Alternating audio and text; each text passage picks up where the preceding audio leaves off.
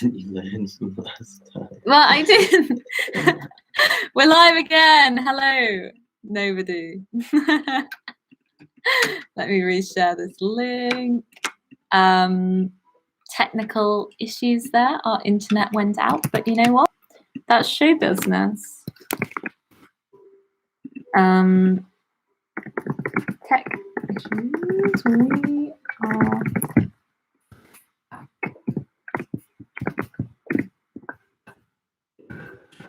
There we go, part two. I'll just share this on Twitter. Can you share the link, places? I'll send you it.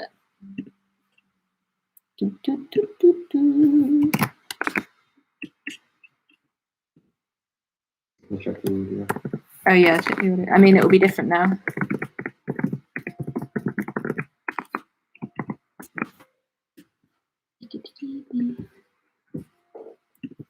Say something.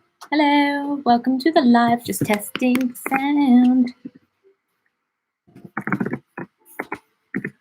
Is it all right? Cool. Right, that is everywhere. There we go. We're back. Should we recap? Let's recap. Let me just share this on my Facebook. Share. Oh, I need to be interacting with me. Should we recap on what just happened? So she's been talking a lot about how life is made, but like animal life, because I think she's pretty clued up on how human life is made. But she's sort of wondering if animals die when they if animals die when they reproduce. She's musing about that quite a lot. She's a bit worried about that. And the interesting thing is, she said like, because she thinks that like worms and that come from the earth and then feed upon the earth, and she's like, they're so ungrateful because they're eating their parents that gave them life. And then she does this whole speech about the worm people or something. They did this whole speech about how humans don't ask to be born and stuff, which I think I should read to you now again as a recap, because I think actually it's quite interesting. If I can find it again. But I thought it was quite cool. Yeah, she's just talking about things. Oh, and also she goes off on one about how what elements life is made of, and then they sort of go, oh no, all life is made of sulfur or something. And they all go off on one. And this bit, okay, so she says, are not worms produced out of the earth? Their production in general, answered they, is like the production of all other natural creatures, proceeding from the corporeal figurative motions of nature. But as for their particular productions, they are flowers, some out of roots, some out of fruits, some out of ordinary earth. Then they are ungrateful children, replied the empress, that they feed on their own parents that gave them life. Their life, answered they, is their own and not their parents', for no part or creature of nature can either give or take away life, but parts do only assist and join with parts, either in dissolution or production of other parts and creatures. Yeah. So she's going off on one, but we love to see it. She hasn't been this whole time. I think this is the most indulgent novel ever. Should we just carry on from there? After this and several other conferences which the empress held with the worm men, she dismissed them. I'm very confused about time in this book. I'm very confused as to how long she's been doing these things. Yeah, are they like year-long symposiums? Or yeah, like how long ago did she arrive, and how long has this been going on? How long are these conversations? It's a couple of hours, I think. She's been here 20 minutes and she's already disrupting democracy. I feel like at the very least weeks have passed. Yeah, I'd say so. Yeah. Okay. After this and several other conferences which the empress held with the worm men, she dismissed them, and having taken much satisfaction in several of their answers, encouraged them in their studies and observations. Then she made a convocation of their chemists, the 8 men, and commanded them to give her an account of the several transmutations which their art was able to produce. They began first with a long and tedious discourse concerning the primitive ingredients of natural bodies, and how by their art they had found out the principles of which they consist. But they did not all agree in their opinions, for some said that the principles of all natural bodies were the 4 elements, fire, air, water, earth, out of which they were composed. Others rejected this elementary commixture and said that there were many bodies out of which none of the 4 elements could be extracted by any degree of fire whatsoever, and that on the other side there were divers bodies whose resolution by fire reduced them into more than 4 different ingredients. And these affirmed that the only principles of natural bodies were salt, sulfur, and mercury. Others then declared that none of the forementioned could be called the true principles of natural bodies, that by their industry and pains which they had taken in the art of chemistry, they had discovered that all natural bodies were produced but from one principle, which was water. For all vegetables, minerals, and animals, said they, are nothing else but simple water, distinguished into various figures by virtue of their seeds.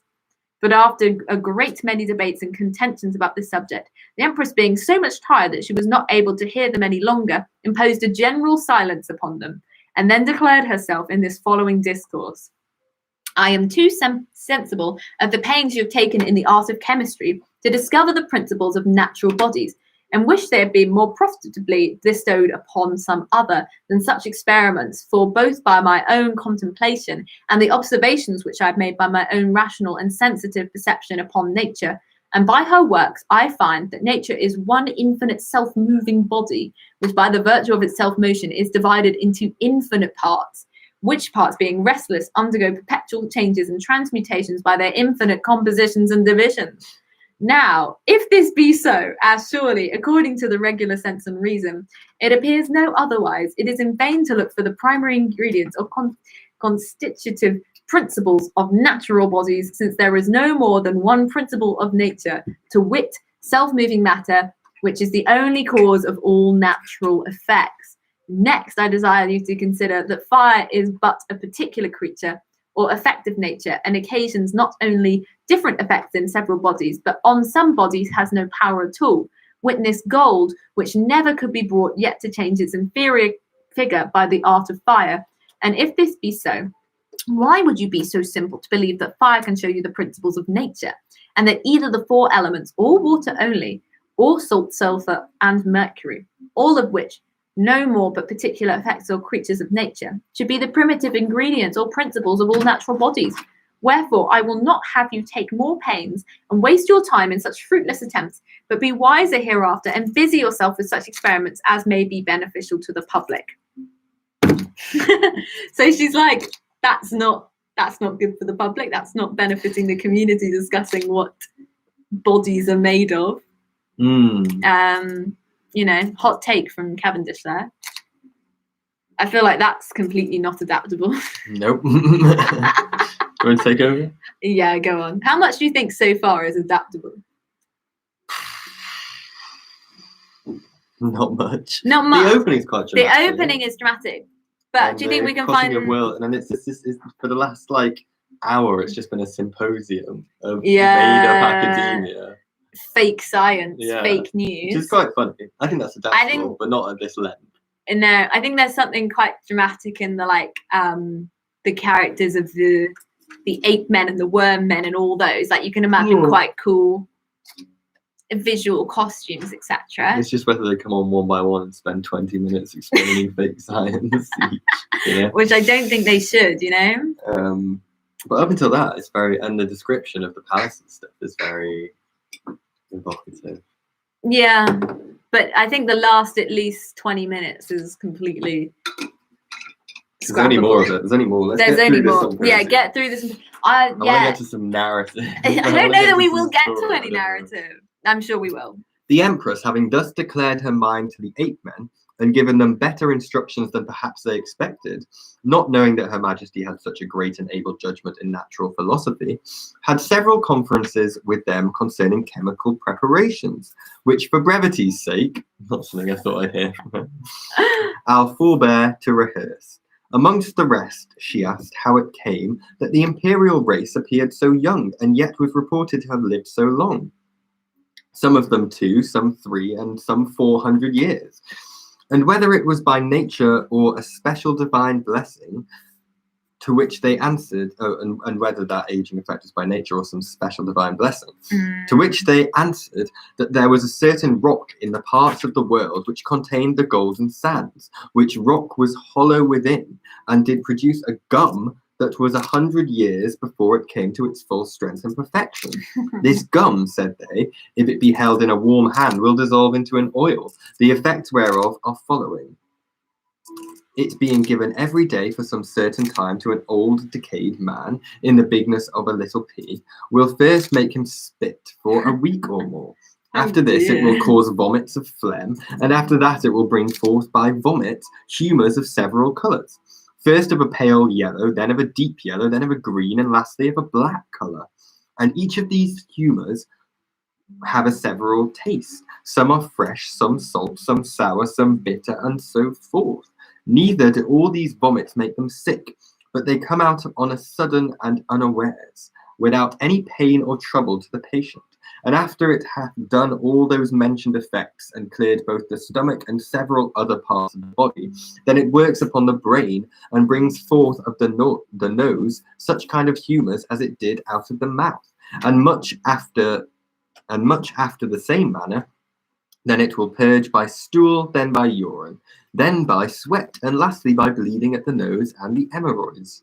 This is horrible. This is disgusting. All which effects it will perform within the space of 6 weeks or a little more.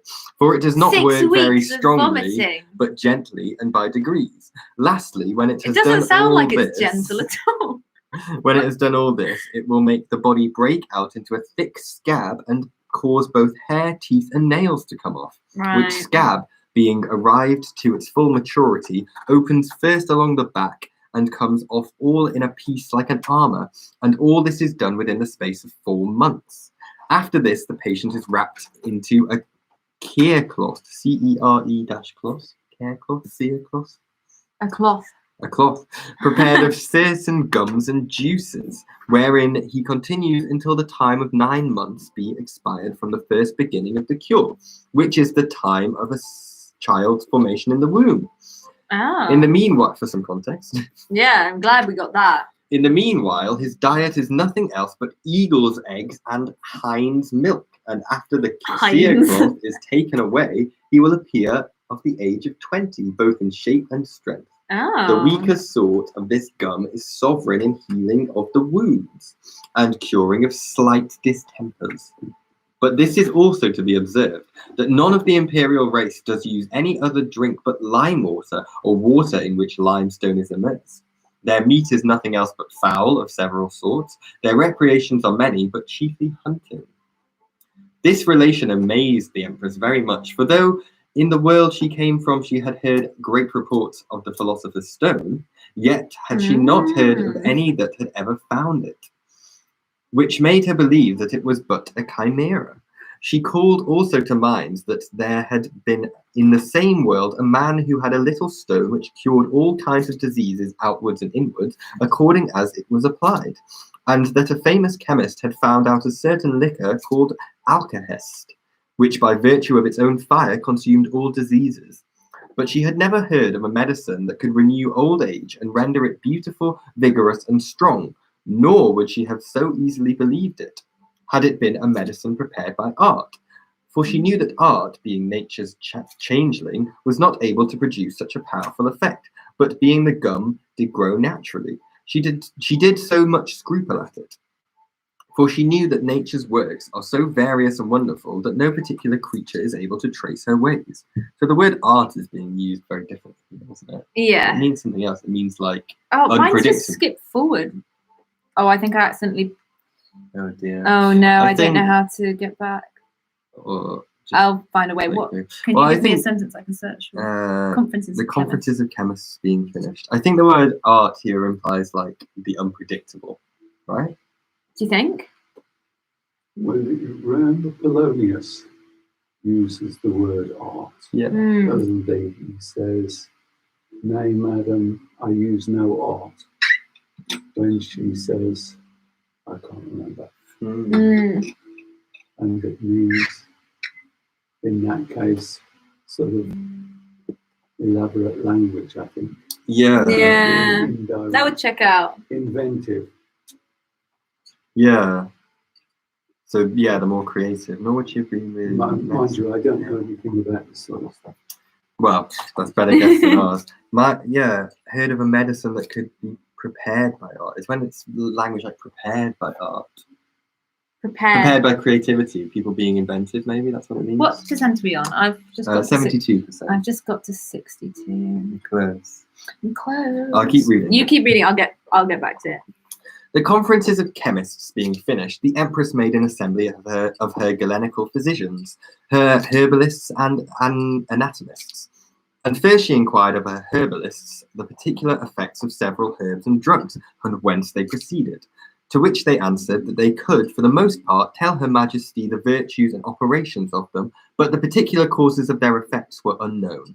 Only thus much they could say, that their operations and virtues were generally caused by their proper inherent corporeal figurative motions, which, being infinitely various in infinite nature, did produce infinite several effects. Are you with us? There's a lot of infinity. Infinity. Are you there? Yeah, I'm here.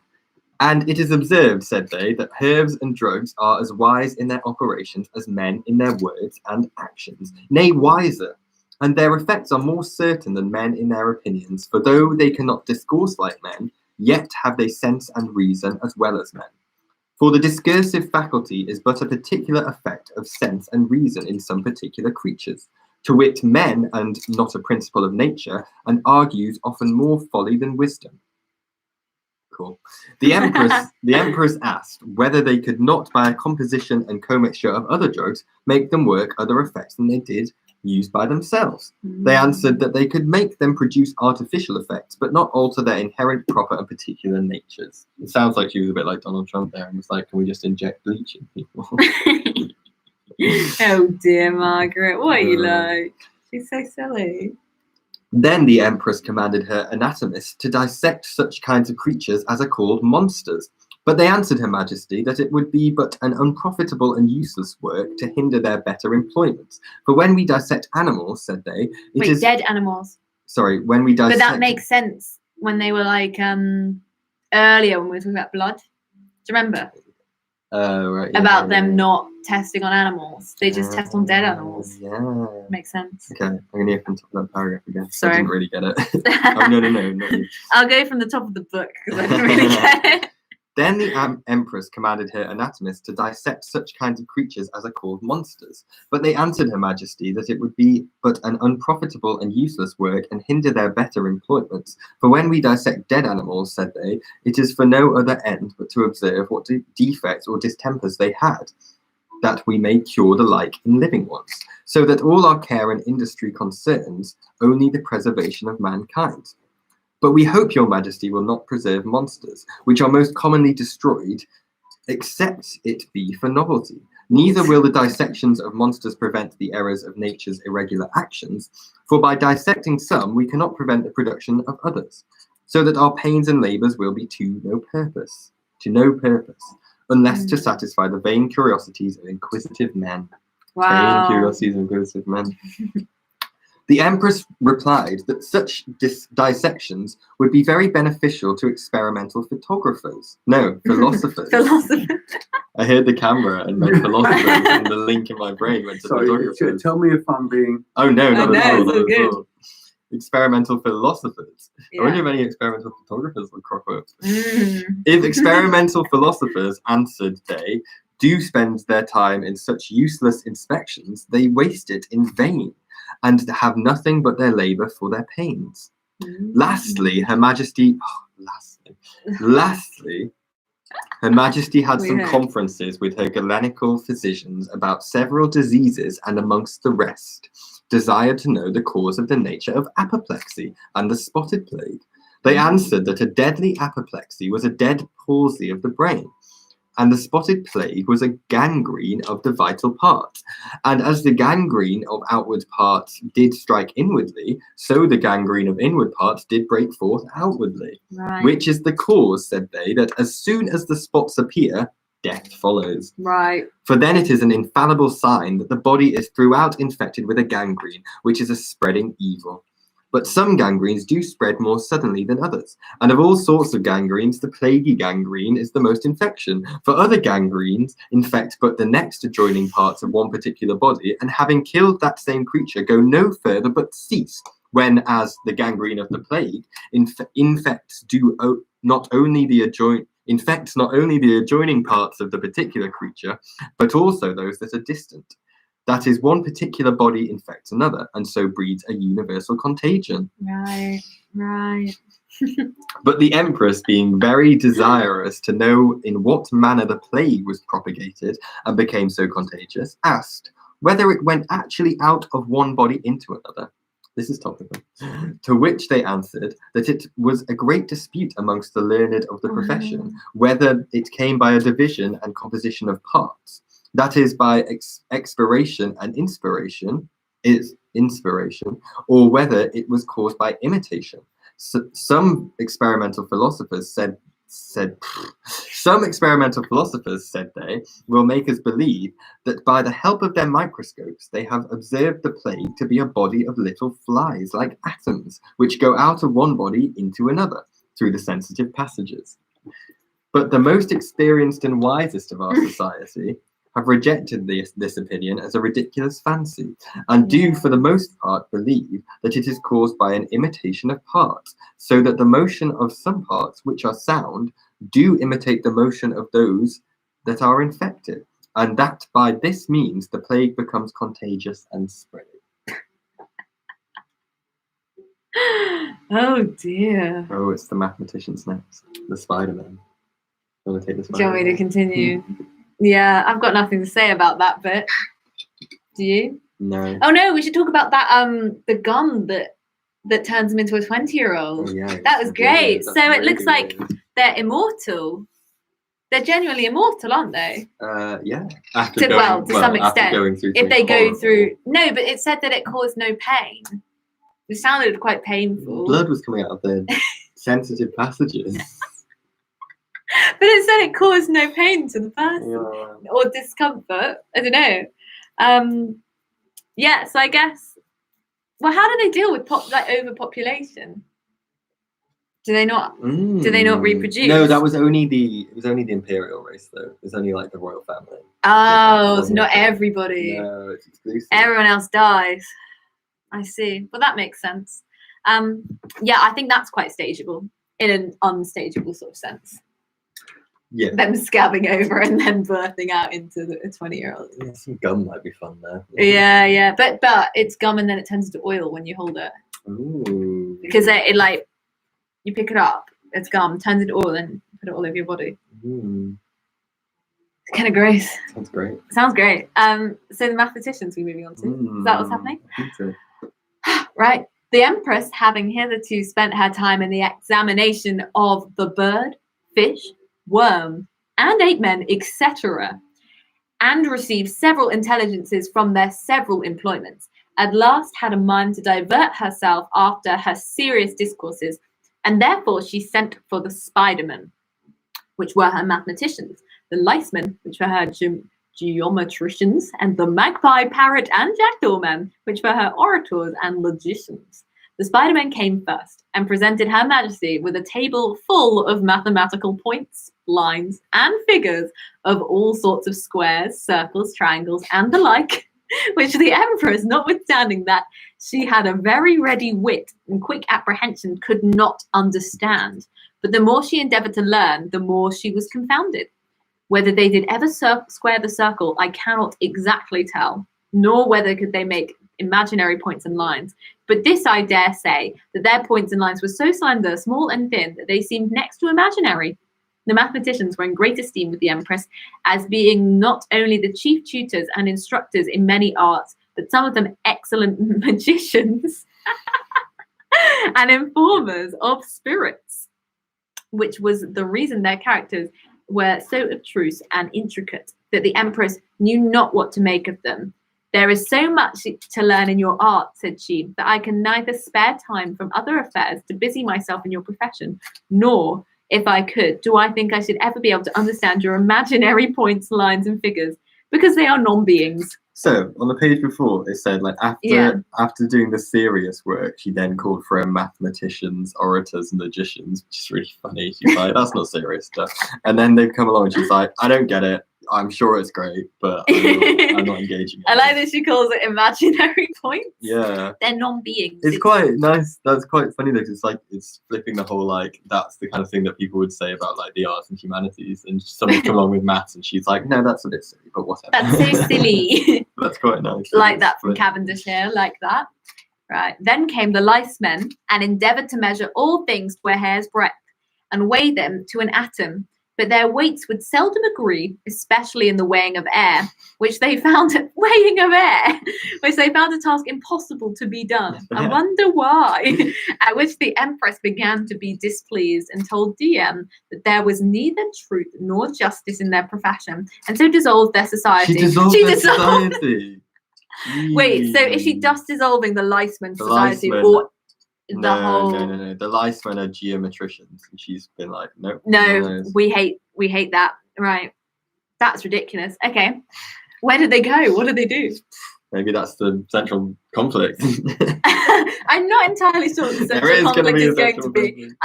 Would you say we're still sort of in the introduction of the novel? Well, or do you think we're almost halfway through. Do you think? We're like, well, yeah, percentage-wise, we started at 60. Right. And we're now on 73. So we're like a fifth through. Okay. Because there's other parts of this book before that. Yeah, this is The Blazing World and other stories, in case you wanted to read more of her work. Where are we? After this, the Empress was resolved to hear the magpie, parrot, and jackdaw men, which were her professed orators and logicians. Whereupon one of the parrot men rose with great formality and endeavoured to make an eloquent speech before her Majesty. But before he had half ended, his arguments and divisions being so many that they caused a great confusion in his brain, he could not go forward, but was forced to retire backward, with the greatest disgrace both to himself and the whole society. Oh my God.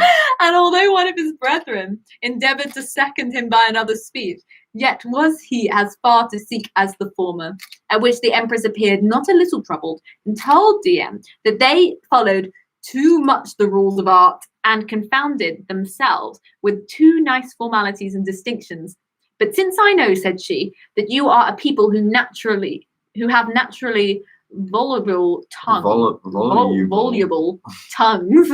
and good memories, I desire to consider more the subject you speak of than your artificial periods, connections, and parts of speech, and leave the rest to your natural eloquence, which they did, and so became very eminent orators. So that's what they were already. Lastly, there is so many paragraphs that begin lastly. Yeah, they were logicians, weren't they? Yeah.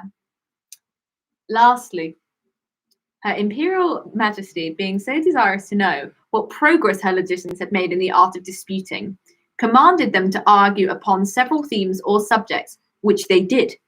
And having made a very nice discourse of logistical terms and propositions, entered into a dispute by way of syllogistical arguments. Syllogistical arguments through all the figures and modes. One began with an argument of the first mode of the first figure thus. And this is written now in verse. Yes. By the looks of it. And or at least in rhyme. I don't know. And we're about to find out. It's rhyming wise with wise.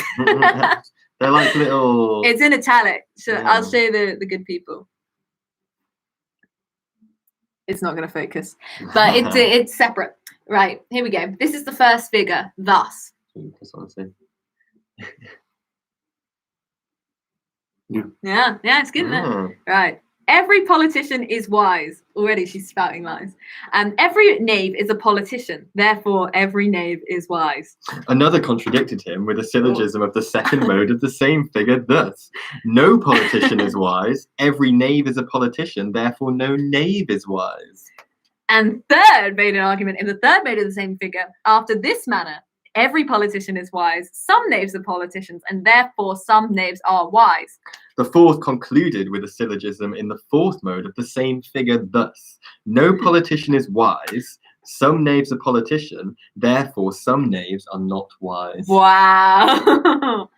After this, they took another subject, and one propounded this syllogism. Every philosopher is wise, every beast is wise, therefore every beast is a philosopher.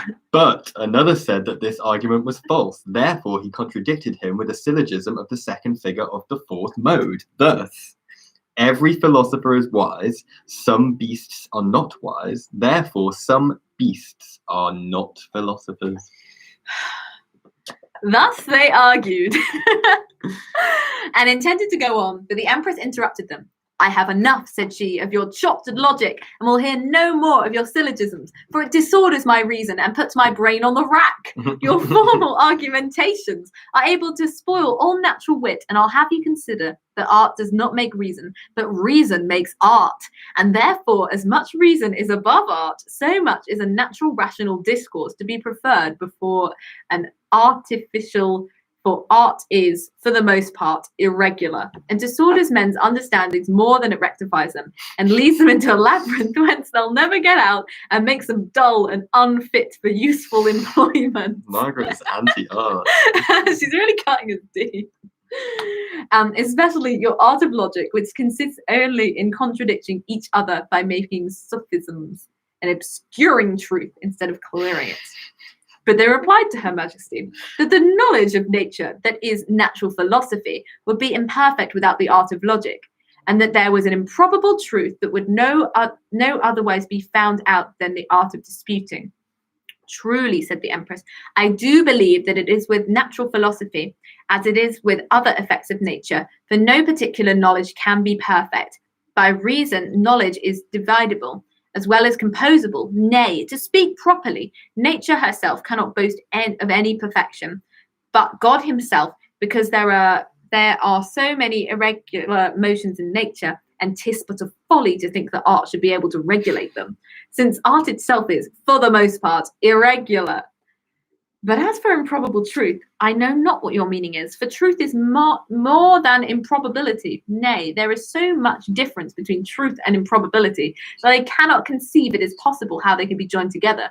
In short, said she, I do no ways approve your profession, and though I will not dissolve your society, yet I will never take delight in hearing you any more. Wherefore confine your disputations to your schools, lest besides the commonwealth of learning, they disturb also divinity and policy, religion and laws, and by that means draw an utter ruin and destruction both upon church and state. Wow. Wow. Savage. That's a lot. That's a lot from her. Do you want to continue? Mm-hmm. I think we're getting to a new section now. Really? Finally, I think. Well, this section starts after the Empress had thus finished the discourses and conferences with the mentioned societies. I think she's going to start more, though, you know? Oh, God, she really is, isn't she? After the Empress had thus finished the discourses and conferences with the mentioned societies of her virtuosos, she considered by herself the manner of their religion, and finding it very defective, was troubled that so wise and knowing a people should have no more knowledge of the divine truth. Wherefore she consulted with her own thoughts whether it was possible to convert them all to her own religion. And to that end she resolved to build churches and make also up a congregation of women, whereof she intended to be the head herself, and to instruct them in several points of her religion. This she had no sooner begun, but the women, which generally had quick wits, subtle conceptions, clear understandings, and solid judgments, became, in a short time, very devout and zealous sisters. Wow. She loves women. For the Empress had an excellent gift of preaching and instructing them in the articles of faith, and by that means she converted them not only soon, but gained an extraordinary love of all her subjects throughout that world. But at last, pondering within herself the inconstant nature of mankind, and fearing that in time they would grow weary and desert the divine truth, following their own fancies and living according to their own desires, she began to be troubled that her labours and pains should prove of so little effect, and therefore she studied all manner of ways to prevent it. Amongst the rest, she called to mind a relation which the birdmen made her once, of a mountain that did burn in flames of fire, and thereupon did immediately send for the wisest and subtlest of her worm-men, commanding them to discover the cause of the eruption of that same fire. Which they did, and having dived to the very bottom of the mountain, informed her majesty that there was a certain sort of stone whose nature was such that being wetted it would grow excessively hot and break forth into a flaming fire until it became dry, and then it would cease from burning. The empress was glad to hear this news, and forthwith desired the worm-men to bring her some of that stone, but be sure to keep it secret. She sent also for the birdmen, and asked them whether they could not get her a piece of the sunstone. They answered that it was impossible, unless they did spoil or lessen the light of the world. But, said they, if it pleased your majesty, we can demolish one of the numerous stars of the sky, which the world will never miss. I'm just going to go nip some stars. She's like, I'm going to demolish a star for you. Jeez. Wow. The empress, She's very demanding, I isn't know. she, this empress? The empress was very well satisfied with this proposal, and having thus employed these two sorts of men, in the meanwhile builded two chapels one above the other. The Right. one she lined throughout with diamonds, both roof, walls, and pillars, but the other she resolved to line with the starstone. The firestone she placed upon the diamond lining, by reason fire has no power on diamonds. And when she would have that chapel where the firestone was appear all in a flame, she had by the means of artificial pipes water conveyed into it, by which turning the cock did as out of a fountain spring over all the room. And as long as the firestone was wet, the chapel seemed to be all in a flaming fire. I'm a little bit lost. So there's a stone at the bottom of Fiery Mountain, which is a volcano, Right. which when wet, fire comes out of, Yeah. and then it dries up and stops flaming. So But she she just wants to put it in the chapel. because diamond is impervious to fire, she's covered the diamond in that firestone and then made an irrigation system so that the walls are all on fire all the time. I think I think that's what's The walls are going all on. on fire Yeah. all of the time. This isn't adaptable. I don't know what it is. Yeah, this is very adaptable, I'd say. I'd say it's arguably the most adaptable thing I have ever read. The other chapel, which was lined with the starstone, did only cast a splendorous and comfortable light. Both the chapels Yeah. stood upon pillars, just in the middle of a round cloister, which was dark as night. Neither was there any other light within them, but what came from the fire and starstone, and being everywhere open, allowed to all that were within the compass of the cloister a free prospect into Diem. Besides, they were so artificially contrived that they did both move in a circle about their own centres, without intermission contrary ways. In the chapel, which was like, so there's two chapels and they're both circles and they're moving. They're moving. I think so. What? That sounds like it. Okay. It's crazy. Oh yeah, they both moved in a circle like that. In the That's so I strange. know, it's sick, right? Yeah. In the chapel, which was lined with the firestone, the empress preached sermons of terror to the wicked. No.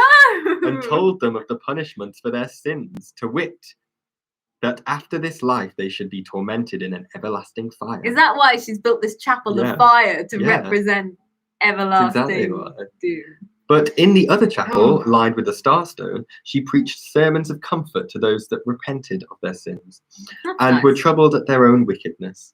Neither did the heat of the flame in the least hinder her, for the firestone did not cast so great a heat, but the empress was able to endure it, by reason the water which was poured on the stone, by its own self-motion turned into a flaming fire, occasioned by the natural motions of the stone, which made the flame weaker than if it had been fed by some other kind of fuel. Right. The other chapel, where the starstone was, Dear. although it did cast a great light, yet was it without all heat, and the empress appeared like an angel in it. And as the chapel was an emblem of hell, so this was an emblem of heaven. Lovely. And thus the empress, by art and her own ingenuity, did not only convert the blazing world to her own religion, but kept them in a constant belief without enforcement or bloodshed. I mean, there's a bit of enforcement. She's scaring them with fire. Is definitely enforcement. For she knew well what belief was a thing not to be forced or pressed upon people, but to be instilled into their minds by gentle persuasion. No, making a flaming chapel is not a gentle persuasion. Margaret! And after this manner, she encouraged them also in all other duties and employments, for fear, though it makes people obey, yet does it not last so long, nor is it so sure a means to keep them to their duties as love. Okay, so she's saying love's stronger than fear. Love is stronger than that's fear, but point. I'd say that a burning chapel, like a constantly burning chapel, is sort of... It's theatre. It's pure fear. Theatre as fear. Last of all, when she saw that both church and state was now in a well-ordered and settled condition, her thoughts reflected upon the world she came from. A settled condition, Because sorry. she's like gonna dictate it, basically. Yeah. And though she But had... that's what they're used to Yeah, I suppose. and so. happy with. Because they did say that if a man should only have one head, so should society. They're happy with this. This is what they want. I want to hear what's happened to the emperor, though. Wasn't he the head? Well, he was, but I think they're like sort of She's co-heads sort of now. So now it's eclipsed him, a hasn't monster. But I think this potentially could all go wrong for her. And then they'll say- dabbling too much. She's Yeah. changing too much. And they'll be like, you know what, we liked our one head and it's not you. The central theme's definitely like interference, isn't it? Like she's changing things. Like when she got there, that world was supposed to be very settled. Yeah, they were like, we have no wars, nothing. We have Yeah. leather ships, we're happy.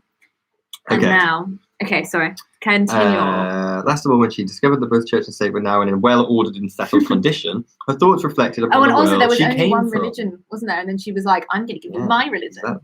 Okay, And okay. though she had a great desire to know the condition of the same, yet she could advise no manner of ways how to gain any knowledge thereof.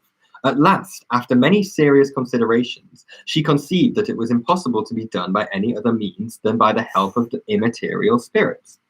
Wherefore she Right. made a convocation of the most learned, witty, and ingenious of all the aforementioned sorts of men, and desired to know of them whether there were any immaterial spirits in their world. So like ghosts. Right?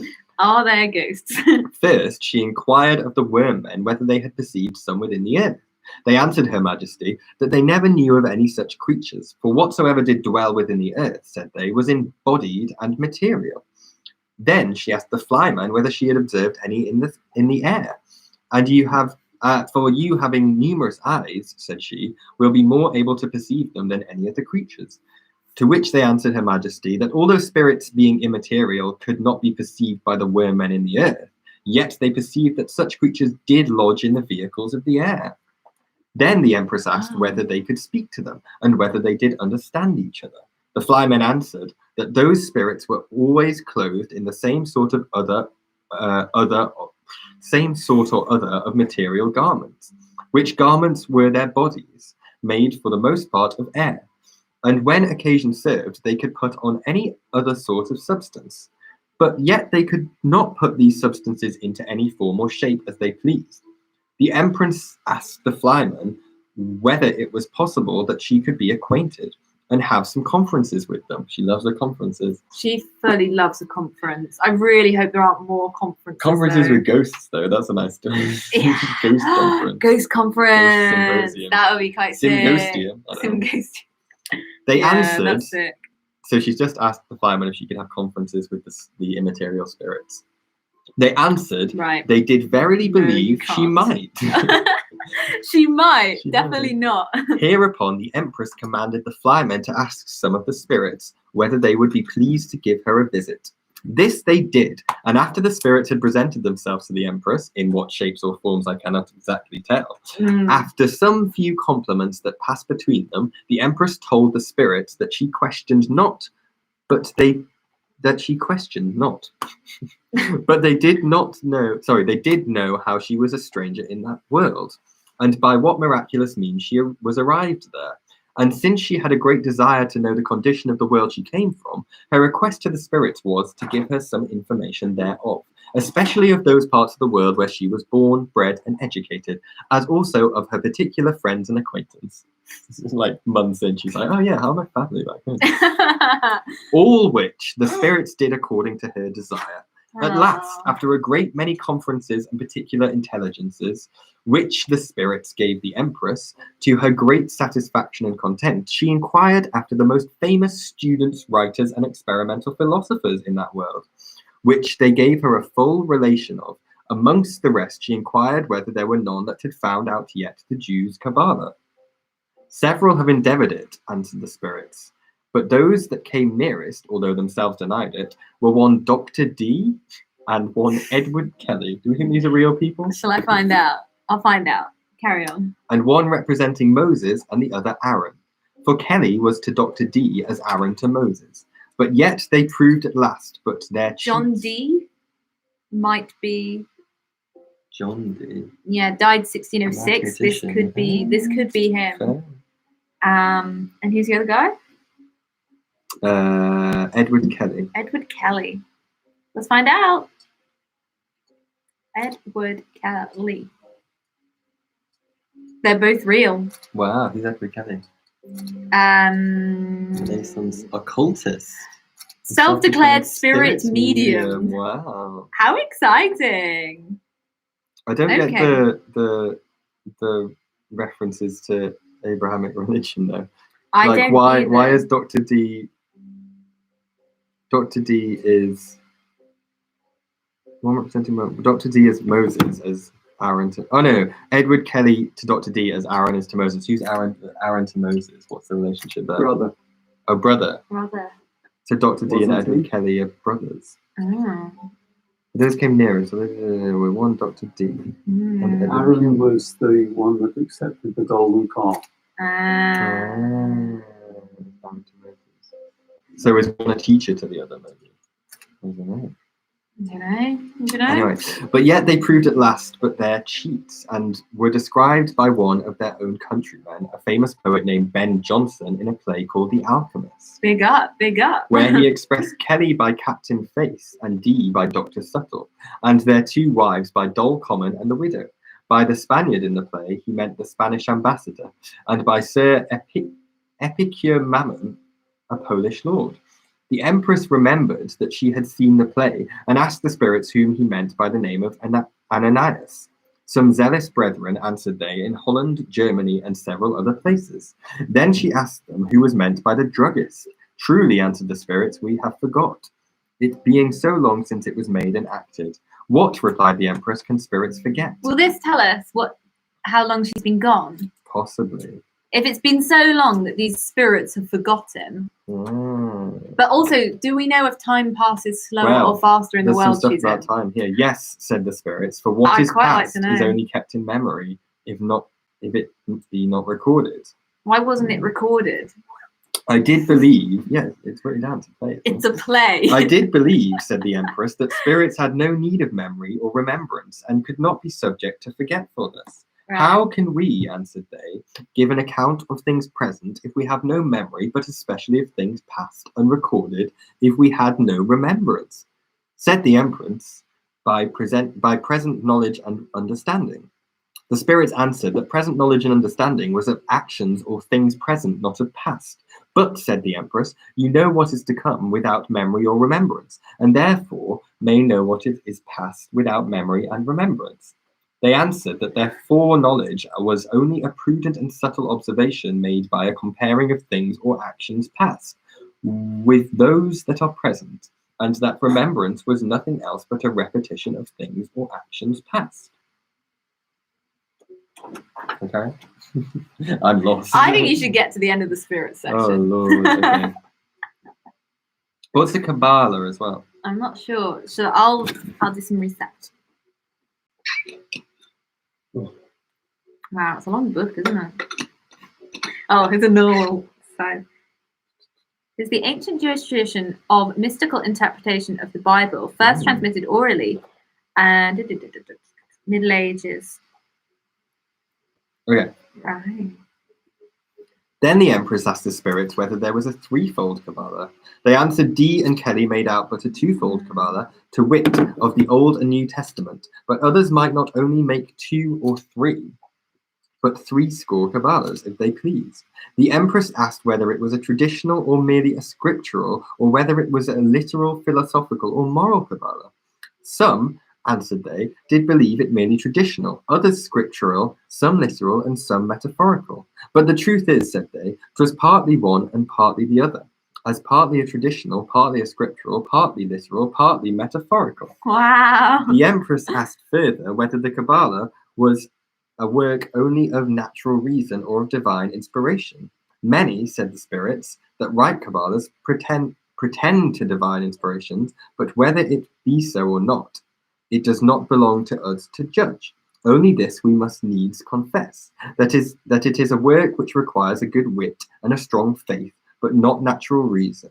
For though natural reason is most persuasive, yet faith is the chief that is required in Kabbalists. But, said the empress, is there not divine reason as well as there is natural? No, answered they, for there is but a divine faith, and as for reason, it is only natural. But you mortals are so puzzled about this divine faith and natural reason that you do not know well how to distinguish them, but confound them both, which is the cause you have so many divine philosophers who make a gallimaufry, both of reason and faith. Gallimaufry? There's a pub in Bristol called Gallimaufry. Really? I don't know what it means as a word there. I'll find out. Can I ask? Yes, Yeah, of course. course. Thank you so much for Can I joining just me. go out? Oh yeah, I'll get the door for you because it's a bit complicated. Let me go. I don't know how we're going to be enlightened on words that we don't I understand. know, No, no, no. no, use all I'm not Google. sure that that's helpful. I tell you where you get a lot of help is from Hamlet. Hamlet helps us with everything.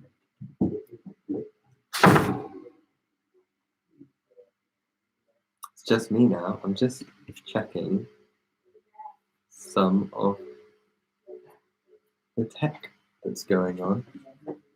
Give me a moment. I'll get to the chat.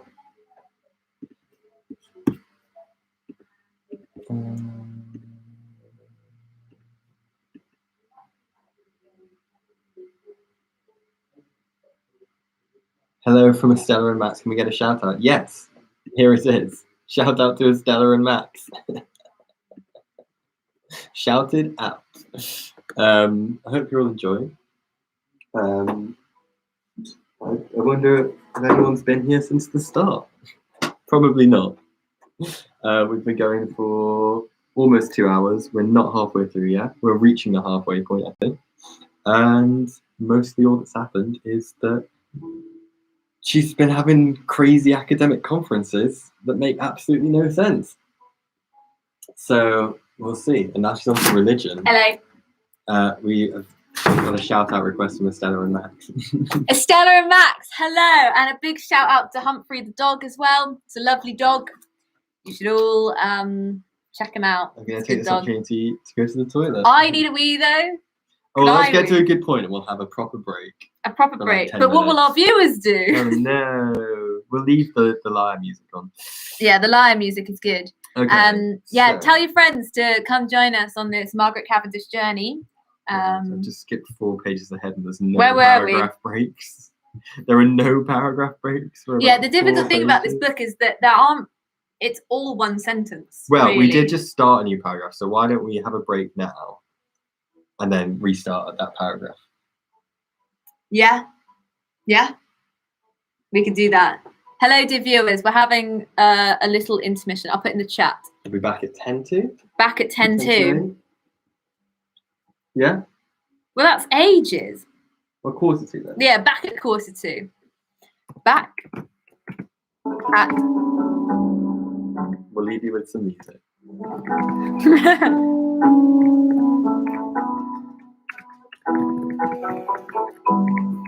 We'll be back at 1:45.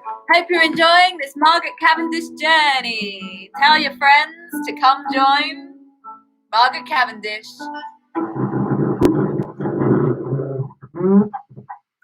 Oh no, have we broken the speakers? That was hilarious. Have we broken the speakers? No, we haven't. We've already broken the speakers once. Right, I'm gonna wee. Yeah. Thanks, gang. Be right back. Be right back. Stop.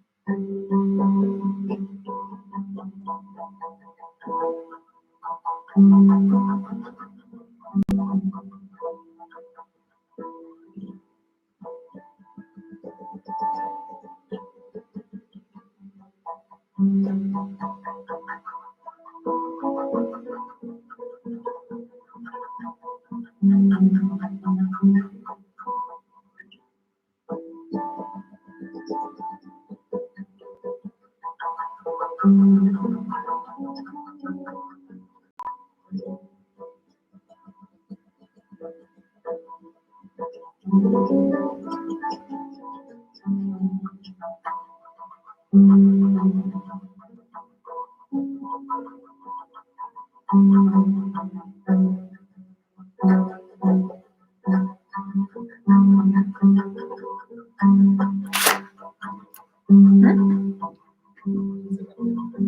looks like there's some sort of weird ritual going on in it. It sort of is. Hello, everybody. We're back. Don't worry, the Cavendish is resuming. But before we start, shall I just do a little recap on what we're doing in case you've just joined us? If you've just joined us, we are in the old Thomas Cook. We're reading Cavendish by candlelight. We're hosted by Hyper Studios, who pair artists to empty spaces like the old Thomas Cook in Horsham, where you can come and visit us. We're not right now because we're here doing this, but we're here, we're here all week. We're here till the 3rd of June. Looks great. And we're here till the 3rd of June, just making some art, doing some things. We've got an open rehearsal of our musical, Killing Time in Darkminster, A Young Person's Guide, on Saturday. And then we're also doing a show that we haven't written yet, which we're going to write between Saturday and Sunday, called Shenanigan. We don't know what it's going to be because that's the nature of the show, but the sort of manifesto of the show is to write the best show ever. It's going to be the greatest show ever. And what we're going to do is tomorrow we're going to put our call out for people to give us ingredients for the best show ever. So we're going to ask people to join us on Zoom and talk to us about what makes the best show ever. They might teach us some choreography. They might give us a rule for performance. They might give us a text. They might give us a song, whatever. And then we'll be live streaming the performance at 2 p.m. on Sunday, or you can come in and see us in person, which would be great. I just want to draw attention to all the wax that is falling down here. I think it's very stunning. So that's what we're doing. There's also an audio dream walk on Horsham Town Centre, which you can listen to. You can download it on an app called Echoes. You can find all the details on you can find all the details on social media. If you look at hyperstudios.com, or if you look at Pinchy Theatre, or if you know me, you can look at my personal socials, etc. You can find that. It includes dreams of the people of Horsham, people in my life, and me. And I think it's good.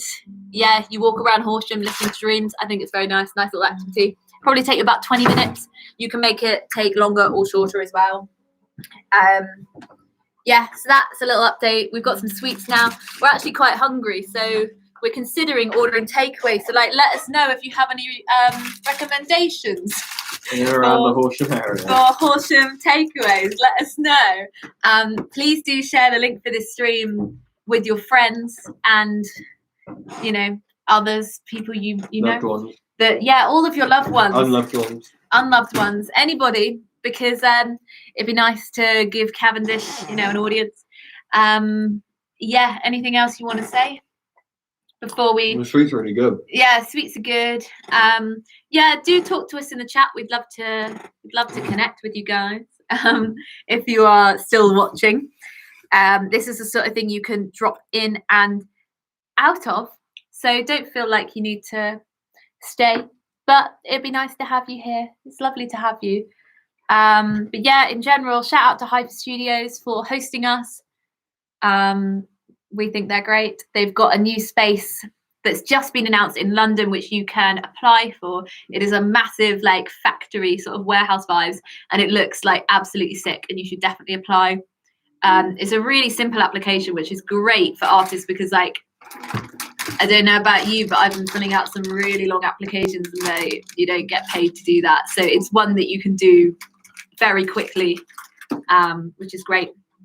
We're back to Margaret Cavendish, The Blazing World, 1666 novel by a woman called Margaret Cavendish, who was a scientist, a poet, a novelist. Virginia Woolf thought she was rubbish, a duchess as well. But we are thinking of adapting it into an experimental opera. So we're reading it for you today. Well, this is the first time we've read it. We've read this bit. At a certain point, we'll get to the bit that we haven't read. Hey, Ed. Hi. Welcome to the stream. Ed is a wonderful actor, and you should all follow him. Edward Jobling. Follow him on Twitter or anywhere. Not in real life though. That's not allowed. Unless agreed upon beforehand. Yeah, unless agreed upon beforehand. You can sort that out yourselves. 1666, Blazing World, science meets art. That's what we're dealing with. We think it might be a good opera. But also it might not be a good opera. We're about to find out. Shall we? Yeah, so to recap. Yeah, recap. She's travelled from our world to another. She's become an empress pretty quickly. Very quickly, in a society that only has one emperor. And that's quite important to the society because they keep saying that, well, they said it once, but I remember it. If a man only has one body and it's unnatural for a man to have loads of heads, one head, unnatural for a man to have loads of heads, why should society have more than one head? So, and then she's gone in and been given power, which has disrupted the society because it was said quite a lot that there were no wars or anything and no enemies and things. And she's gone in and like made weapons and things and done stuff. So I think there's going to be quite a lot of disruption. Should we do predictions for the end of the novel?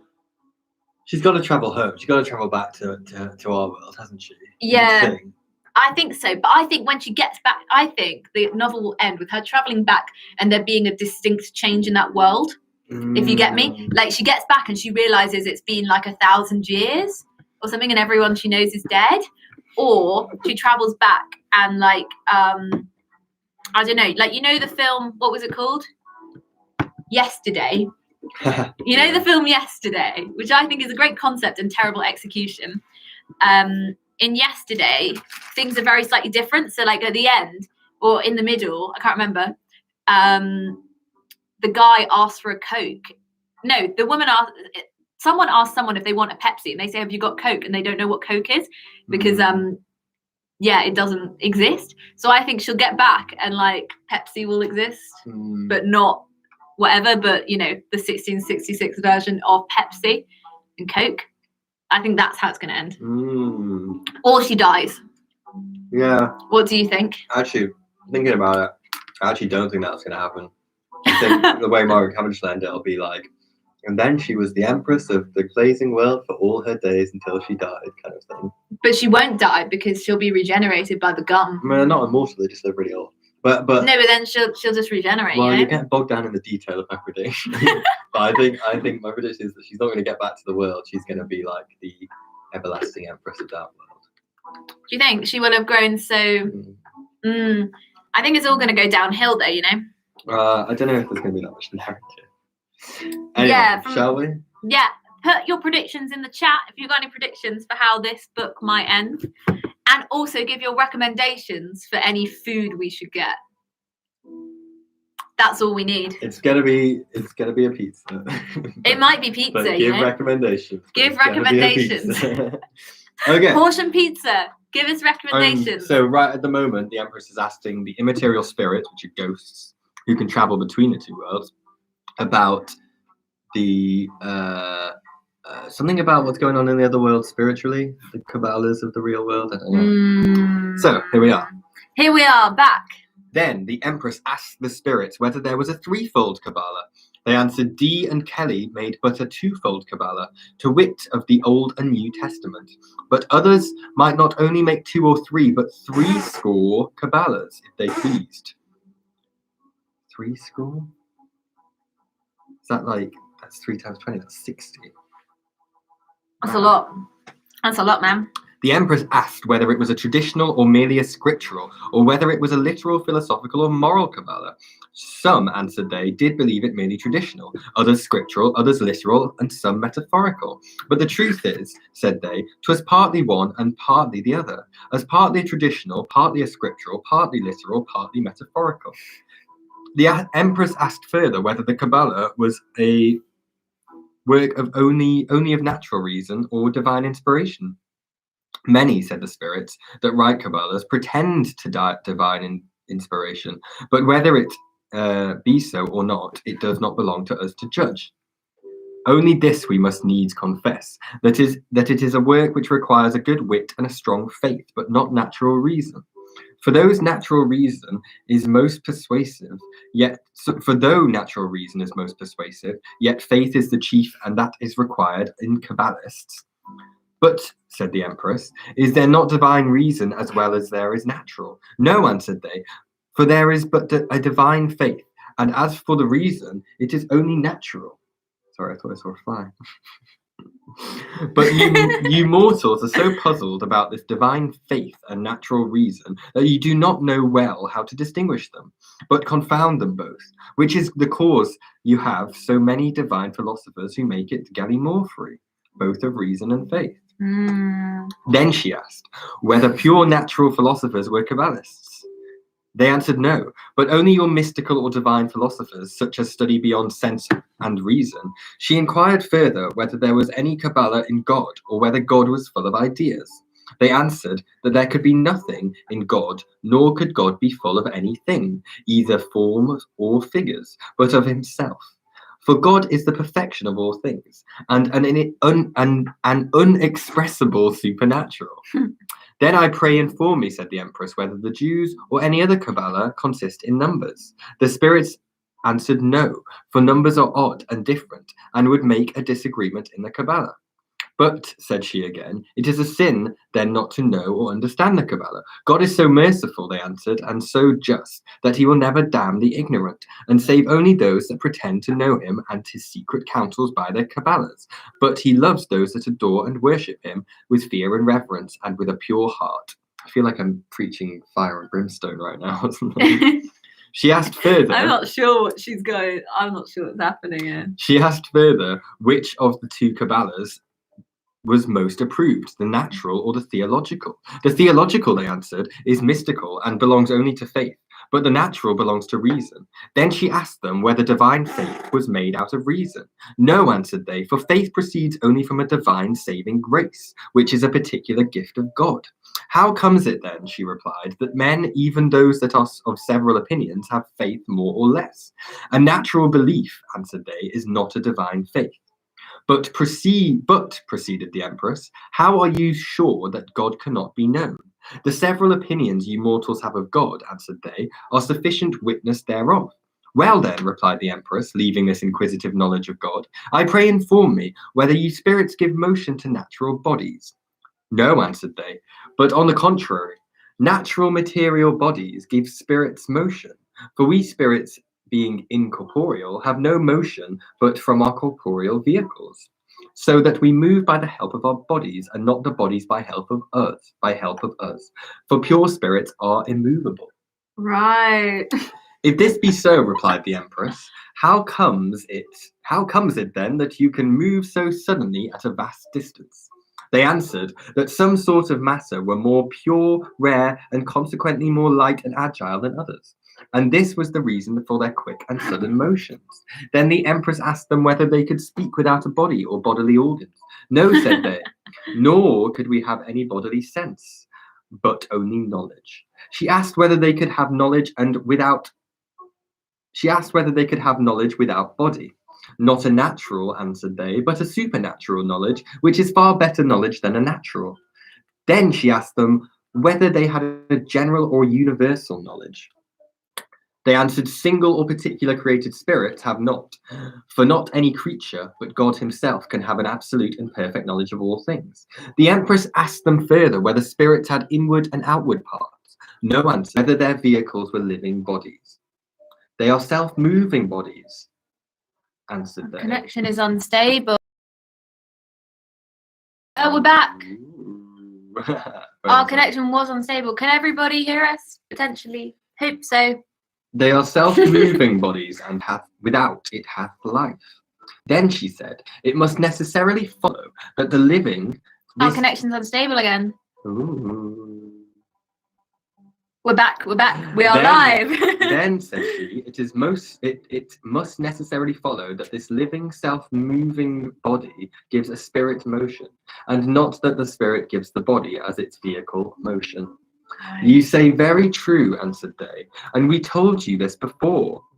Then the Empress asked them of what forms of matter those vehicles were. They said that they were of several different forms, some gross and dense, and others more pure, rare, and subtle.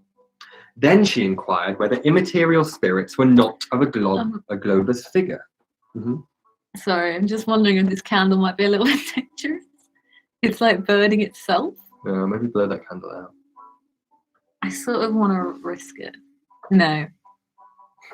It seems to be fine right now. It's okay. It's nice. I'll keep an eye on it. It's great that it's dripping down onto a wire. Yeah, there's a lot of wax going on here.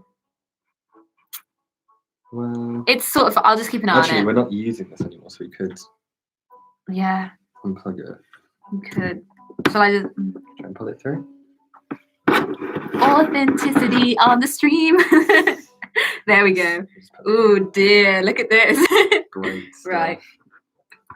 They say don't work with children, animals, or candles. Really? Should I put it on No. the floor by you? Because we don't need Yeah, it. yeah. When our Wi-Fi went out, we had to lose the mic, I'm afraid, everybody. But, you know, that's the business we call show. Right, where are we?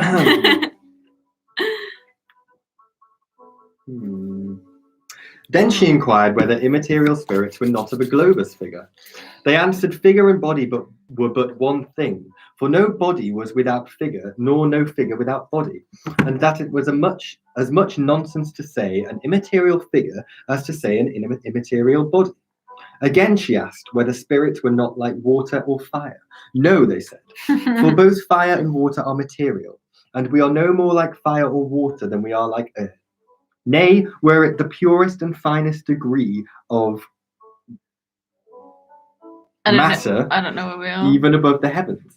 For immaterial creatures cannot be likened or compared to material. But as we did say before, our vehicles being material are of several degrees, forms, and shapes. Well, you okay? Yeah. You carry on. I'm just. Oh, because it's burning the stick in it. Ooh. Oh, I know what's happened. What? Have you left plastic? The on it? plastic is still on this. Okay, we That need to. candle's just been burning plastic the whole time. Shall I blow that one out? Shall I blow it out? Take off the plastic and then, or should we just maybe live just in blow this? that one out and put the big one there instead. Okay. I kind of like how you can see how much it's going down during the. Yeah, and put the other one back. This in. is the magic of live theatre, everybody.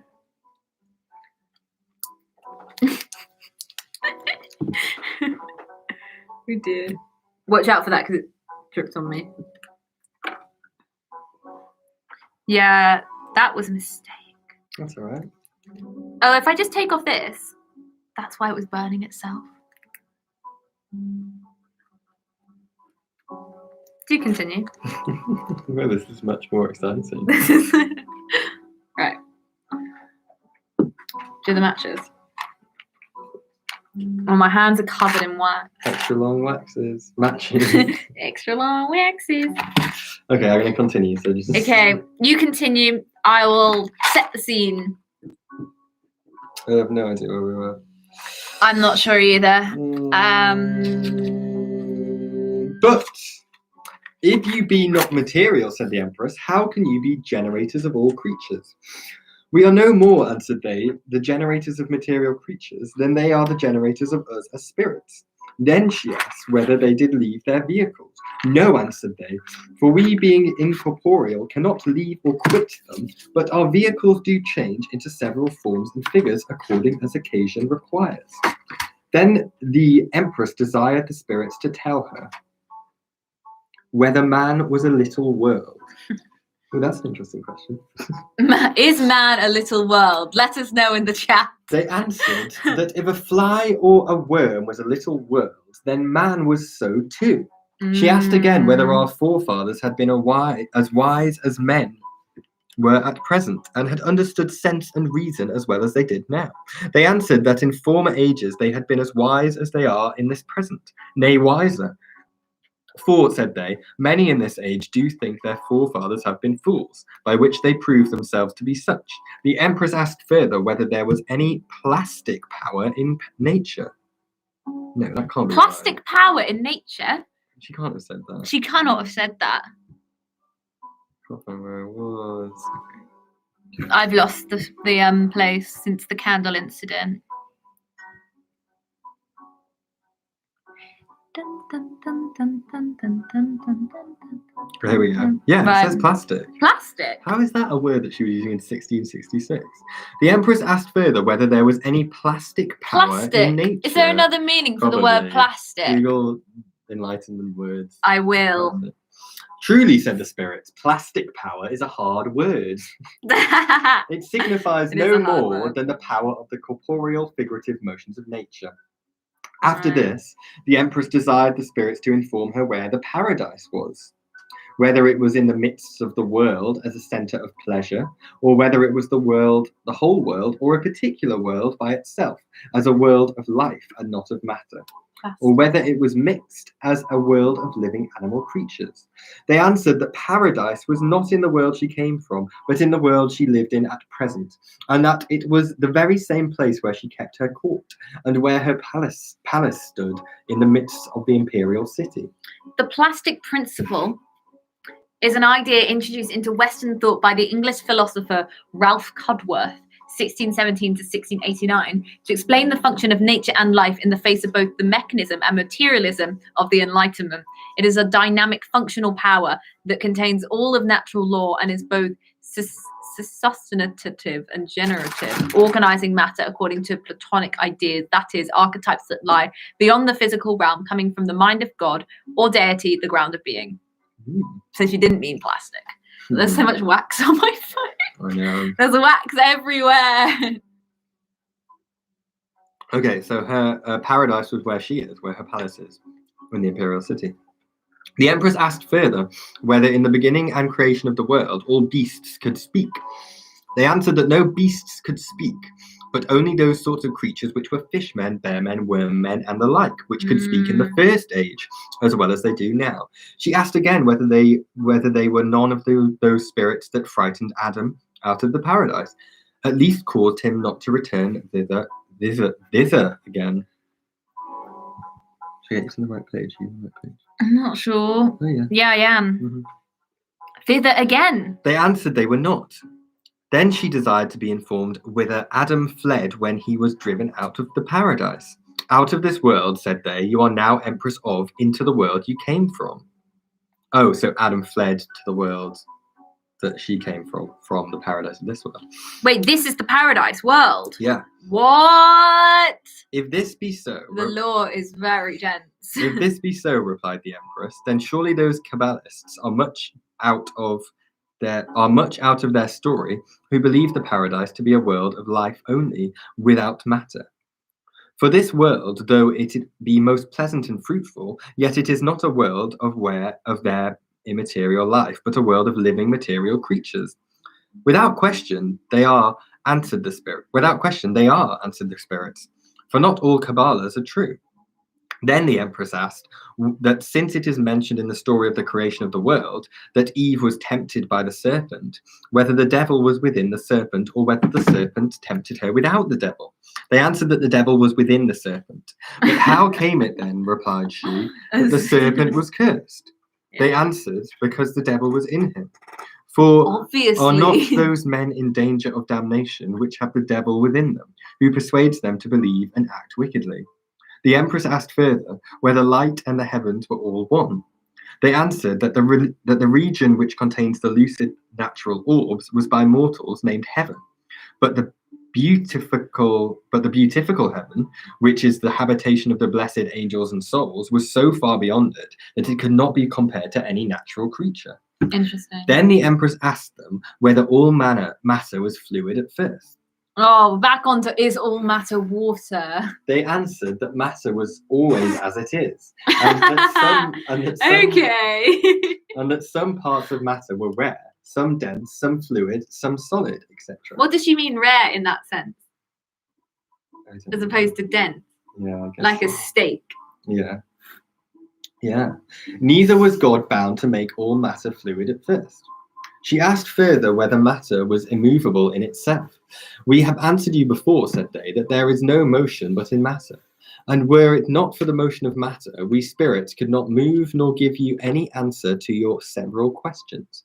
After this, the Empress asked the spirits whether the universe was made within the space of 6 days, or whether by those 6 days were meant so many decrees or commands of God.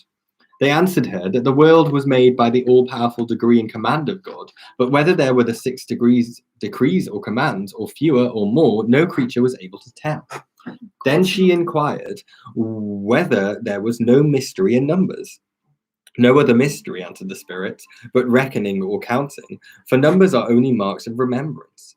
But what do you think of the number Numbers 4? are only marks of remembrance. I like that. Yeah. Don't really know what it means. But what do you think of the number 4? Said she, which Kabbalists make such ado withal, and of the number 10, when they say that 10 is all, and that all numbers are virtually comprehended in 4.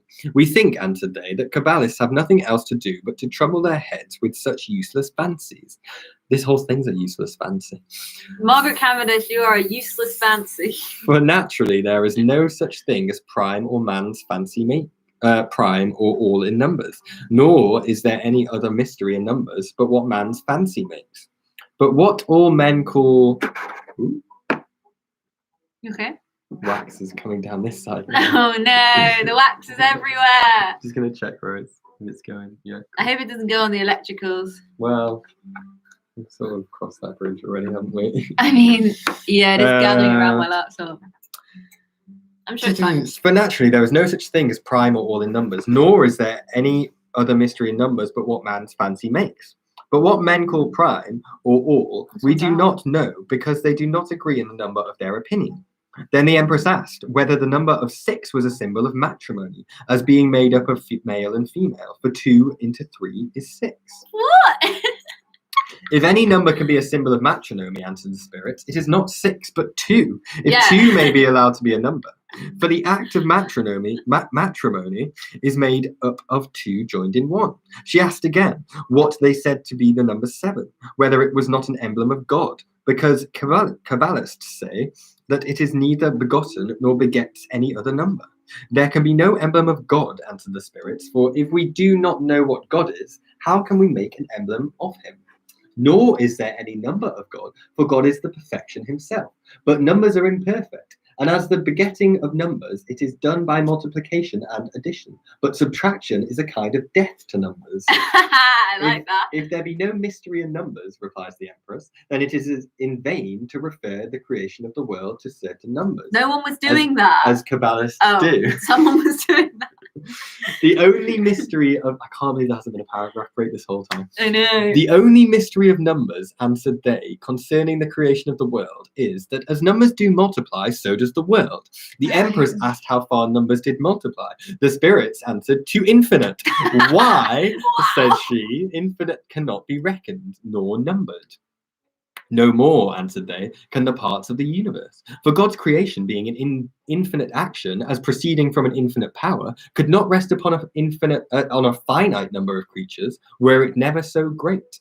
But leaving the mystery of numbers, proceeded the Empress, let me now desire you to inform me whether the suns and planets were generated by the heavens or ethereal matter. Wow. The spirits answered that the stars and planets were of the same matter which the heavens, the ether, and all other natural creatures did consist of. But whether they were generated by the heavens or ether, they could not tell. If they be, said they are not like their parents. For the sun, stars, and planets are more splendorous than the ether, and as also more solid and constant in their motions.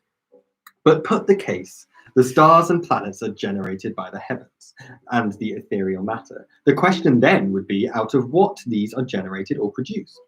If these be created out of nothing and not generated out of something, then it is probable that sun, stars, and planets are so too. Nay, it is more probable that stars and planets than of the heavens are the fluid ether. By reason the stars and planets seem to be further off from mortality than the particular parts of the ether. For no doubt, but the parts of the ethereal matter alter into several forms which we do not perceive of the stars and planets. Cool. The Empress asked further whether they could give her information on the 3 principles of man, according to the doctrine of Platonists, and first as first of the intellect, spirit, or divine light, 2 of the soul of man herself, and 3 of the image of the soul, that is her vital operation of the body. The spirits answered that they did not understand these 3 distinctions, but that they seemed to corporeal sense and reason as if they were 3 several bodies or 3 several corporeal actions. However, said they are intricate conceptions of irregular fancies. If you do not understand them, replied the empress, how shall human creatures do them? Many, both of your modern and ancient philosophers, answered the spirit, endeavour to go beyond sense and reason, which makes them commit absurdities, for no corporeal creature can go beyond sense and reason. No, not we spirits, as long as we are in our corporeal vehicles. Then the empress asked them, this is still not paragraph break on this next page. So that was a full page with no paragraph break. Oh, do you want to take over? I can't. I think that's okay. The paragraph break. Okay. Self-imposed paragraph break. Yeah, okay. Then the empress asked them whether there are any atheists in the world. The spirits answered that there were no more atheists than what Kabbalists make. She asked them further whether spirits were of a globus or round figure. They answered that the figure belonged to body, but they being immaterial had no figure. She asked again whether spirits were not like water or fire. They answered that water and fire was material, were it the purest and most refined that it could ever be. Nay, were it above the heavens, but we are no more like water or fire, said they, than we are like the earth. But our vehicles are of several forms, figures, and degrees of substances. Then she desired to know whether their vehicles were made of air. Yes, answered the spirits. Some of our vehicles are of thin air. Then she's still talking to the spirits here, right? Yes, cool, answered the spirits. Some of those, I suppose, replied the empress, that those are those airy vehicles, that your corporeal summer suits. She asked further whether the spirits had not ascending and descending motions, as well as other creatures. They answered that properly there was no ascension or descension in infinite nature, but only in relation to particular parts. And as for us spirits, said they, we can neither ascend nor descend without corporeal vehicles, nor can our vehicles ascend or descend, but according to their several shapes and figures, for there can be no motion without body. The empress asked them further whether there was not a world of spirits, as well as there is of material creatures. No, answered they, for the word world implies a quantity or multitude of corporeal creatures, but we being immaterial can make no world of spirits. Then she desired to be informed where spirits were made. When spirits were made. We do not know, answered they, how and when we were made, nor are we much inquisitive after it. Nay, if we did, it would be no benefit neither for us nor for you mortals to know it. That sort of implies that they're not ghosts, right? They're not ghosts. No, it's supposedly. Oh, no, because they're not dead people. They're not dead people. They're in and of themselves. Ooh. Okay. No, answered they, for the word world implies a quantity or multitude of corporeal creatures, but we being immaterial can make no world of spirits. Then she desired to be informed when spirits were made. We do not know, answered they, how and when we were made, nor are we much inquisitive after it. Nay, if we did, it would be no benefit neither for us nor for you mortals to know it. The empress replied, yes, I did. Okay. The empress replied, the Kabbalists and divine philosophers said, men's rational souls were immaterial and stood much in need of corporeal vehicles as spirits did. So souls and spirits are different here. If this be so, Kabbalists are mistaken, for they take the purest and subtlest part of a matter for immaterial spirits. Then the empress asked when the souls of mortals went out of their body, whether they went to heaven or hell, and whether they remained in airy vehicles. God's justice and mercy, answered they, is perfect and not imperfect. You didn't need to say that. You could just say perfect. That if you mortals will have vehicles for your souls, and a place that is between heaven and hell, it must be purgatory, which is a place of purification, for which action fire is more proper than air. And so the vehicles of those souls that are in purgatory cannot be airy but fiery. And after this rate, there can be but 4 places for human souls to be in: heaven, hell, purgatory, and this world. But as for vehicles, they are but fancies, not real truths. Then the empress asked them where heaven and hell was. Your Saviour Christ, answered the spirits, has informed you that there is heaven and hell, but he did not tell you what nor where they are. Wherefore it is too great a presumption for you mortals to inquire after him. If you do but strive to get into heaven, it is enough, though you do not know where or what it is, for it is beyond your knowledge and understanding. I am satisfied, replied the Empress, and asked further. It's totally pied her off. Yeah. She's like, I'm satisfied. I am satisfied. Oh, mate. Right, where am I? I am satisfied, replied the Empress. And asked further whether there were any figures or characters in the soul.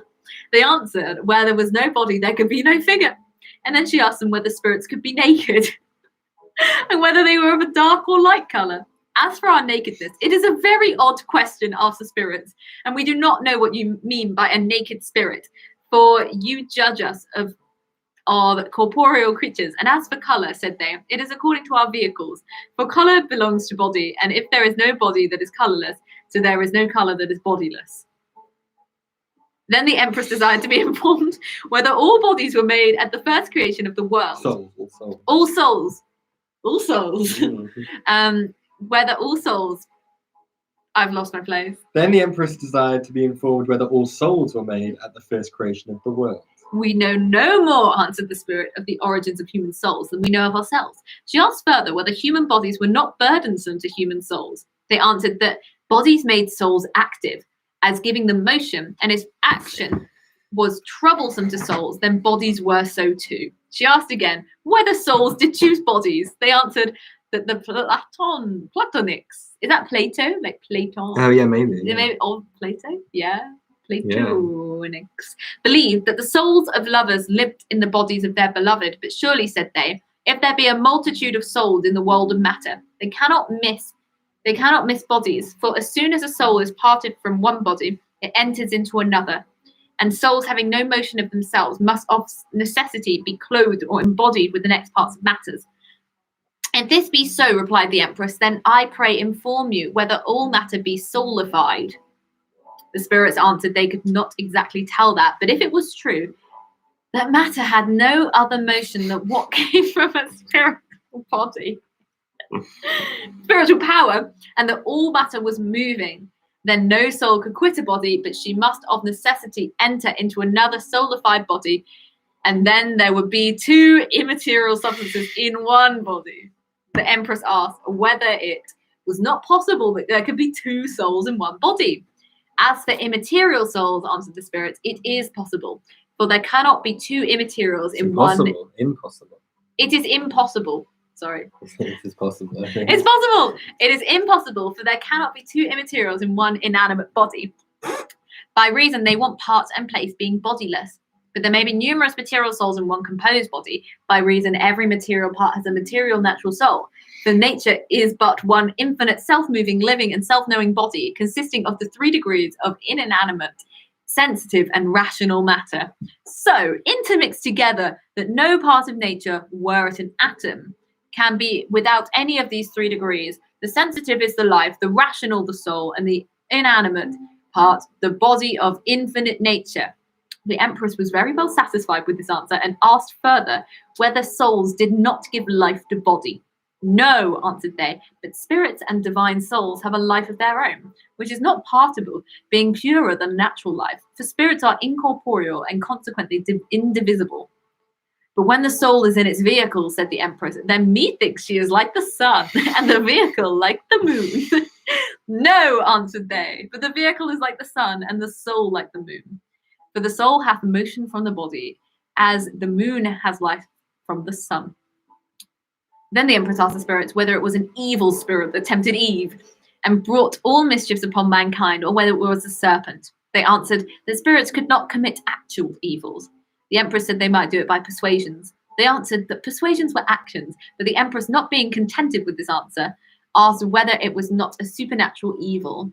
The spirits answered that there was a supernatural good, which was God, but they knew of no supernatural evil that was equal to God. The devil doesn't exist. You heard it here first. Then she desired to know whether evil spirits were reckoned amongst the beasts of the field. They answered that many beasts of the fields were harmless creatures and very serviceable for man's use. And though some were accounted fierce and cruel, yet they did exercise their cruelty upon other creatures, for the most part, to no other end but to get themselves food and to satisfy their natural appetite. But certainly, said they, you men are more cruel to one another than evil spirits are to you. And for their habitations in desolate places, we having no communion with DM, can give you no certain account thereof. But what do you think, said the Empress, of good spirits? May they not be compared to the fowls of the air? They answered, there were many cruel and ravenous fowls as well in the air as there were fierce and cruel beasts on earth, so that the good were always mixed with the bad. She asked further whether the fiery vehicles were a heaven or a hell, or at least a purgatory to the souls. They answered that if the souls were immaterial, they could not burn, and then fire would do them no harm. And though hell was believed to be an undecaying and unquenchable fire, yet heaven was no fire. The Empress replied that heaven was a light. Yes, said they, but not a fiery light. Then she asked whether the different shapes and sorts of vehicles made the souls and other immaterial spirits miserable or blessed.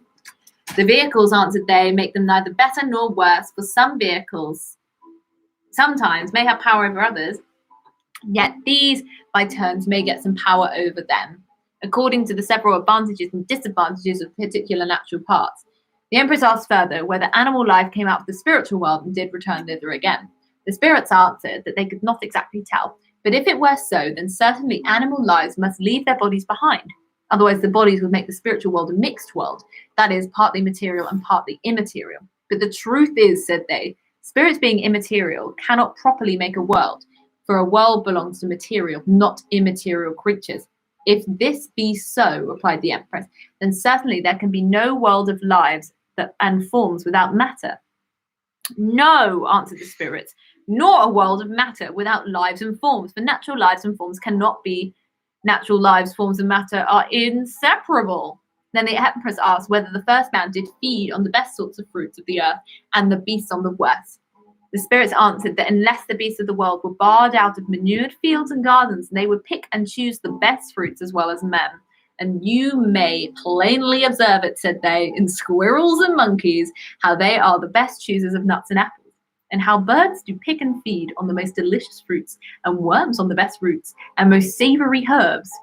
And by which you may see that those creatures live and feed better than men do, except you will say that artificial cookery is better and more wholesome than the natural. What's artificial cookery?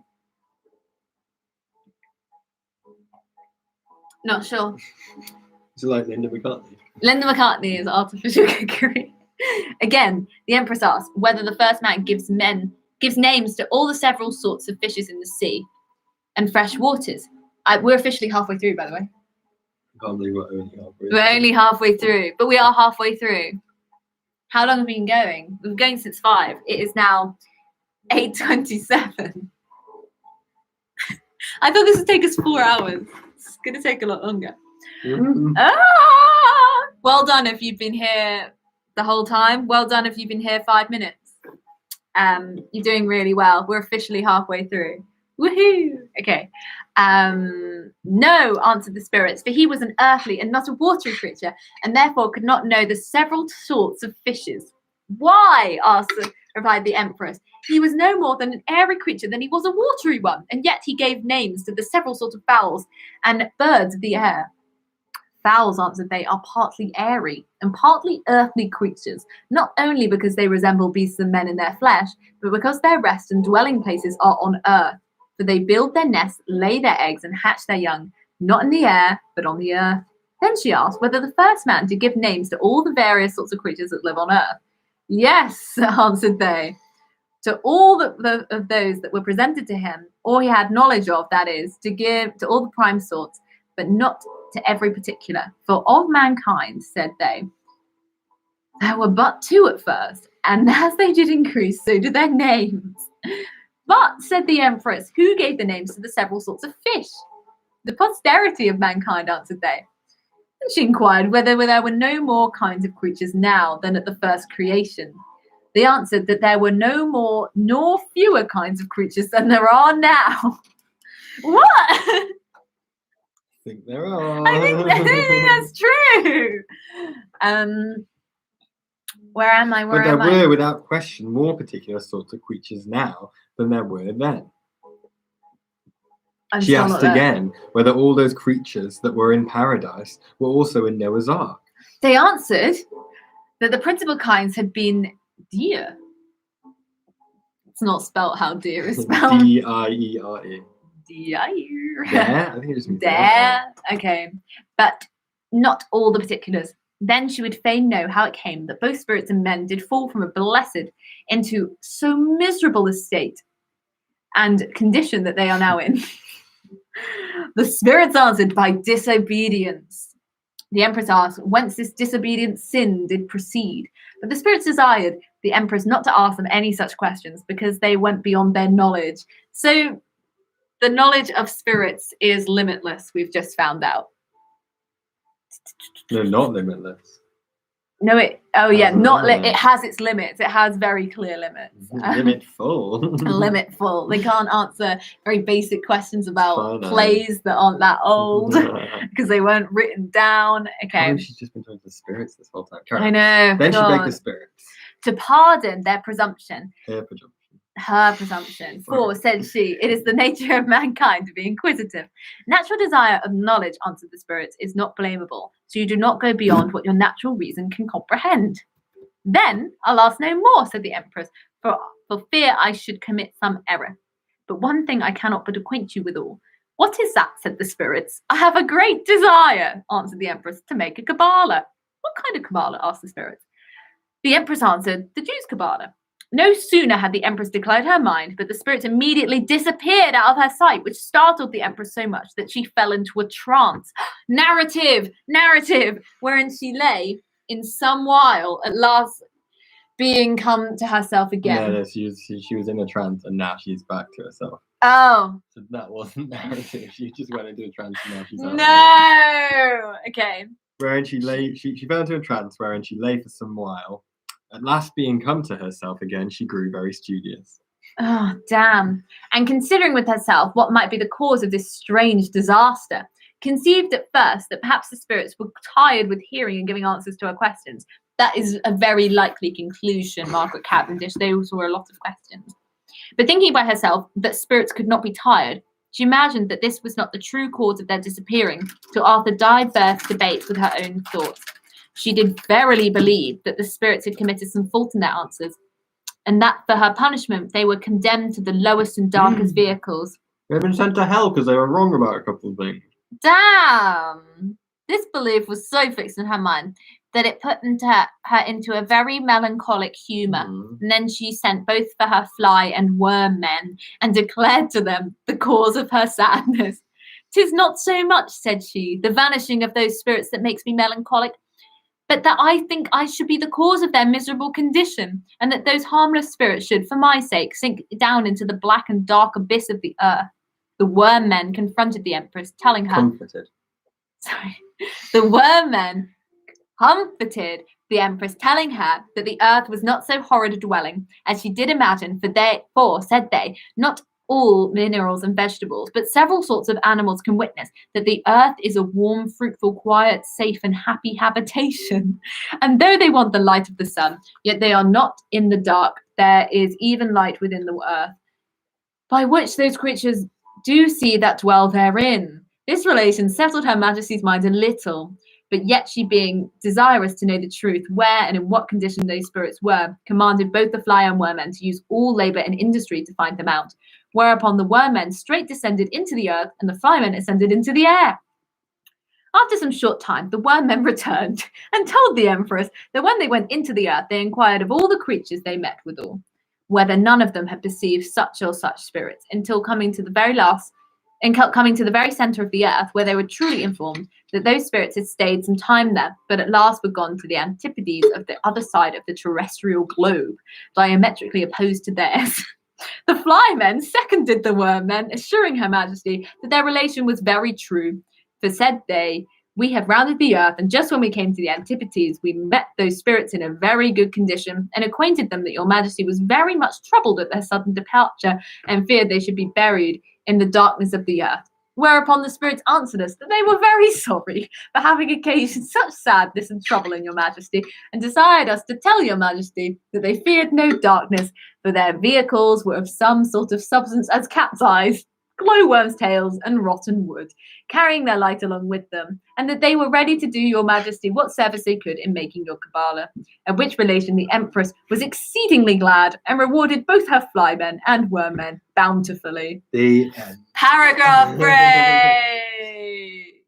Oh, Amy's going to report us for being a fire hazard. I mean, oh, we should replenish these cans. I mean, it is quite precarious, isn't it? But don't worry, we are being very safe. We should replace these two. To confirm, that's not the end. We're only half. Oh yeah, so we're just over halfway through. If you've just joined us, we're reading Margaret Cavendish's The Blazing World. You've missed both a lot and not a lot, because not a lot has happened, but also a lot has been said. We've had lots of speculation on how people come to be, animals come to be, everything. If spirits live in a world or they don't, etc. Oh, sorry. We've got lyre music going on. But the general gist of it is we've got a woman who is on a boat, and very soon, well, she's on a boat, and all the men on the boat get so cold that they die, and she's the only person. Sorry, I'm just replenishing the candles during our recap. She's the only person alive on the boat, and then it passes from one pole into another pole, and it takes her into another world where she meets all these people. For instance, the worm men, the bird men, can you remember any more? Bear men. The bear men. The jackdaw men. All of these men.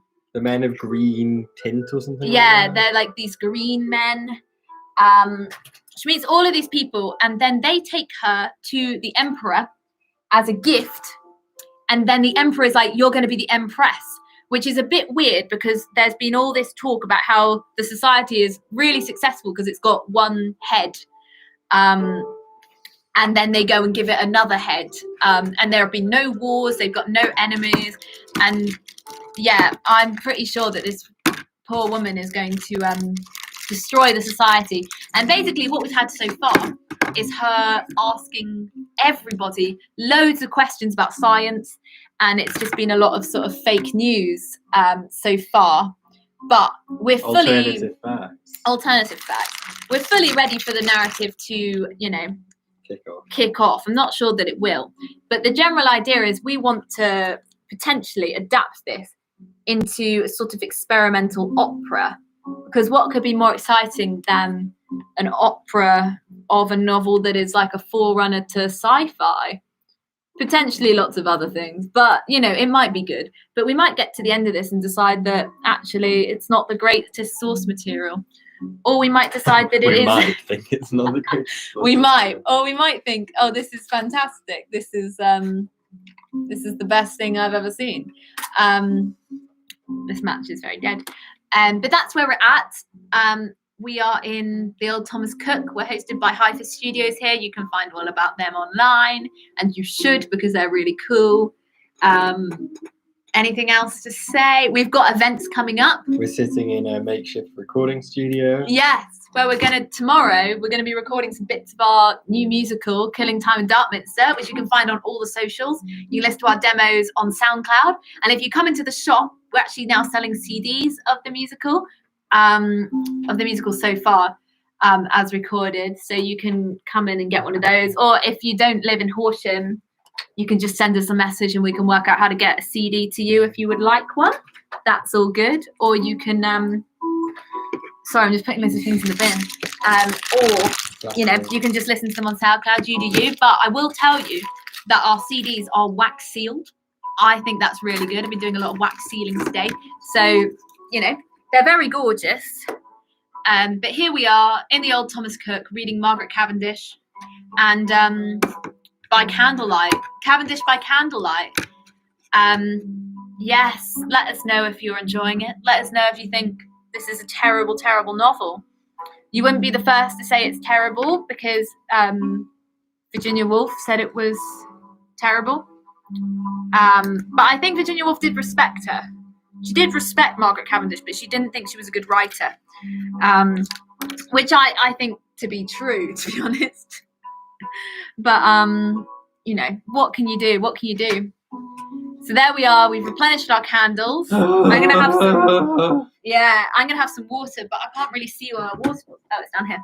Are we continuing? Yeah. What's the time? The time is 20 to 9. Do you think maybe we should order some food before things close? We possibly should, yeah. Maybe get some to drink as well.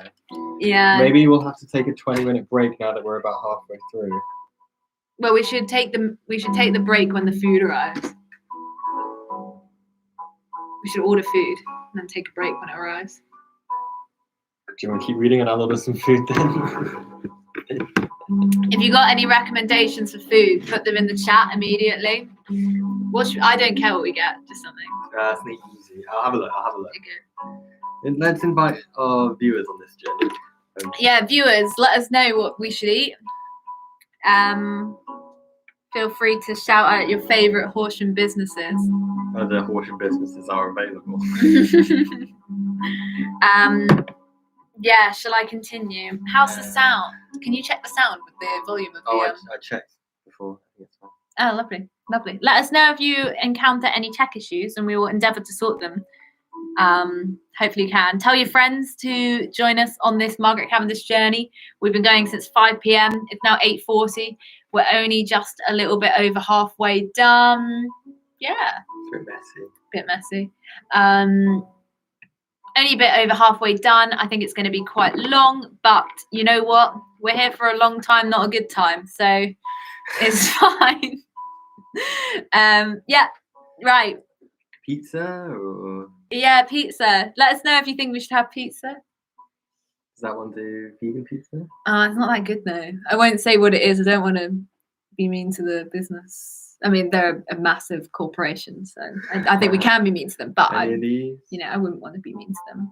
I don't mind. I don't mind. You do you. You do you. Oh, I can't decide. Maybe we just go. Oh yeah, I could do that. Yeah, we're probably gonna get Chinese, everyone, from Golden Dragon and Ruffy. I think they're pretty good. I think they're very good. Recent, or we can reorder exactly the same order. Yeah, we could just do that. Get rid of one of these. I won't eat bean curd. Regrettably. Will, or should we just get the same then? yeah. This is the magic of live theatre, everyone. Well done for sticking around during this And will there be intermission? Anywhere open to get anything to drink from? Maybe. 8:41. Where's open? Can you not get drinks on there? I could do it. Oh wait, why don't we do spice nights? I think I'd rather get Chinese. Yeah, let's get Chinese. Shall I start reading? Sorry, I'll pay for this. Oh, thanks. I'll transfer you. Yeah. We'll do our finances off camera. Our finances will occur off camera, everyone. Let's not live stream our accounting. Right. Shall we continue? Yes. Yes, we will. After some time, when the spirits had refreshed themselves in their own vehicles, they sent one of their nimblest spirits to ask the Empress whether she would have a scribe or whether she could write the Kabbalah herself. Just one last thing, can you turn this page when you turn your page so it's the same? Yes. Me and 2 Kindles. Shout out to Simon and Deborah Packham for providing the Kindles today. Without them, we would be reading off laptops, and this is much nicer, so thank you.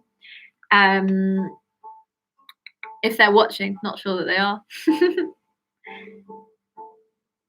The Empress received a proffer, which they made her with all civility, and told him that she desired a spiritual scribe.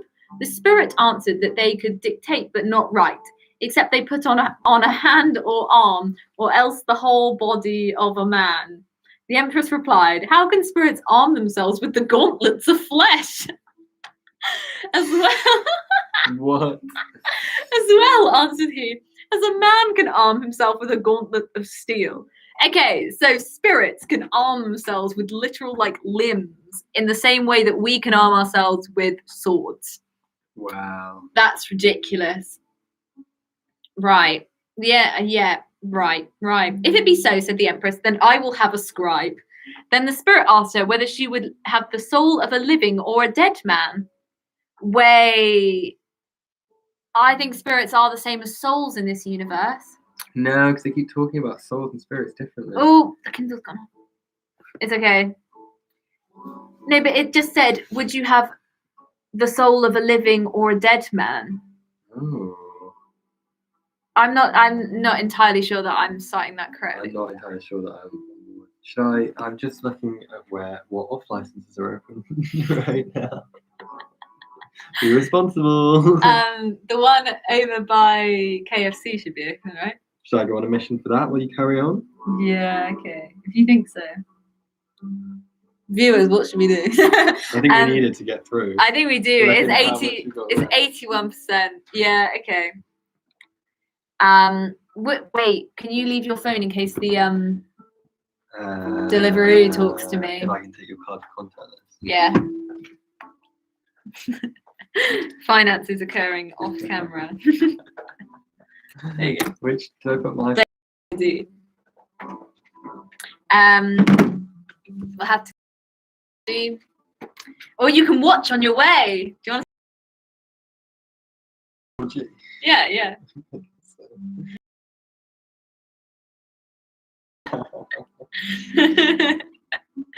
That's quite funny. There's so much wax on my phone now. I'm sorry. Ooh, let's turn that off. Right, you can chat as me.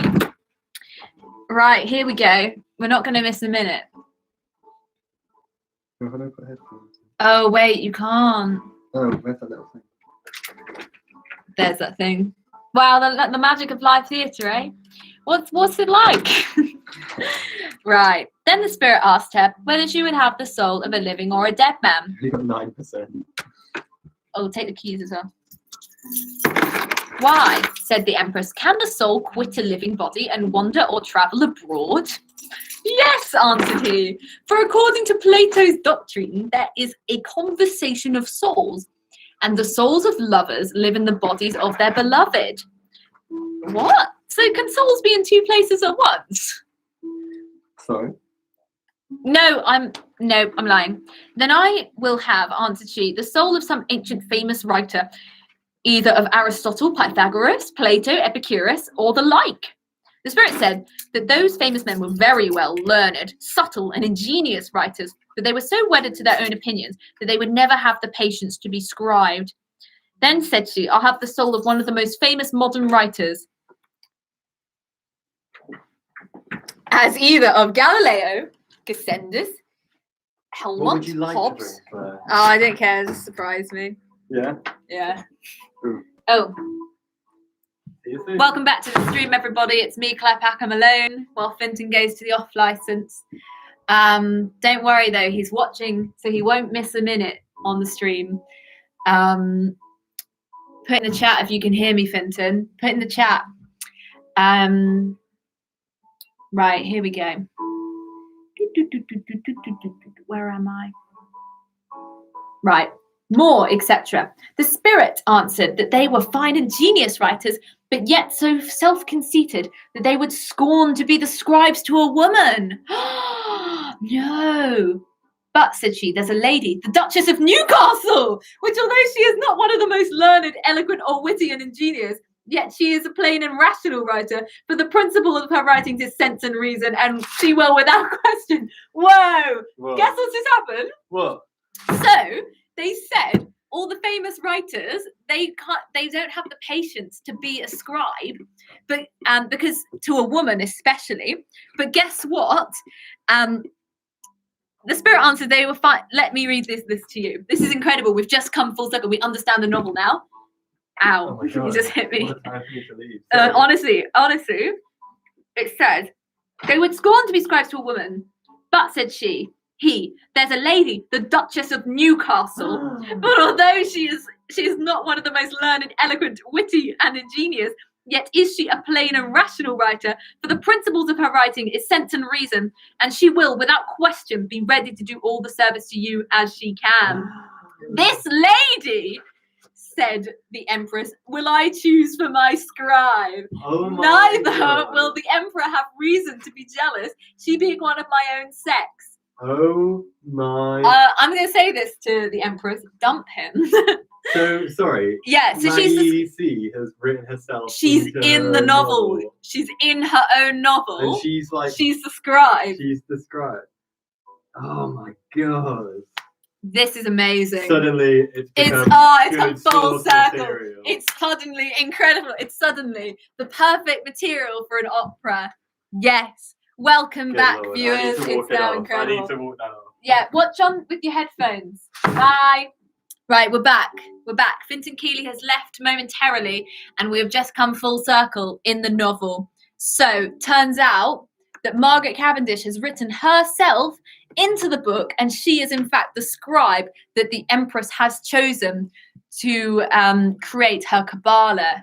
So, this whole novel appears to be what Margaret Cavendish has scribed. Incredible. Let's carry on. Let's carry on. Where am I? In truth, said the spirit, husbands have reason to be jealous of platonic lovers, for they are very dangerous, as being not only very intimate and close, but subtle and insinuating. You say well, replied the Empress. Wherefore, I pray, send me the Duchess of Newcastle's soul, which the spirit did. And after she came to wait on the Empress, at her first arrival, the Empress embraced and saluted her with a spiritual kiss, then asked her whether she could write. Yes, answered the Duchess's soul, but not so intelligibly that any reader whatsoever may understand it, unless he be taught to know my characters, for my letters are rather like characters than well-informed letters. So what she's saying there is she has bad handwriting, I think. That's quite jokes. Said the Empress, you were recommended to me by an honest and ingenious spirit. Surely, answered the Duchess, the spirit is ignorant of my handwriting.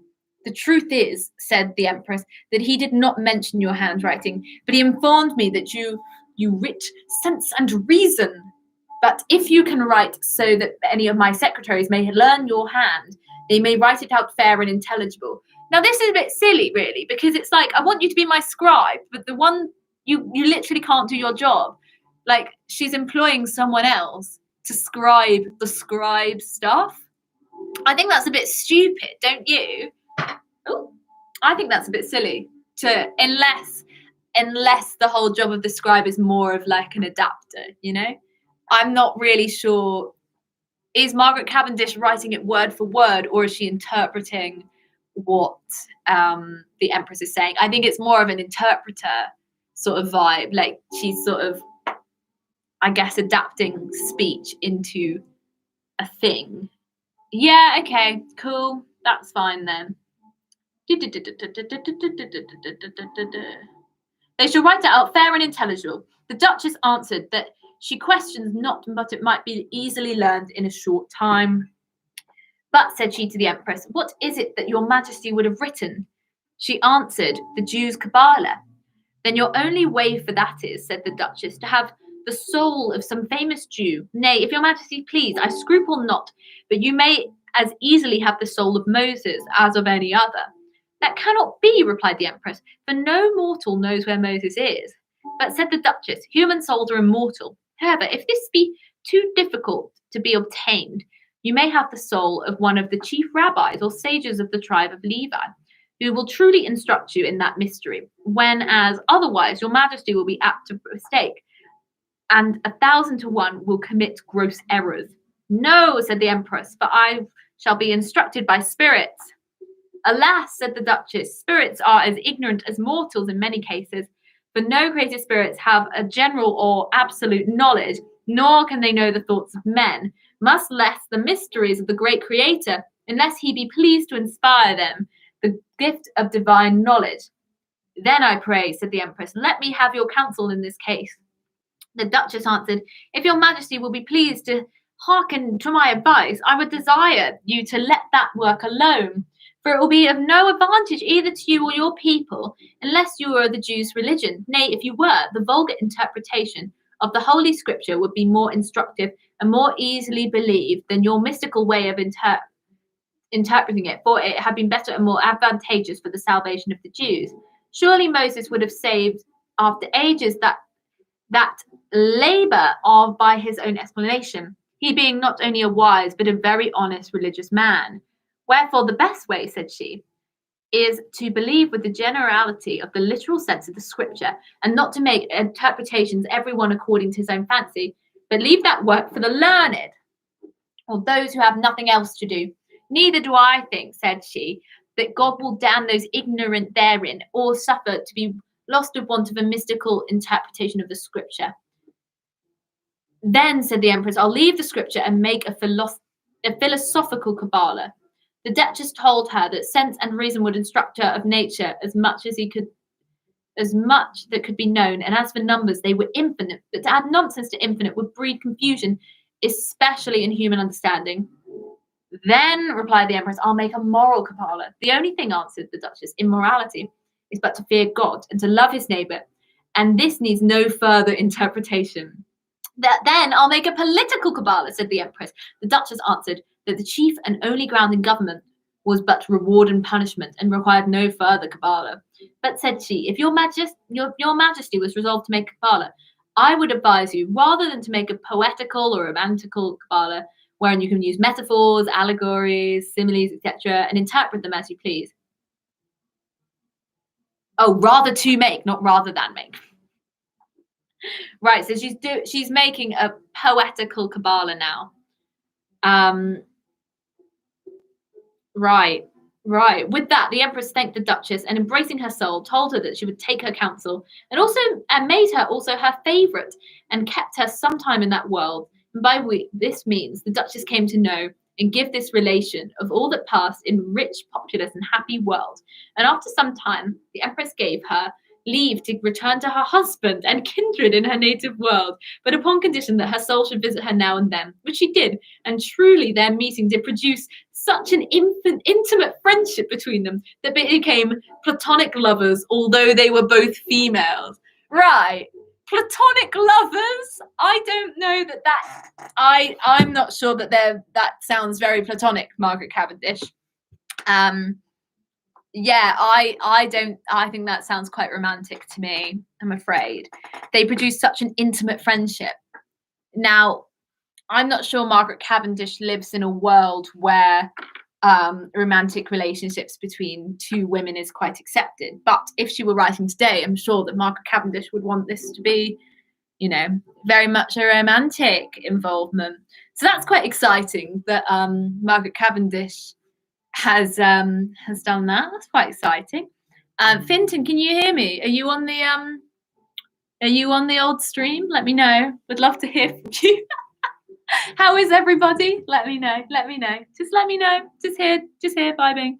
If you've just joined us, we're reading Margaret Cavendish's The Blazing World. We've just found out that Margaret Cavendish has actually written herself into the novel, and she is the scribe for the Empress, who is writing some sort of poetical text. And also they are platonic lovers, which does not sound platonic in any sense to me.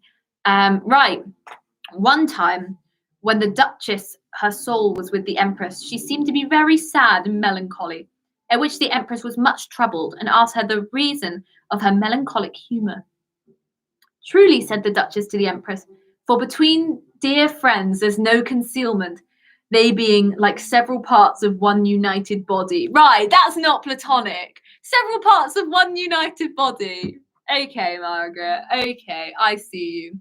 Margaret does seem to have a husband, but it seems that her real heart is with this fictional Duchess. And I support it. I fully support it, Right. My melancholy proceeds from an extreme ambition. The Empress asked what the height of her ambition was. The Duchess answered that neither she herself nor no creature in the world was able to know either the height, depth, or breadth of her ambition. But said she, my present desire is that I would be a great princess. The Empress replied, so you are, for you are a princess of the 4th or 5th degree. For a duke or duchess is the highest title or honour that a subject can arrive to, as being the next to a king's title. And as for the name of a prince or princess, it belongs to all that are adopted to the crown. So that those that can add a crown to their arms are princes, and therefore a duke is a title above a prince. For example, the Duke of Savoy, the Duke of Florence, the Duke of Lorraine, as also king's brothers are not called by the name of princes, but dukes, this being the higher tide. 'Tis true, answered the Duchess, unless it be a king's eldest sons, and they are created princes. Yes, replied the Empress, but no sovereign does make a subject equal to itself. Hi, Finton. Hello. Where are you? Let me know. Some major plot twists. Oh my goodness, major plot twist. Was it closed? Oh my goodness. This is oh no, you mean in the book. Cool. You okay? Yeah? Well, that's good. That's good.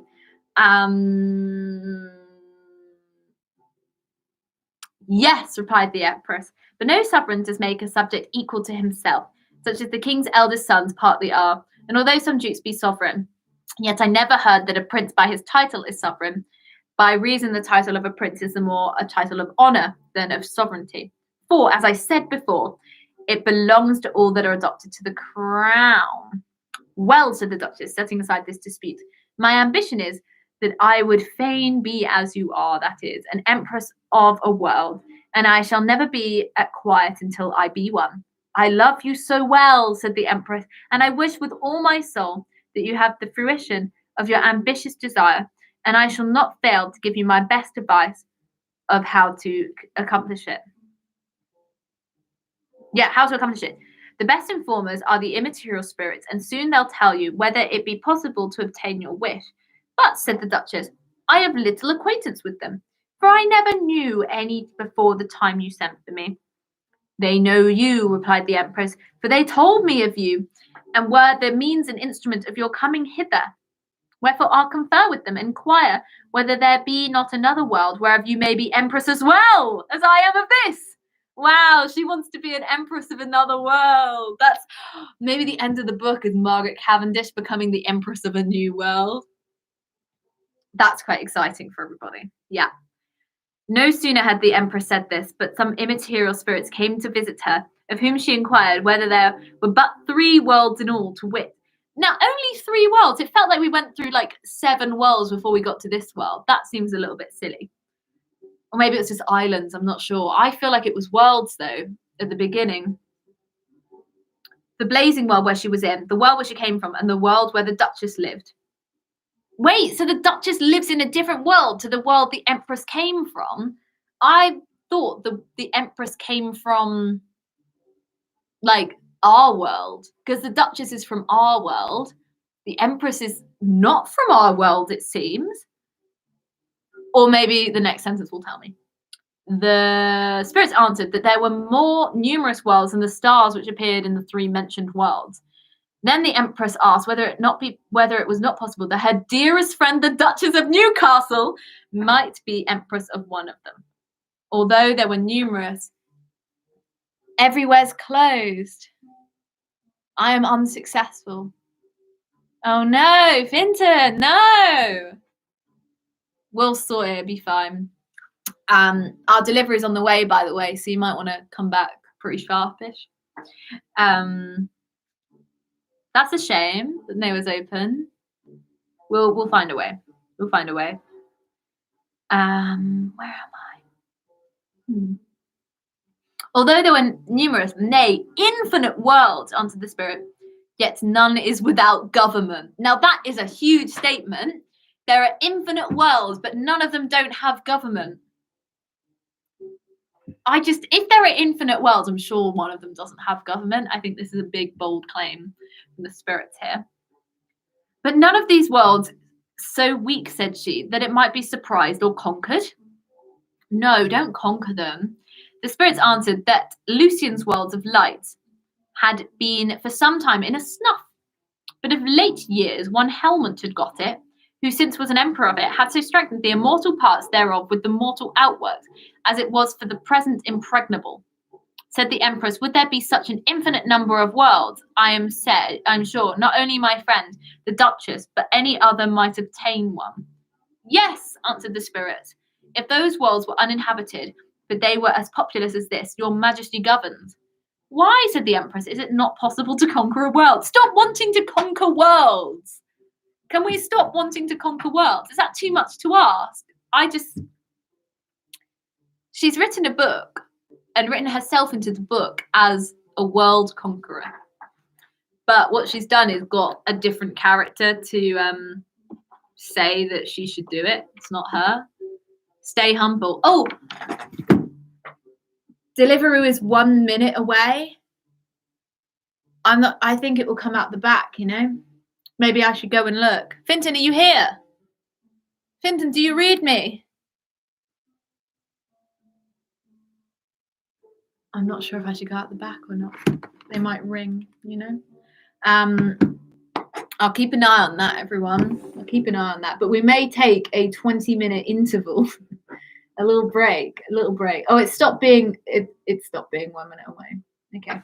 We may take a little interval soon, but I'll carry on for a few minutes. It's not quite here yet. Right. Where is it? No, answer spirits. For the most part, conquerors seldom enjoy their conquest, for they, being more feared than loved, most commonly come to an untimely end. But if you will direct me, said the Duchess to the spirits, which world is easiest to be conquered? Her Majesty will assist me with the means, and I will trust the face of fortune, for I had rather in the adventure of noble achievements than live in obscure and sluggish security. Since by the one I may live in glorious fame, by the other I am buried in oblivion. The spirits answered that the lives of fame were like other lives. Some lasted long, and some died soon.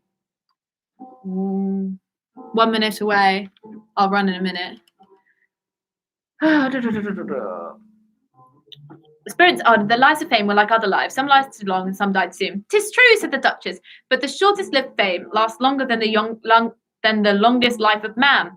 But, replied the spirits, if occasion does not serve you, you must content yourself to live without such achievements that you may gain your fame. But we wonder, proceeded the spirits, that you desire to be the empress of a terrestrial world, when you can create yourself as a celestial world, if you please. What, said the empress, can any mortal be a creator?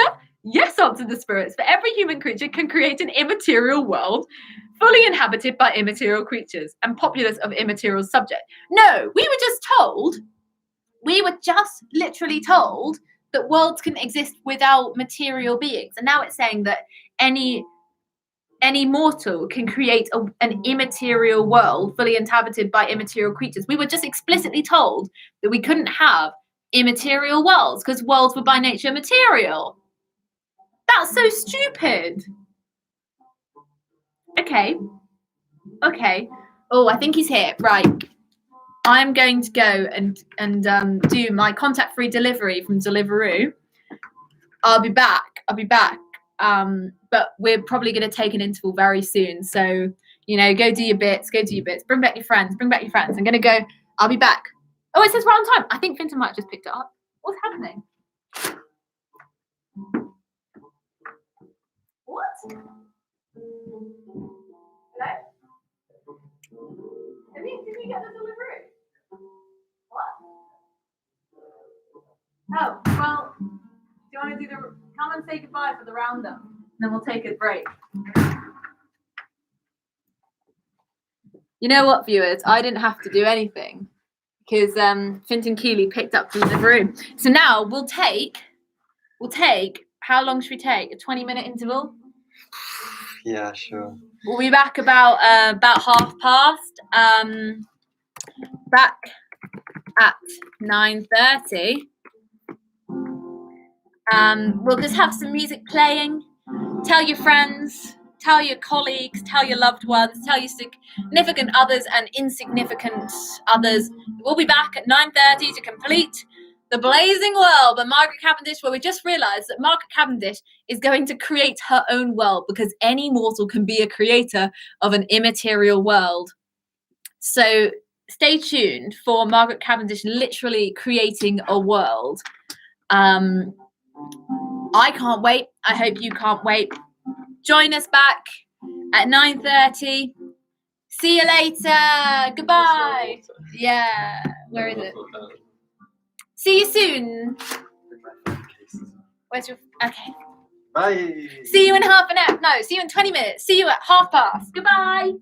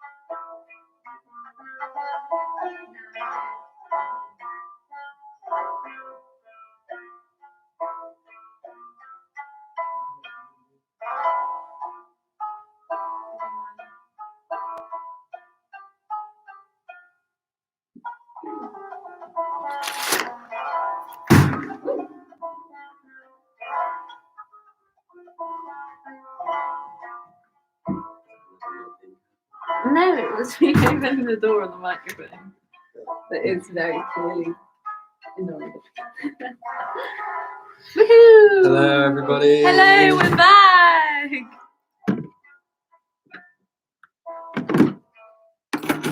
Hello. You got some things in the bin for me quickly. Yes. Actually, just that. Okay. I'll do them now. Yeah, sorry, there's this stuff here though. Oh, cool. I'll do a little Instagram to show that we are back, ready raring. Woohoo! Ready for Act 2.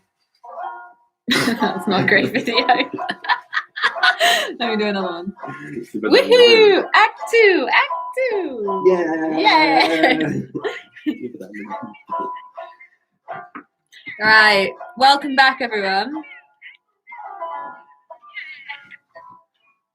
Let's just reset ourselves. Are there any candle replacements needed? Yes, there are some candle replacements needed.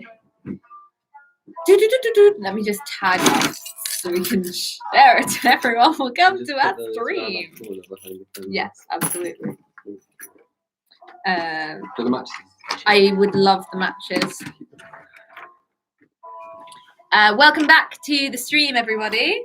We are here. We are ready. Oh, what a lovely stream. We are. Oh, what a lovely stream. We are raring. I'm just sharing a post onto my old Instagram story. You should all post about it too. I wonder if the one person who's here is. Yeah, I don't know. Who are you? Feel free to remain anonymous. Yeah, that's fine too. Yes, welcome back. We're here. We're refreshed, we're refilled. I'm gonna do a tweet as well. Ooh, that was me at me. Gonna do a tweet. We've got some carlings coming from the co-op. Yeah, we're And really sorted. deliveries. We've delivered some carlings, which is kind of ridiculous, but also Cavendish by candlelight with carlings. kind of funny. Oh, I feel so refreshed. All that greasy food. Quite greasy. It's quite greasy, yeah. Sorry, I'm just tweeting the link, everybody. So if you also want to tweet the link, you can do that. You can take this time. I was talking to the viewers, but yeah, you should tweet it as well. Oh, yes, I need to put some things in the bin for me. I'll put these in the bin. Oh, sorry. Yeah, I'll put them in a bin.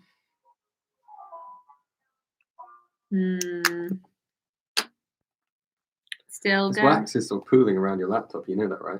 I do. I'm aware of it, and I'm just choosing to ignore it. Join us. Join us. Yeah, so we've just hit a very important part of the novel, to be honest. Like everything's sort of kicking off, which is, very exciting. Because not a lot has happened so far, despite us being halfway through. Very little has Very happened. explosive beginning. Yeah, explosive beginnings. It Very sort of fast trailed paced. off, which is fine. But Trailed I'm off ready at for the, some action. The academic symposium section. Yeah, I wasn't a big fan of that section, to be honest. I think with it can you. be condensed into one simple aria. Yeah, that's true. Maybe it's a ballet. Oh, I think it would be a much better ballet, to be honest. It's a shame we are not dancers. You have to be a dancer to write a ballet. You have to be a composer. What do I do though? You're like a dramaturg, Okay.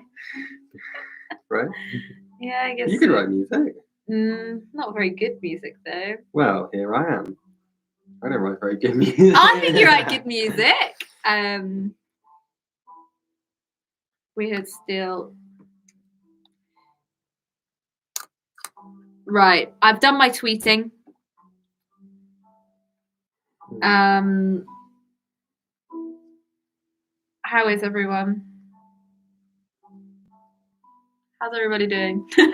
I've done my tweeting. I've done my Instagram post. Are we well framed? We are pretty well framed. I think we're It's a bit very shriny, isn't it? It's very shiny, but that's what Margaret would have wanted. Yeah, That's what she well, deserves. You want the blooming walls to be on fire, apparently. She wanted a blazing church, and Blazing chapel, yeah. that's sort of fine. I'm just going to keep the Deliveroo here in case that happens.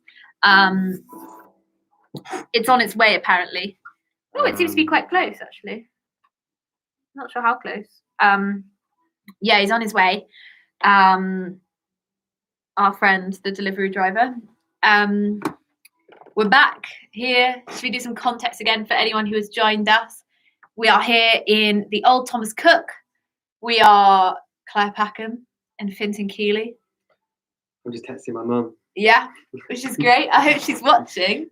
Is she not? I don't think so. I don't think she is. That's fine too. Yeah, we're hosted by Hyper Studios in the Old Thomas Cook. You should look at Hyper Studios on Twitter, Facebook, Instagram, maybe even just their website. Find out what they do because it's really sick. They are currently accepting applications for a really cool building in London that you should definitely apply for, because you could just have a really big space for free to do all your arty bits in, which has been fantastic for me. And it could be fantastic for you, so you should do that. The delivery now says less than a minute, so maybe I should go and I'll wait for it. Sorry?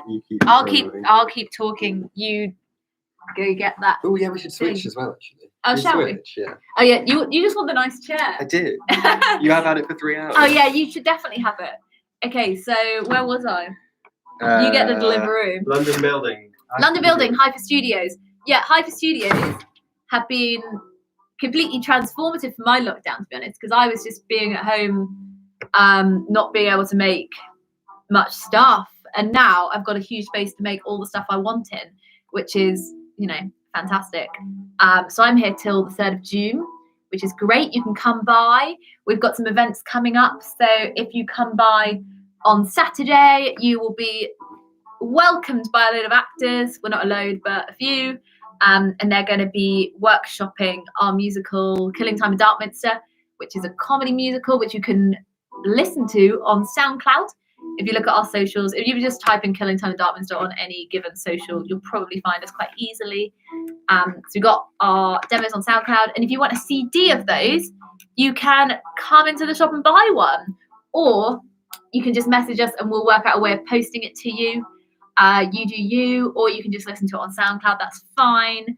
But the CDs are very gorgeous. I'll tell you that. I will tell you that for free. Yeah, and then on Saturday evening, we're going to be live streaming a very silly event, which is called Shenanigan. And it is myself and Andy Simpson, who is another of the writers of Killing Time in Darkminster. We're going to be writing a show in an evening, and we're going to be taking calls from you. And you're going to teach us how to do things, give us performance rules. You're going to tell us how to make the best show ever, because that is the sort of mission of the show, is to make the best show ever in the time we have. That is the only mission, to make the best show ever. And you're going to tell us how. And then at 2 p.m, we are going to perform the best show ever. Yeah, I think it's going to be great. So do come and see us then. You can see us in person, or you can see us on the internet. You just need to go show your ID. I have to show my ID, everyone. Have you got my phone? Yeah, it's up there. Oh, okay. I have to go show my ID, everyone. Can you continue plugging? Yeah, of course. What am I plugging? I don't know. What should I plug? Oh my lord. Well, tomorrow we start using this space that we created as our miniature recording studio. It's not just this, there's stuff going on behind camera that you can't see, to record some new songs, some new demos, some new musical material for the musical we're writing called Killing Time in Darkminster, which is all spooky, like this candlelit room. So yeah, we're going to be doing that tomorrow with some lovely actors and singers. And also writer Andy, who's coming to stay with us for 2 days from tomorrow, isn't he? Andy Simpson. Yeah. Andy Simpson's dropping by tomorrow. I can't wait. It's going to be absolutely magical. I'm telling you that. Going to be really quite glorious. Look what we got. The vegan cookies from the co-op. They're very delicious. I'll tell you that. And 4 cans of garlic. Very delicious. So here we are. We've plugged. You're going for a wee. Just before we start again. Just before we start again. We plugged our necessary plugs. We're here. We're ready raring. Let me just catch you up on what's happened in the book so far. Well, Fintan has a wee. So the book starts with a woman on a boat with loads of men. The men get so cold that they die, but she is sort of preserved because she's so pretty, and the gods let her live, which is like, you know, very sweet of them. So she's alive, and she passes through the poles into a new world, which is the blazing world. In fact, she passes through a new world, and she meets all of these people, like the bear men, these green men who are green, the worm men, the bird men. She meets all these people that are like various animals, and she is made the empress of the world because she is given as a gift to the emperor. You switch these And no, she's given as a gift to the emperor, and he's like, well, I'm going to make you the empress. And that is quite important because before that we were told that there is only one emperor and he is the leader of the entire world. Thank you. He's the leader of the entire world, and it works really, really well for them. And they have no wars, they have no enemies, they have no need for weapons or anything because there is only one religion, there's only one language, there's only one They're very leader. one. Yeah, and it's a little troubling, but you know, we're here to find out what they really think about that sort of life. But I thought I didn't open mine so we could do it together and it'd be like a moment. Yeah. We'll do a pretend one. We'll be like crack. Okay. Crack. Yeah. So we've now basically the Empress talks to loads of different people about science and things, loads of different things. She's like, so how do worms become worms and things? And then she's like, if they come of the earth and then they eat earth, they're eating their parents, and that's so ungrateful. And then the worm men are like, nah, don't be silly. They didn't ask to be born, so they can do what they like, which is quite funny. She also dissolved the whole society at one point, which was quite interesting. She also started her own church. She built 2 churches. One of them was permanently on fire, and then the other one was lit by a sort of moonstone or something. And it was quite beautiful, and it was supposed to be heaven and hell. Yeah, that happened. What else happened? Oh, the most important thing is, she decided that she wanted to write her own Kabbalah, which is, I'm not entirely. Scripture. I think it's a holy book. It's a holy. I think in this, the scripture. Kabbalah is the Bible. It's the Old Testament. I think it's what it's referred to when it says the Jews' Kabbalah. I think that's the Old Testament. She wants to write her own, basically, and then she was like, right, I need a scribe, and she was talking to the spirits for ages, by the way, in case you didn't know. She was talking to the spirits for ages, and she was like, I need a scribe to write it. Can spirits be scribes? And they're like, yeah, spirits can wield limbs like humans can wield armor. So yeah, they can be scribes. And also the spirit can be separated from a living person. So she's like, or a dead person. And she's like, I want like Aristotle or Plato or someone, or like a really good writer to come and be my scribe. And they're like, no, they are too clever and too cool, and they would not have the patience to be the scribe for a woman. But there is this other writer who is really, really clever and witty and amazing and also humble. And she is the Duchess of Newcastle. And if you didn't know, the Duchess of Newcastle is Margaret Cavendish, who is the writer of the book. So effectively, Margaret Cavendish has written herself into the book as the hero, sort of. And then Margaret Cavendish talks. She's like, why do you want me as your scribe? My handwriting's so bad. And she's like, don't worry, I'll get someone else to scribe you. It's like, why do you need 2 scribes? And also, she says that her and the Duchess Margaret Cavendish and the Empress have such a close friendship. They have become platonic lovers. What do you need? A candle. Another candle. Sorry to interrupt your flow. I'm just That's okay. doing little tasks while you're expertly surmising. So they become platonic lovers. Give me a handful. I can just keep doing this. Which which I think is false. I think our Margaret Cavendish is an old-timey lesbian, which is wonderful. But unfortunately, she said they're just platonic lovers. And she said, good job, because then my husband would be jealous, which is stupid. She should get rid of him. Oh, lots of fire going on here. So, and also where we're at is, so she's become the scribe, and that's what the book is, basically. We've just discovered really what the book is, because earlier we were a bit confused about if she was the narrator, what was going on there, but she is the scribe. And she said, well, the Empress was like, I think I'm going to write a moral cabal. And she's like, no, the only thing you need to know is that you should be nice to people and trust in God or something. So you don't need to do that. He's like, and then she's like, I'll write a political one. And then she's like, nah, there's no point you doing that. And she's like, I'll write a philosophical one. He's like, nah, you don't need to do that.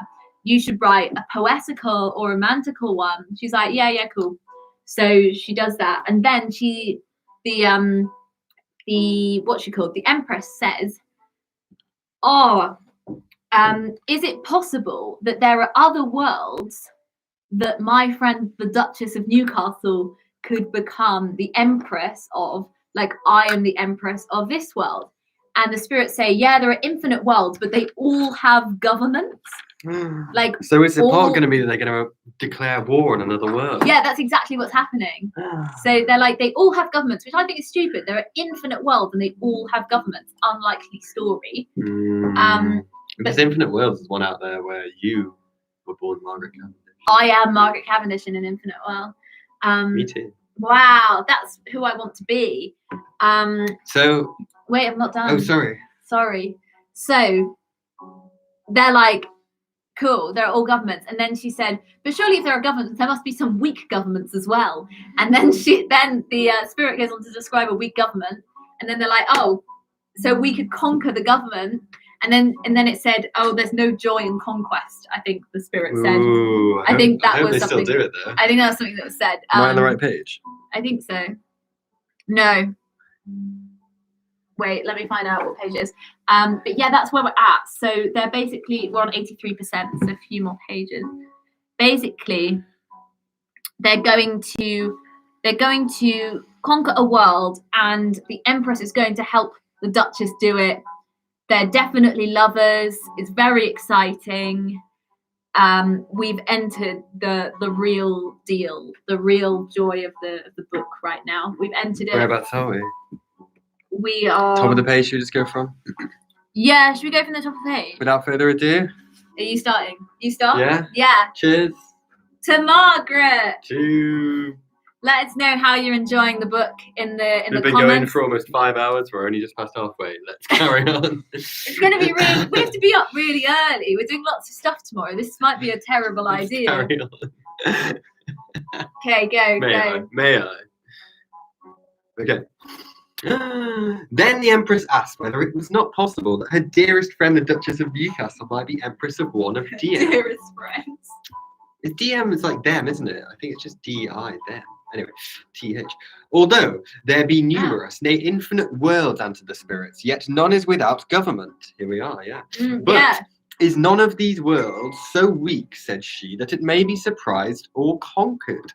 The spirits answered that Lucian's world of light had been for some time in a snuff, but of late years Helmut had got it, and since he was emperor of it, had so strengthened the immortal parts thereof with mortal outworks, as it was for the present impregnable. Do you want to know me? I forgot to do that before. The far right knob, just you've got to be very delicate. Lovely. Let us know if the music volume is to your taste, everyone. Said the Empress, if there be such an infinite number of worlds, I am sure not only my friend the Duchess, but any other might obtain one. Yes, answered the spirits, if those worlds were uninhabited, but they are as populous as this your Majesty governs. Why, said the Empress, is it not possible to conquer a world?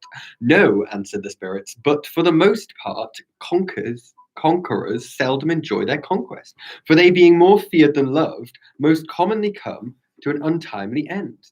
If you will but direct me, said the Duchess to the spirits, which world is easiest to be conquered? Is this the right reading on that? I think that's genius. I was just about to say that's genius. Mm, I might do that with mine.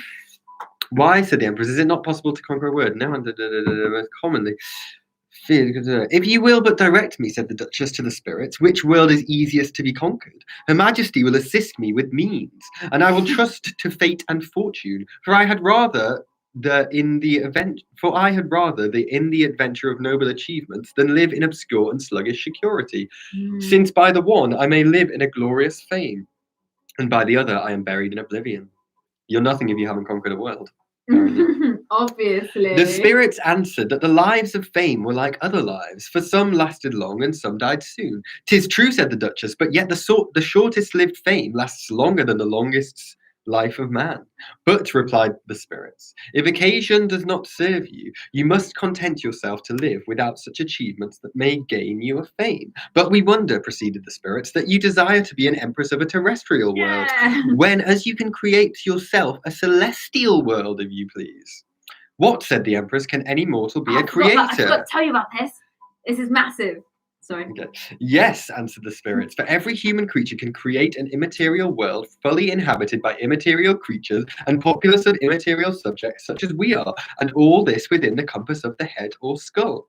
Nay, not only so, but he may create a world of what fashion and government he will, and give the creatures thereof such motions, figures, forms, colours, perceptions, etc., as he pleases, and make whirlpools, lights, pressures, and reactions, etc., as he thinks best. Nay, he may make a world full of veins, muscles, and nerves, and all these to move by one jolt or stroke. Though. Also, he may alter that world as often as he pleases, or change it from a natural world to an artificial. Are they talking about The Sims? He may make a world of ideas, a world of atoms, a world of lights, or create such a world. That's material, though. What need you to venture life, reputation, and tranquility to conquer a gross material world? For you can enjoy no more of a material world than a particular creature is able to enjoy, which is but a small part considering the compass of such a world. And you may plainly observe it by your friend and empress here, which although she possesses a whole world, yet enjoys she but a part thereof. Neither is she so much acquainted with it that she knows all the places, countries, and dominions she governs. The truth is, a sovereign monarch has the general trouble, but the subjects enjoy all the delights and pleasures in part. For it is impossible that a kingdom, nay, a country, should be enjoyed by one person at once, except he take the pains to travel into every part and endure the inconveniences of going from one place to another. Wherever, since glory, delight, and pleasure lives but in other men's opinions, and can neither add tranquility to your mind nor give ease to your body, why should you desire to be empress of a material world and be troubled with the cares that attend your government? When, as by creating a world within yourself, you may enjoy all both in whole and in part, without control or opposition, and may make what world you please, and alter it when you please, you enjoy as much pleasure and delight as a world can afford you. I'm a bit lost. No, so they're like, you can create an entire world.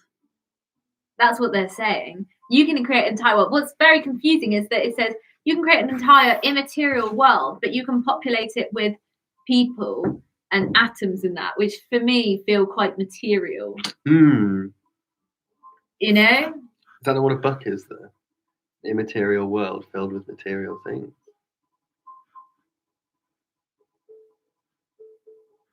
Yeah. You have converted me, said the Duchess to the spirits, from my ambitious desire. Wherefore I'll take your advice, reject and despise all the world without me, and create a world of my own. The Empress said, if I do make such a world, then I shall be mistress of two worlds, one within and the other without me. That your majesty may, said the spirits. And so, that your majesty may, said the spirits. And so left these two ladies to create two worlds within themselves, who did also part from each other until such a time as they had brought their worlds to perfection. Have they parted now? No! The Duchess of Newcastle was most earnest and industrious to make her world, because she had none at present. And first she resolved to frame it according to the opinion of Thais. I'm not sure. THA, and it's one of those eyes with 2 dots. I can't Let me remember. find out for you. But she found herself so troubled with demons that they would not suffer her to take her own will, but forced her to obey their orders and commands.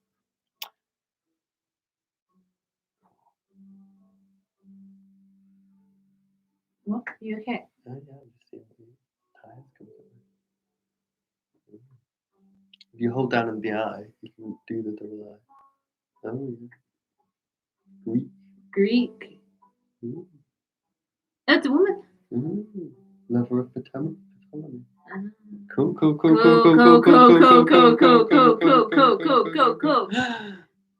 Oh, there's one person left and it's Amy. Does she get a sticker? Yeah, you do get a sticker.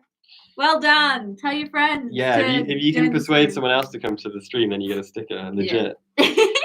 Post it on all your socials. Oh. Ooh. Oh. Okay, where was Yeah, that? you can take it. Should we post for photo opportunity so you can put it on your story? Okay, that's enough. At first, she resolved, but she found herself too children and suffered to take her own will, but forced her to obey their orders and commands, which she, being unwilling to do, left off from making a world that way, and began to frame one according to the Pythagoras' doctrine. But in the creation thereof, she was so puzzled with numbers. My dog is here too. Woof woof. That Message means... retracted. Oh, you can't hide from the stream. You can't hide from the truth. Oh, there's a lot of wax on your computer. Oh no. It won't harm it internally, right? All the stuff, the important stuff's down there, To right? your equipment. He walked away, so that's funny. I love how you had the honesty to retract your message after your dog walked away. Like, I can't mislead them. Yeah, that That's is really very sweet. honest. And began to frame one according to the Pythagoras' doctrine. But in the creation, Oh, I haven't turned the page. in the creation thereof, Yeah. she was so puzzled with numbers, how to order and compose the several parts, that she, having no Didn't skill, you abolish numbers earlier? she having no, this is the Duchess now. She, having no skill in arithmetic, was forced also to desist from the making of that world. Then she intended to create, so she's trying different worlds. Then she intended to create a world according to the opinion of Plato. Make a world according to the opinion of yourself, Margaret. That's my advice. The world according to Margaret. But she found more trouble and difficulty in that, than in the former, than in the two former. For the numerous ideas having no other motion but what was derived from her mind, whence they did flow and issue out, made it a far harder business to her to impart motion to them than puppet players have in giving motion to every single every several puppet. Puffle. Puffles, they were like club penguin. No, that was my reference. So, yeah. In so much that her patience was not able to endure the trouble which those ideas caused her, wherefore she annihilated also that world, and was resolved to make one according to the opinions of Epicurus. No, do one to the opinions of yourself, girl. Which she had no sooner begun. I think shushed on the stream. No, I went which. Oh, okay. I didn't go shit. Okay, carry on. I'm just aware that we've been reading for 5 hours and we're only just past halfway. Welcome to hour 5, baby. Which she had, so the opinion, world according to the opinion of Epicurus, Epicurus, which she had no sooner begun, but the infinite atoms made such a mist that it quite blinded the perception of her mind.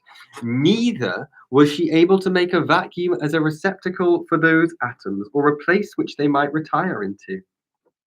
So that partly for the want of it, and of a good order and method, the confusion of those atoms produced such strange and monstrous figures. You okay? And he was a bit. As did more affright than delight her, and caused such a chaos in her mind as had almost dissolved it. At last, having with much ado cleansed and cleared her mind of these dusty and misty particles, she endeavoured to create a world according to Aristotle's opinion. No! It's behind you. But remembering that her mind, as most of the learned hold it, was immaterial, and that according to Aristotle's principle, out of nothing, nothing could be made. Oh. She was forced also to desist from that work, and then she fully resolved not to take any more patterns from the ancient philosophers, but to follow the opinions of the moderns. and to that end she endeavoured to make a world according to Descartes' opinion. But when she had made the ethereal globules and set them a-moving by a strong and lively imagination, her mind became so dizzy with their extraordinarily swift turning round that it almost put her into a swoon. Oh no. For her thoughts, by their constant tottering, did so stagger, as if they had been all drunk. Wherefore she dissolved that world and began to make another according to Hobbes's opinion. Do the world according to you, girl. But when all the parts of this imaginary world came to press and drive each other, they seemed like a contemporary of wolves. A company of wolves that worry sheep. Oh, Amy's off to bed. Or like so She looks many forward to dogs tuning that again in hunt the morning. after hares. She wakes up. Have a nice sleep, Amy. Dream dreams of Margaret Cavendish. Bye bye. Oh, there's 3 now. Who's here? Oh, make yourselves known. You've entered hour Or don't. 5. Or don't. Or don't. That's fine too. But you've entered hour 5. We'll probably do a recap soon, but we did one quite recently. So, you know, no, I'm just not going to do it. I'm not going to do it unless you really want one. What are you doing? I'm just checking Instagram. Do you want me to carry on? No, I'm good. You go. It seemed like a company of wolves that worry sheep, or like many dogs that hunt after hares. They were her thoughts spinning around her head, apparently. And when she found a reaction equal to those pressures, her mind was so squeezed together that her thoughts could neither move forward nor backward, which caused such a horrible pain in her head that although she had dissolved that world, yet she could not, without much difficulty, settle her mind and free it from the pain which those pressures and reactions had caused her. Makes sense, girl. Go on. Oh, right. At last, when the Duchess saw that no patterns would do her any good in the framing of her world, she resolved to make a world of her own invention. Yes, guys. Yay! And this world was composed of sensitive and rational self-moving matter. Indeed, it was composed only of the rational, which is the subtlest and purest degree of matter. For as the sensitive did move and act both to the perceptions and consistency of the body, so this degree of the matter at the same point. For though degrees are mixed, yet the several parts may move several ways at one time.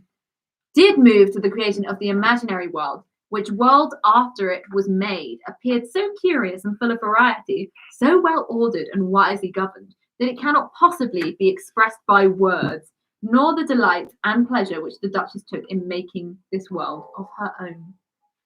In the meantime, the Empress was also making and dissolving several worlds in her own mind. It's so ridiculous.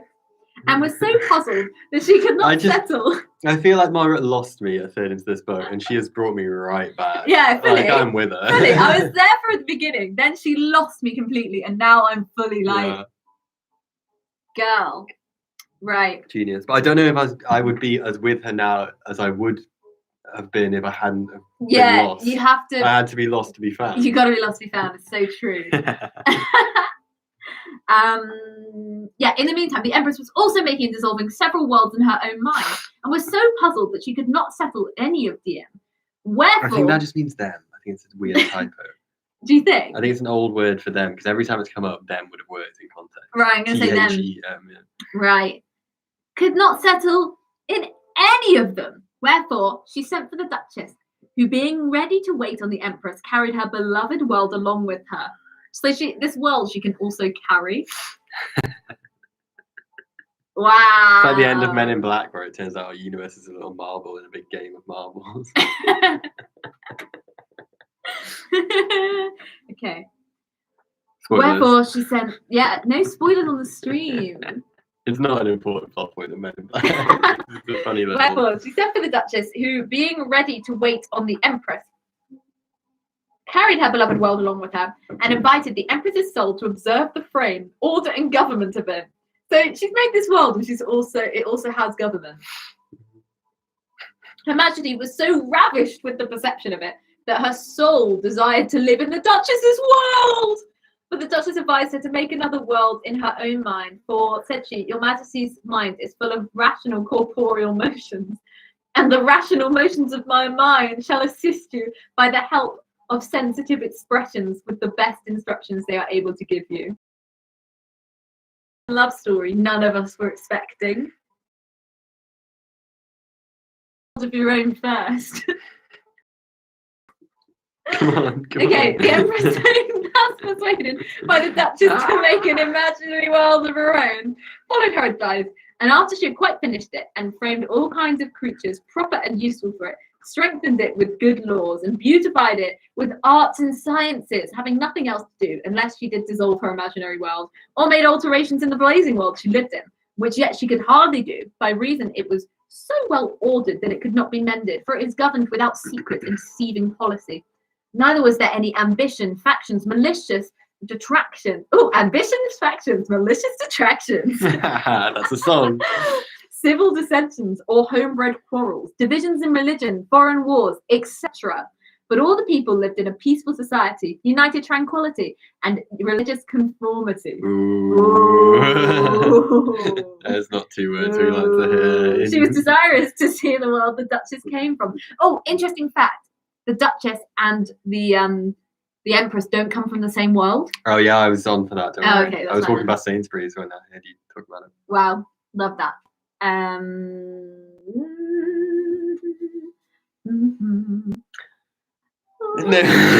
No distractions. Neither was there any ambition, factions, malicious attractions. She was desirous to see the world the Duchess came from and observe therein the several sovereign governments, laws and customs of several nations. The Duchess used all the means she could to divert her from their journey, telling her that the world she came from was very much disturbed with factions, divisions, and wars. The Empress would not be persuaded from her design, unless the Emperor or any of his subjects would know of her travel and obstruct her design. She sent for some of the spirits she had formerly conversed withal, and inquired whether none of them could supply the place of her soul in her body at such a time, when she had gone to travel into another world. They answered yes, they could, but not only one, said they. Oh my goodness, they could have put the Duchess's soul within the Empress, because apparently you can live within like your like soulmate's body and their soulmates. Oh my god. Where on the page are we, by the way? Like here. Cool, carry on. Oh wait, no. Here. They answered yes, they could, but not only one, said they, but many spirits may enter your body if you please. The Empress replied. The Empress replied she desired but one spirit to be viceroy of her body. Viceroy. Viceroy. Her body in the absence of a soul, but it must be an honest and ingenious spirit, and if it was possible, a female spirit. This is a lesbian love story, and no one can tell me otherwise. The spirits told her that there was no difference of sexes amongst them, but said they, we will choose you an honest and ingenious soul. I like that, because it implies that women are all honest and ingenious. Yeah. Which is, true. And such a one as shall so resemble your soul, that neither the Emperor nor any of his subjects, although the most divine, shall know whether it be your own soul or not.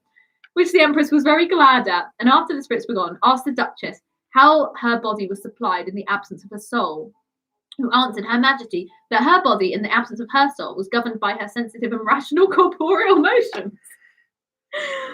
Thus those two female souls travelled together as lightly as two thoughts into the Duchess, her native world, and which is remarkable, in a moment viewed all the parts in it, and all the actions of all the creatures therein.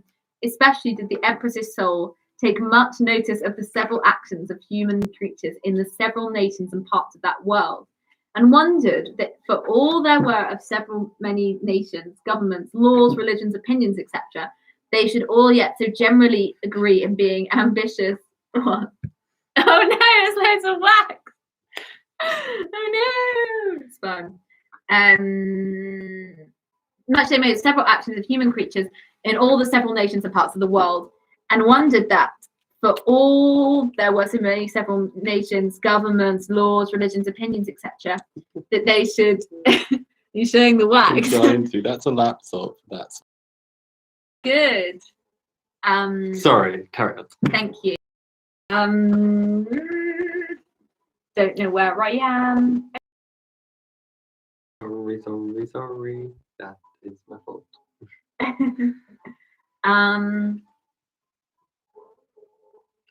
Does those two female souls travel together as lightly as two thoughts into the Oh, it's so nice, isn't it? Oh, No.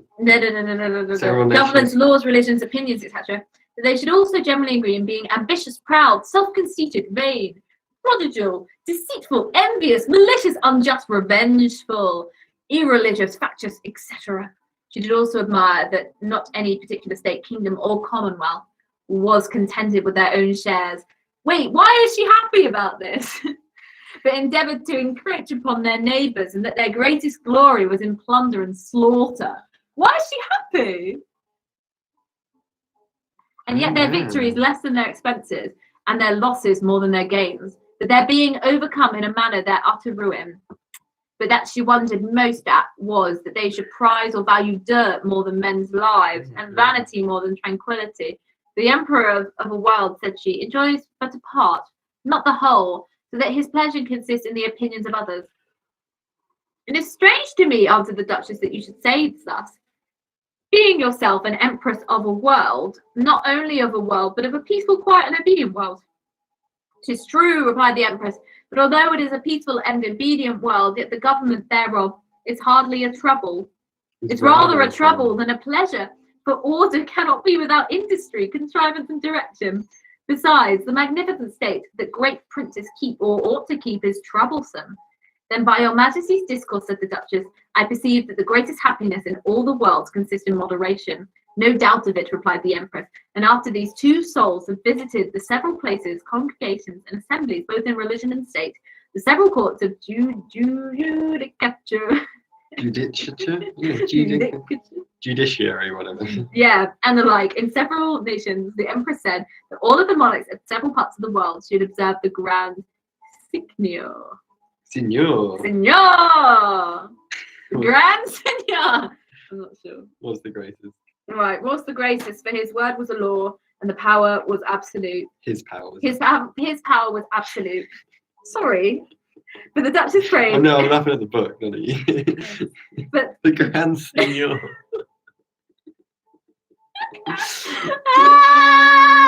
Carry on. But the Duchess prayed the Empress to pardon her.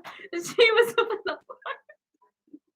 Said she, he cannot alter man's law and religion.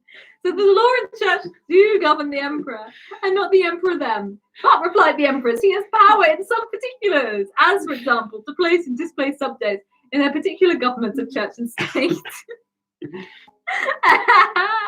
And having that, he is to command both church and state, and no one dares oppose him. 'Tis true, said the Duchess, but if it pleases your Majesty, we will go into that part of the world whence I came to wait on your Majesty, where you shall see as a powerful monarch as the Grand Signor.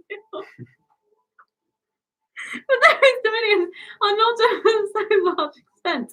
They are much stronger. His laws are easy and safe, and he governs so justly and wisely that his subjects are the happiest people of all nations or parts of the world. This monarch, said the Empress, I have a great mind to see. Then they both went, and in a short time arrived in his dominions. But coming into the metropolitan city, the Empress's soul observed many gallants go into a house, and inquired of the Duchess's soul, what house was that? She told her it was one of the theatres, where the comedies and tragedies were acted. The Empress asked whether they were real. No, said the Duchess, they are feigned. Then the Empress desired to enter into the theatre, and when she had seen the play that was acted, the Duchess asked her how she liked that recreation. I like it very well, said the Empress, but I observed that the actors make a better show than the spectators, and the scenes are better than the actors, and the music and dancing is more pleasant and acceptable than the play itself. That's like every musical. Oh, this is great. For I see the scenes stand for wit, the dancing for humour, and the music is the chorus. I am sorry, replied the Duchess, to hear your Majesty say so. For if the wits of this part of the world should hear you, they would condemn you. What, said the Empress, would they condemn me? For preferring a natural face before a signpost, or a natural humour before an artificial dance, or music before a true and profitable relation? As for relation, replied the Duchess, our poets divide and condemn it into a chimney corner, fitter for old women's tales and theatres. Why, said the Empress, do your poets' action comply with their judgments. For their plays are composed of old stories, either of Greek or Roman, or Why some do new... not your poet's actions comply with their judgment? Sorry. No, I was confused. That's good. Why do not their your poet's actions- actions comply with their judgments? Don't match their judgment. For their plays are composed of old stories, either of Greek or Roman, or some newfound world. The Duchess answered Her Majesty that it was true that most of their plays were taken out of old stories, but yet they had new actions. Wow, she's making a big comment on adaptation here. Great. We're joined to old stories together with the addition of new prologues, scenes, music, and dancing, made new plays. Wow, great. After this, both the souls went to the court, where all the royal family was together, attended by the chief of the nobles of the dominions, which made a very magnificent show. And when the soul... Magnificent. Classic. And when the soul of the empress viewed the king and queen, she seemed to be in a maze, which the duchess's soul perceiving asked the empress how she liked the king. The queen. and all the royal race. She answered that in all the monarchs she had seen in the world, she had not found so much majesty and affability mixed so exactly together, that none did overshadow or eclipse the other. And as for the queen, she said that virtue sat triumphant in her face, and piety was dwelling in her heart, and that all the royal family seemed to be endued with a divine splendor. But when she had heard the king's discourse, she believed that Mercury and Apollo had been his celestial instructors, and my dear lord and husband, added the Duchess, has been his earthly governor. But after some short stay in the court, the Duchess's soul grew very melancholy. The Empress asking the cause of her sadness. Everyone grows very sad suddenly, and then they go, "Why are you sad?" And then they say, and they're happy she again. told her that she had an extreme desire to converse with the soul of her noble lord and dear husband, and that she was impatient of a longer stay. No, you don't need your husband. You've got the Empress now. The Empress desired the Duchess to have but patience so long until the king, the queen, the royal family retired, and to bear her company to her lord and her husband's soul, who at the time lived in the country some 112 miles off. Which she did. And thus these two souls went towards those parts of the kingdom where the Duke of Newcastle was. Dun, dun, dun. Do you want to carry on? Yeah. This is a great start to a paragraph. But one thing I forgot all this while, Oh, God. which is that although thoughts are the natural language of souls, yet by reason souls cannot travel without vehicles, they use such language as the nature and propriety of their vehicles require, and the vehicles of those two souls being made of the purest and finest sort of air and of a human shape. This purity and fit and fineness was the cause that they could neither be seen nor heard by any human creature, whereas had they been of some grosser sort of air, the sound of that air's language would have been as perceptible as the blowing of Zephyrus. I don't know. And now to return to my former story. When the Empress's and Duchess's souls were travelling into Nottinghamshire, for that was the place where the Duke did reside, Of course. passing through the forest of Sherwood, the Empress's soul was very much delighted with it, as being a dry, plain, and woody place, very pleasant to travel in both in winter and in summer. For it is neither much dirty nor dusty at no time. At last they arrived in Welbeck, a house where the Duke dwelled, surrounded all with wood, so close and full that the Empress took great pleasure and delight therein, and told the Duchess that she never had observed more wood in so little a compass in any part of the kingdom she had passed through. The truth is, she said, there seems to be more wood on the seas, she meaning the ships, than on the land. The Duchess told her the reason was that there had been a long civil war. Oops, apologies. I've skipped a page. Oh, no. That there had been a long civil war in that kingdom, in which most of the best timber trees and principal palaces were ruined and destroyed. And my dear lord and husband, said she, had lost by it half his woods, besides many houses, land, and movable goods, so that all the loss out of this particular estate did amount to above £500,000. Okay. I wish, said the Empress, he had some of the gold that is in the blazing world to prepare his losses. So sorry, are we back in the real world? No, we're in We're in our world, the Duchess's world. The real world. Yeah, the real world. I love how it's like, we're in the real world, and you're like, no, we're in our world. We're in our world, the Duchess's world. The Duchess most humbly thanked her Imperial Majesty for her kind wishes, but said she, wishes will not repair his wounds. However, God has given my noble lord and husband great patience by which he bears all his losses and misfortunes. At last, they entered into the Duke's house. Oh, thank goodness! An habitation not so magnificent as useful. And when the Empress saw it, has the Duke, said she, no other house but this? Yes, answered the Duchess. Some 5 miles from this place he has a very little castle called Bolsover. Of course, he has a little castle as well. That place then, said the Empress, I desire to see. Alas, oh, it says fine castle, not little castle, sorry. Alas, replied the Duchess, it is but a naked house, and unclothed of all furniture. However, said the Empress, I may see the manner of its structure and building. That you may, replied the Duchess.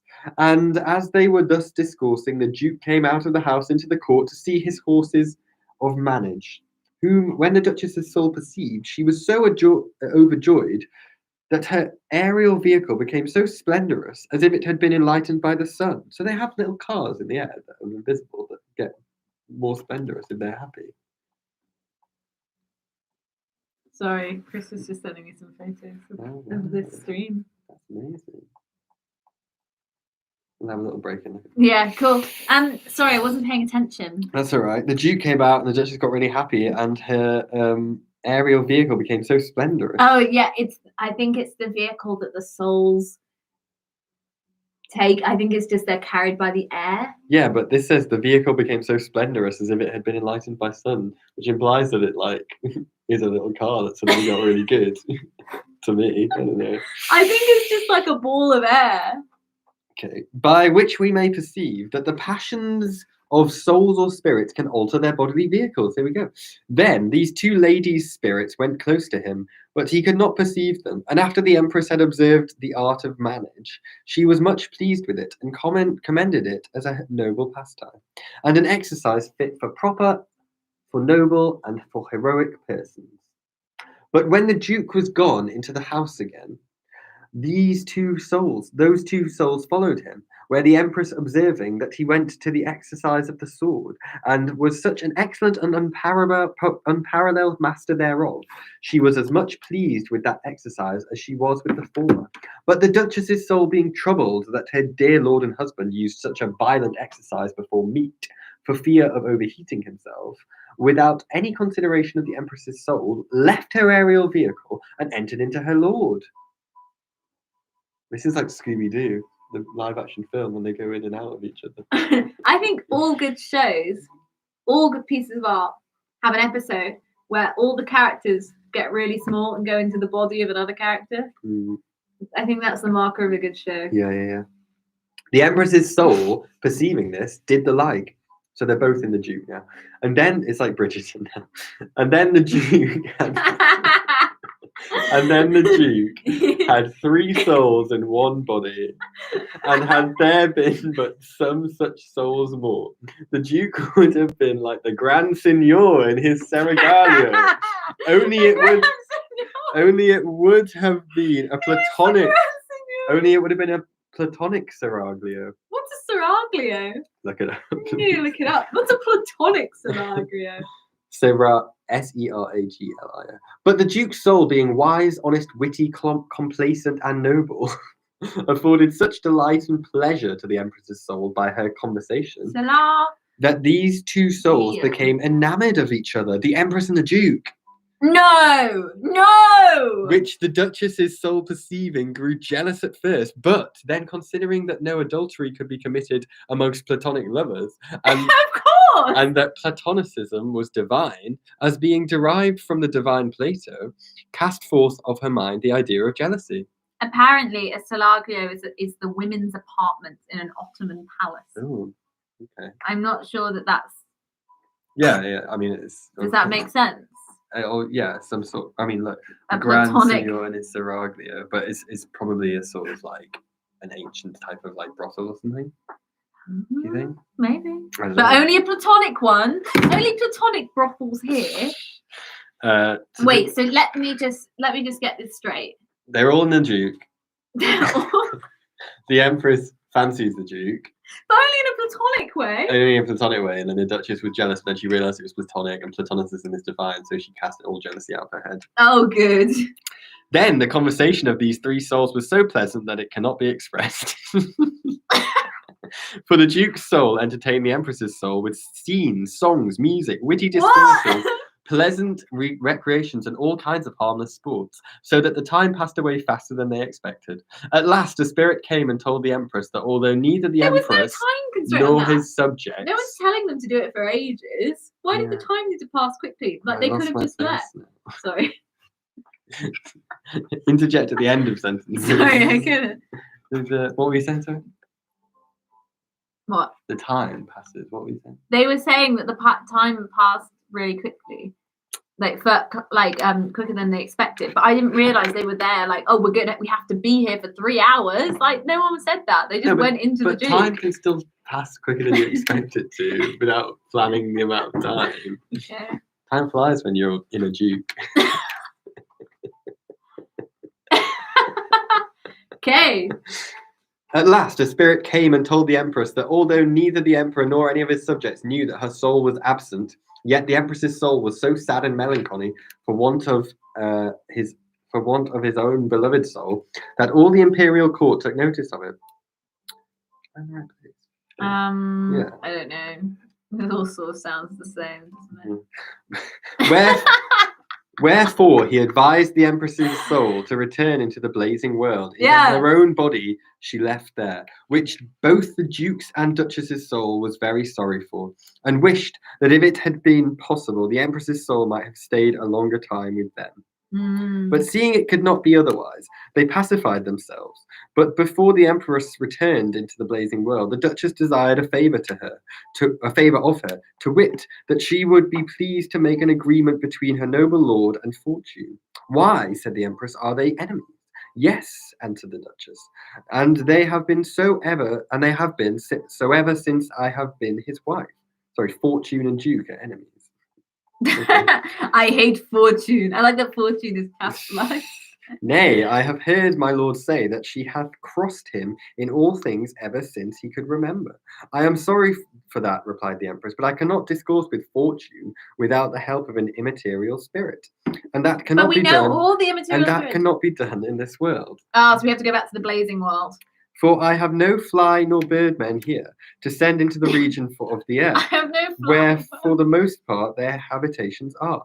The Duchess said she would entreat her lord to send an attorney or lawyer to plead his cause. Fortune will bribe them, replied the Empress, and so the Duke may chance to be cast. Wherever the best way will be for the Duke to choose a friend on his side, and let Fortune choose another, and try whether by this means it be possible to compose the difference. The Duchess said that they will never come to an agreement unless there be a judge or umpire to decide the case. A judge, replied the Empress, is easy to be had, but to get an impartial judge is a thing so difficult that I doubt we shall hardly find one. For there is none to be had, neither in nature nor in hell, but only from heaven, and how get such a divine and celestial judge I cannot tell. Nevertheless, if you will go along with me to the blazing world, I'll try what may be done. 'Tis my duty, said the Duchess, to wait on your Majesty, and I shall but most willingly do it, for I have no other interest to consider. Then the Duchess spake to the Duke concerning the difference between him and Fortune, and how it was her desire that they might be friends. The Duke answered that for his part he had always with great industry sought her friendship, but as yet he could never obtain it, for she had always been his enemy. However, said he, I'll try and send my two friends, Prudence and Honesty, to plead my cause. I love that these are characters there.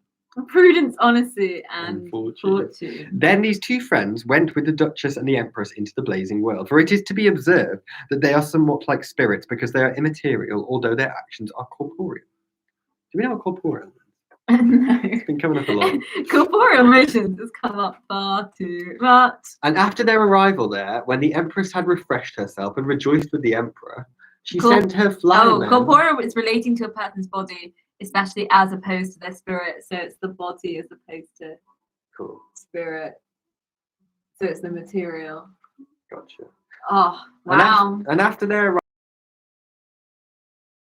her flymen for some to compose the difference between Fortune and the Duke of Newcastle. But they told Her Majesty that Fortune was so inconsistent that although she would perhaps, yet it was 1,000 to 1, but she would never have the patience to do it. Nevertheless, upon Her Majesty's request, they tried their utmost, and at last prevailed with Fortune so far, that she chose folly and rashness for her friends, but they could not agree in choosing a judge, until at last, with much ado, they concluded that truth should hear and decide the cause. Thus all prepared, and the time appointed, both the Empress's and Duchess's souls went to hear them plead, and when all the immaterial company was met, Fortune, standing upon a golden globe, made this following speech. Do you want to be Fortune? I'll be Fortune. So it's turned into a sort of like, have you ever seen A Matter of Life and Death? I've only Not A Matter of Loaf. I've only seen A Matter of Loaf and Death. Very different. A Matter of Life and Death is like, there's a big court in heaven. It's like that now. I guess it's this. Oh God, my throat's beginning to go. Oh no, we've still got quite a lot of the book. Right, this is Fortune's defense, Right. I think. Noble friends, we are met here to hear a cause pleaded concerning the difference between the Duke of Newcastle and myself. And though I am willing, upon the persuasions of the ambassadors of the Empress, the immaterial spirits to yield to it, yet it has been fit. The Duke's soul should be present also to speak for herself. But since she is not here, I shall declare myself to his wife and his friends, and also to my friends, especially the Empress, to whom I shall chiefly direct my speech. Do you think those pronouns are a typo, or is the Duke also a woman? I don't know. I'm confused. Oh well. First, I desire your Imperial Majesty may know that this Duke who complains or exclaims so much against me hath always been my enemy, for he has preferred honesty and prudence before me, and slighted all my favours. Nay, not only thus, but he did fight against me, and preferred his innocence before my power. His friends' honesty and prudence, said he most scornfully, are more to be regarded than inconstant Fortune, who is only a friend to fools and knaves, for which I neglect and scorn. Whether I have not just reason to be his enemy, your Majesty may judge yourself. I messed up and I'm on the end of the book. After Fortune, I think. Oh no, you're on. No, you're fine. We're actually quite near the end. Are we actually? Yeah, I think it ends at 90. Oh my goodness, we're on 87. If you're still here, you better stay because we're almost near the end. Whoever you are. Whoever you are, make yourself known and let us know if you've enjoyed the Blazing World so far. Or don't. It's a safe space. Yeah, you do what you do. You do you, Bestie. Right. Sorry, I missed the very end of that speech because I got confused. I wanted you to read that line so I But could what start was again. the rest of this? What was the rest of that speech? What were they saying? His friends' honesty and prudence, said he most scornfully, are more to be regarded than inconstant Fortune, who is only a friend to fools and knaves, for which neglect and scorn, whether I have not just reason to be his enemy, your Majesty may judge yourself. After Fortune had thus ended her speech, the Duchess's soul rose from her seat and spake to the immaterial assembly in this manner. So now I'm the Duchess. Noble friends, I think it fit by your leave to answer Lady Fortune in the behalf of my noble lord and husband, since he is not here himself, and since you have heard her complaint discerning the choice my lord made of his friends, and the neglect and disrespect he seemed to cast upon her.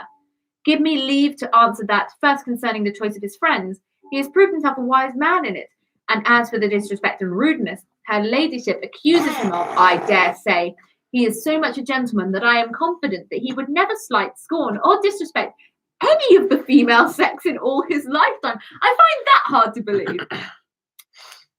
But was such a servant and champion for them that he ventured life and estate in their service. But being of an honest as well as an honourable nature, he could not trust Fortune with that he preferred above his life, which was his reputation. By reason Fortune did not side with those that were honest and honourable, but renounced them. And since he could not be of both sides, he chose of that which was agreeable both to his conscience, nature, and education, for which Fortune did not only declare herself his open enemy, but fought with him in several battles, nay, many times hand to hand at last, she being a powerful princess, and as some believe a deity, overcame him and cast him into banishment, where she kept him in great misery, ruined his estate, and took away from him most of his friends. Nay, even when she favoured many that were against her, she still frowned on him.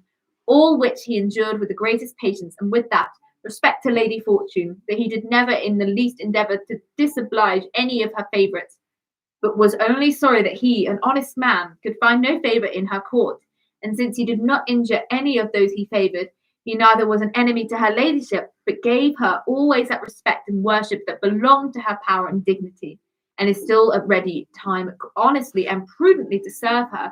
He only begs her ladyship would be his friend for the future, as she hath been his enemy in times past. So does her husband have a gambling problem? Is that what this is saying? I'm very confused. I think her husband has had a gambling problem his whole life. But he's very honest and Was she not actually- sexist. Well, she was married, but do you think this is actually about him? I think it might be. As soon as the Duchess's speech was ended, folly and rashness started up, and both spake so thick and fast at once that not only the assembly, but themselves were not able to understand each other. It's funny. I'm going to read that again.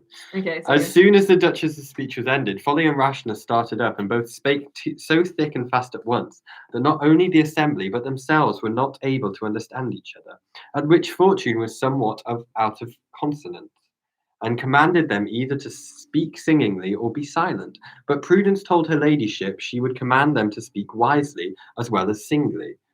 You know what's going on? Yes. Otherwise... As much as I have the rest of the time, yeah. Otherwise, said she, it were best for them not to speak at all, which Fortune resented very ill, and told Prudence she was too bold, and then commanded Folly to declare what she would have made known. But her speech was so foolish, mixed, and with such nonsense, that none knew what to make of it. Besides, it was so tedious that Fortune bid her to be silent, and commanded Rashness to speak for her, who began after this manner. Great Fortune! The Duchess of Newcastle has proved herself, according to report, a very proud and ambitious lady in presuming to answer you her own self in this noble assembly without your command, in a speech wherein she did not only contradict you, but preferred honesty and prudence before you, saying that her lord was ready to serve you, honestly and prudently, which presumption is beyond all pardon. And if you allow honesty and prudence to be above you, none will admire, worship, or serve you, but you, that's so weird. It's you and then comma. Ignore it, I think, but you default. Divorced to serve you. That's definitely just a typo, isn't it? Mm. Divorced to serve yourself and will be despised, neglected, and scorned by all. And from a deity become a miserable, dirty, begging mortal in a churchyard porch or nobleman's yard. Gate. No, I said yard. Churchyard, that's why I said yard. Wherefore, to present such disasters, fling as many misfortunes and neglects on the Duke and Duchess of Newcastle and their two friends as your power is able to do. Otherwise, prudence and honesty will be the chief and only moral deities of mortals. What? Cool. Rashness, having thus ended her speech, Prudence rose and declared herself in this We're manner. getting speeches from all of them, aren't we? Prudence. Beautiful truth, great fortune, and the rest of my noble friends. I am come a great and long journey in the behalf of my dear friend, the Duke of Newcastle, not to make any more wounds, but, if it be possible, to heal those that are made already. Neither do I presume to be a deity, but my only request is that you would be pleased to accept my offering, I being a humble and devout supplicant. And since no offering is more acceptable to the gods than the offering of peace, in order to that, I desire to make an agreement between Fortune and the Duke of Newcastle. Thus she spake, and as she was going on, up started Honesty, for she has not always so much discretion as she ought to have, and interrupted Prudence. I came not here, said she, to hear Fortune flattered, but to hear the cause decided between Fortune and the Duke. Neither came I hither to speak rhetorically and eloquently, but to propound the case plainly and truly. And I'll have you know that the Duke, whose cause we argue, was and is my foster son. Big reveal. For I, Honesty, bred him from his childhood, and made a perpetual friendship betwixt him and gratitude, charity and generosity, and put him to the school to Prudence, who taught him wisdom and informed him in the rules of temperance, patience, justice, and the like. And then I put him into the University of Honor, where he learned all honorable qualities, arts, and sciences. Afterward, I sent him to travel through the world of actions and made observation his governor. And in those travels, he contracted a friendship with experience, all which made him fit for heaven's blessings, fortune's favors, but she, hating all those who have merit and desert, became desert, not dessert. No, maybe it's dessert. Where? Like desertion, not dessert. And dessert became his aim. Yeah. Yeah, dessert. And became his inveritable enemy, doing him all this chief she could, until the God of justice opposed Fortune's malice and passed him out of those ruins she had cast upon him. For this God's favourites were the Duke's champions. Wherefore, to be an enemy to him were to be an enemy to the God of justice. In short, the true cause of Fortune's malice to this Duke is that he would never flatter her. But I, honesty, did command him not to do it, or else he would be forced to follow all her inconstant ways and obey all her unjust commands, which would cause a great reproach to him. But on the other side, Prudence advised him not to despise Fortune's favours, for that would be an obstruction and hindrance to his worth and merit, and he to obey both her advice and counsels did neither flatter nor despise her, but was always humble and respectful to her, so jar as honesty and conscience would permit, all which I refer to truth's judgment and expect her final sentence. Fortune, hearing thus honesty's plain speech, very plain, It was so plain, thought it very rude and would not hearken to truth's judgment, but went away in a passion, at which both the Empress and Duchess were extremely troubled, that their endeavours should have no better effect. But honesty chid the Duchess, don't know what chid means, and said she was to be punished for desiring so much Fortune's favours. For it appears, said she, that you mistrust the God's blessing. At which the Duchess wept, answering honesty that she did not neither mistrust God's blessing nor rely upon Fortune's favours, but desired only that her lord may have no potent enemy. The Empress, being much troubled to see her weep, told honesty in anger she wanted the discretion of Prudence. For though you are commendable, said she, yet you are apt to commit many indiscreet actions unless Prudence be your guide. At which reproof Prudence smiled, and honesty was somewhat of a countenance. But they soon became very good friends, and after the Duchess's soul had stayed some time with the Empress in the blazing world, she begged leave of her to return to her lord and husband, which the Empress granted her, upon condition she should come and visit her as often as conveniently she could, promising that she would do the same to the Duchess. That's nice. Did you want me to continue? Thus, the Duchess's soul, after she had taken leave of the Empress, was also of the spirit, who with great civility promised her that they would endeavour in time to make peace and agreement between Fortune and the Duke. Returned with Prudence and honesty into their own world, when she was just upon their departure, the Empress sent to her and desired that she might yet have some little conference with her before she went, which the Duchess most willingly granted her Majesty. And when she came to wait on her, the Empress told the Justed that being her dear platonic friend, I want you to know that platonic has a capital letter, meaning it's a joke, platonic friend of whose just and impartial judgment she had always a very great esteem, could not forbear before she went from her to ask her advice concerning the government of the blazing world. For said she, although this world was very well and wisely ordered and governed at first when I came to be the Empress thereof, yet the nature of women, being much delighted with change and variety, after I had received an absolute power from the Emperor, did somewhat alter the form of government from what I found it. But now perceiving the world is not so quiet as it was at first, I am much troubled at it, especially as there are such contentions and divisions between the worm, bear, and flymen, the ape men, the satyrs, the spider men, and all others of such sorts, that I feel they'll break out into an open rebellion and cause a great disorder and the ruin of government. And therefore I desire your advice and assistance. How may I order it to best advantage, so that this world may be rendered peaceable, quiet, and happy as it was before? I told you that would be the central conflict. Yeah, it turns out it was. Whereon the Duchess answered, that since she heard by her imperial majesty how well and happily the world had been governed when she first came to be empress thereof, she would advise her majesty to introduce the same form of government again, which had been there before. That is, to have but one sovereign, one religion, one law, and one language, so that all the world might be one united family, without divisions, nay, like God and his blessed saints and angels. It's as easy as that. Otherwise, said she, it may in time prove as unhappy, nay, as miserable a world as it is which I came, wherein there are more sovereigns than worlds, and more pretended governors than governments, more religions than gods, and more opinions in those religions than truth, more laws than rights, and more bribes than justice, more police than necessities, and more fears than dangers, more covetousness than riches, more ambitions than merits, more services than rewards, more languages than wit, more controversy than knowledge, more reports than noble actions, and more gifts by partiality than according to merit, all which, she said, is a great misery, nay, a curse, which your blessed blazing world never knew, nor 'tis probable will never know of, unless your imperial majesty alter the government thereof, from what it was when you began to govern it. And since your majesty complained much of the factions of the bear, fish, fly, ape, and wormmen, the satyrs, spidermen, and the like, and of the perpetual disputes and quarrels, I would advise your majesty to dissolve all their societies, for it is better to be without their intelligences than to have an unquiet and disorderly government.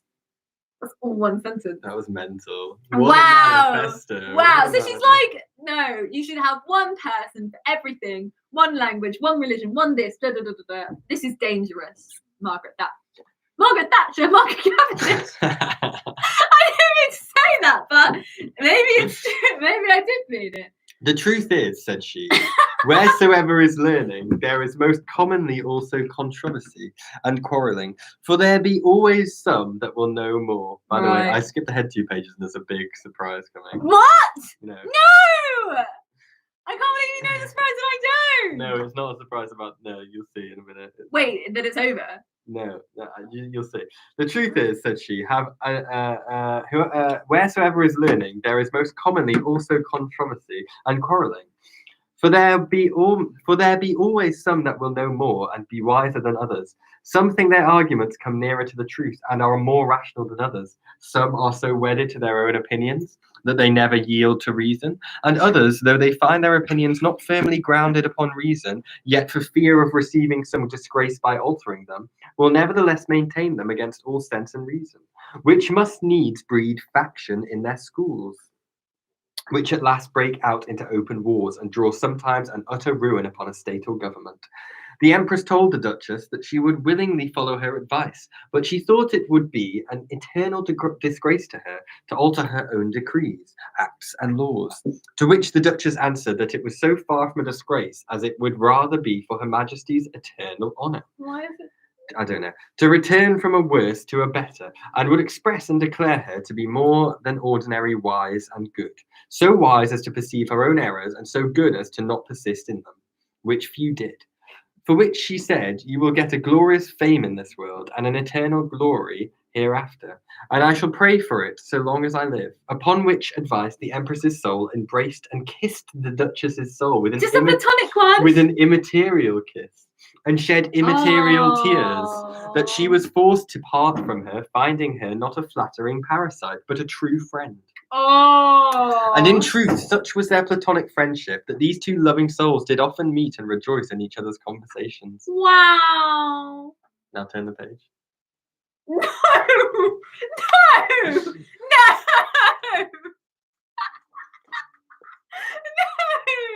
Oh my goodness, that can't be true!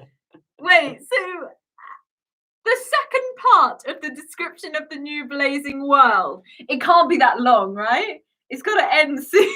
I'm going through it's at least 1,000 pages. No, I thought you said it ended at 90%. I thought it did. I'm really confused. Oh, God. Well, it did end at 90% and the second part started. No.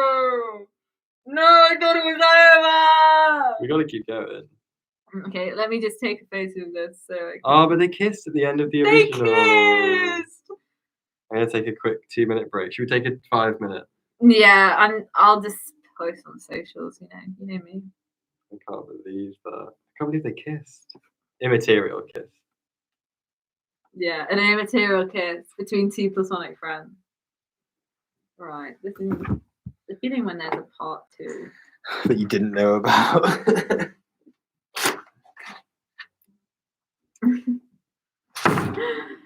Hello, viewers. How's it going? Hope you're well. Here we are at the end of part 1. Hope you've enjoyed part 1 so far. You know, just vibing here, just having fun. Reading The Blazing World by Margaret Cavendish. Yes, let us know if you've enjoyed part 1. Let us know if you're excited for part 2. I hope that part 2 isn't that long. But what can you do? What can you do? What can you do? Sometimes books are longer than you think they're going to be. And that's okay. That's okay, you know. Maybe this will never end. You know, maybe it will never end. I guess that's it's something we'll have to deal with, you know. It's something that we'll have to get to grips with. Mm-hmm. Yeah, just here posting on the socials. Just posting on the socials about the old stream. The old stream. The old stream. Mm-hmm.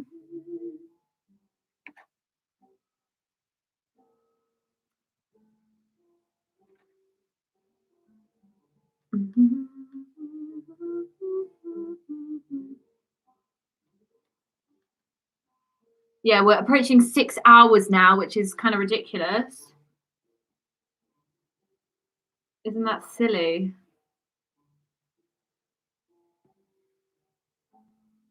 I think it's very silly of us, but you know, sometimes silliness is a good thing. Actually, most of the time, to be honest. Most of the time. So yeah, get your friends to join us on the older stream. We're having fun. We hope you're having fun too. I'll do a recap in a minute. I'm just doing all the old posting because you know you got to do it. You got to do it. You just got to do it. You got to do it for the art. Got to do it. Got to do it. Yeah. So we've just discovered there's a part 2. The Duchess and the Empress have just had an immaterial platonic kiss, which is as platonic as something not platonic. We're approaching 6 hours now, which is kind of hilarious. Approaching 6 hours. Obviously, this link has only been going for 4 hours, but that's because we lost internet and it stopped our first stream, which is kind of funny. So it'll be like part 1, an hour and a half, part 2. Who knows? Who knows how long this is going to take? Who knows? But what can you do? What can you do? What can you do? What can you do? What can you do? So yeah, just here, vibing, just here having fun. I can't believe there's a part 2. It's actually so stupid. So yeah. If you missed any of the stream, we're reading Margaret Cavendish's The Blazing World, and it is a forerunner to sci-fi by a woman, and it was written in 1666. This woman has actually written herself into the novel. So the Duchess of Newcastle is Margaret Cavendish, and she is actually in the novel. And she has created several worlds in this novel herself, and also destroyed several worlds. And yeah, we've just left part 2. Part 2 left us with the Empress of the Blazing World asking the Duchess from our world whether she'd ruined the government of her world and what she should do now. The answer was put it back to normal. Hello. Yeah. Just playing with the wax while we recap. All the candles still going. All the candles are fine, apart from this one, which is not a candle anymore. I can't wait to clean up all this wax. I know. I don't know. Well, I guess we just wait for it to dry and then peel it off. You know, it's quite waxy. Gotta have a clean recording studio for tomorrow. Yeah. So we're going to be recording some more musical tomorrow. If you fancy coming to our open rehearsal, you can on Saturday.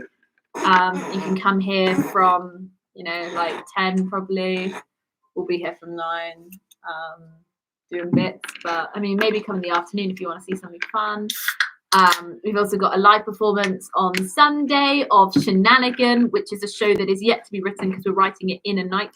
If you want to contribute to Shenanigan, look out for the Pinchley Theatre socials because we'll be doing a call out for people to come and talk to us while we're writing it and give us ideas to make the best show ever. That is our only goal, is to make the best show ever.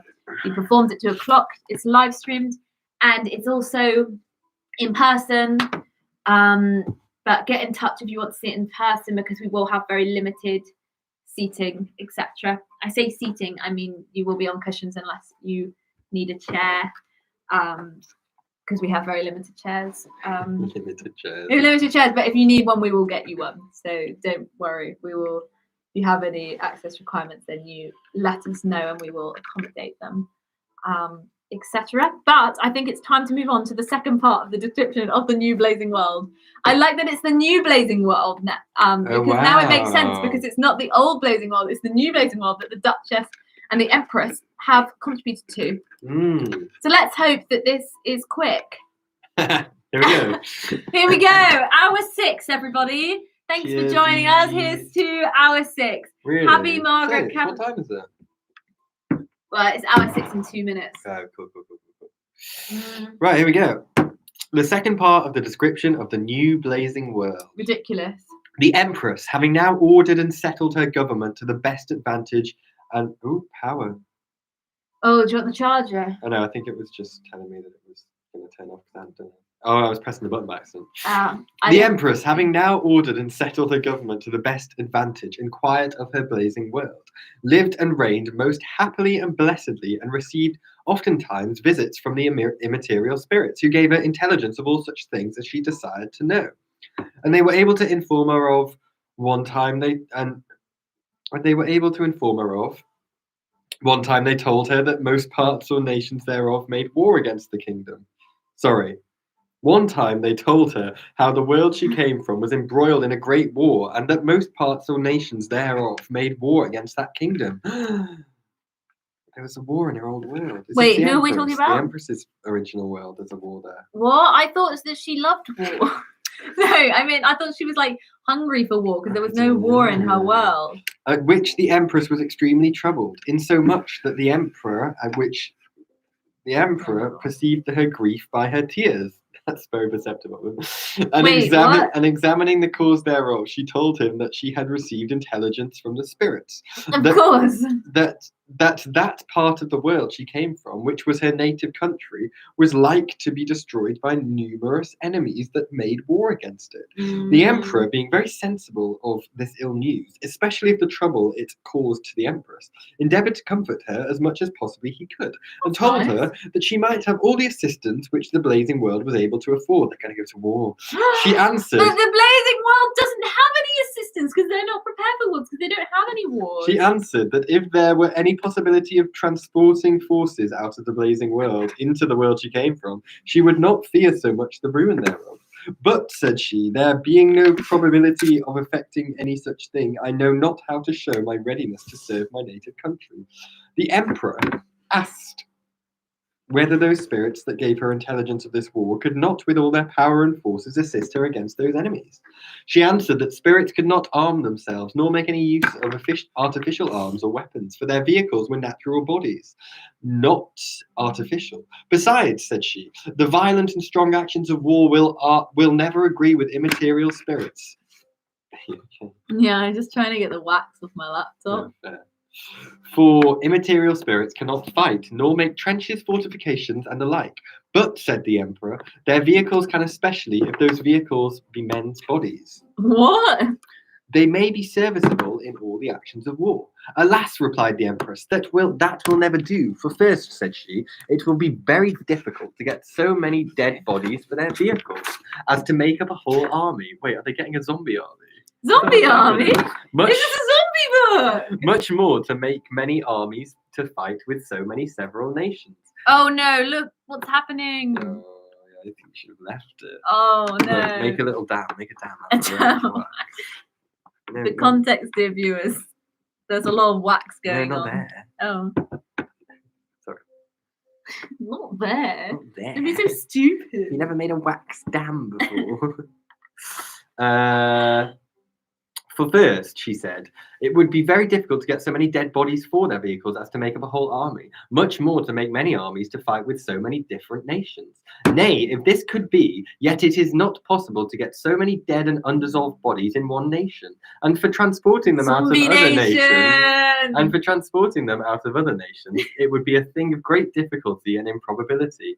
But put the case, she said, all these difficulties could be overcome. Yet there is one obstruction or hindrance which can no ways be avoided. For although those dead and undissolved bodies did all the in 1 minute of time, yet before they could rendezvous and be put into a posture of war to make a great and formidable army, they would sink and dissolve. Stink and dissolve. Stink and dissolve! Cease and desist. Stink and dissolve. And when they came to fight, they would moulder into dust and ashes, and so leave the purer immaterial spirits naked. Nay, were it also possible that these dead bodies could be preserved from stinking and dissolving, yet the souls of such bodies would not suffer immaterial spirits to rule and order them, but they would enter and govern them themselves, as being the right owners thereof, which would produce a war between those immaterial souls and the immaterial spirits in the material bodies. So sorry, the immaterial spirits that are helping her, giving her knowledge, can take over dead bodies, but she's saying the souls of those dead bodies would try and get back in the bodies as well, and there'd be a fight in the bodies. I think that's what she's saying. Margaret! You've really come through. What is she like? All so which would hinder them from doing any service in the actions of war against the enemies of my native country. You speak reason, said the emperor. Yeah, this is all reason. And I wish with all my soul I could advise you any manner or way that you might be able to assist it. But you having told me of your dear platonic friend, the Duchess of Newcastle, The dear platonic friend! and of her good and profitable counsels, I would desire you to send for her soul and confer with her about this Yeah, business. you should definitely send for Margaret Cavendish's soul. You carry on. The Empress was very glad of this motion of the Emperor and immediately sent for the soul of the said Duchess, which in a minute waited on Her Majesty. Then the Empress declared to her her grievance and sadness of her mind, and how she was troubled and afflicted at the news brought her by the immaterial spirits, desiring the Duchess, if possible, to assist her with the best counsel she could, that she might show the greatness of her love and affection, which she bore to her native country. Whereupon the Duchess promised Her Majesty to do what lay in her power, and since it was a business of great importance, she desired some time to consider of it, for, said she, great affairs require deep considerations, which the Empress willingly allowed her. And after the Duchess had considered some little time, she desired the Empress to send some of her sirens or mere men, see what passages they could find out of the blazing world into the world she came from. For, said she, if there be a passage, said she, if there be a passage for a ship to come out of that world into this, there certainly may also a ship pass through the same passage out of this world into that.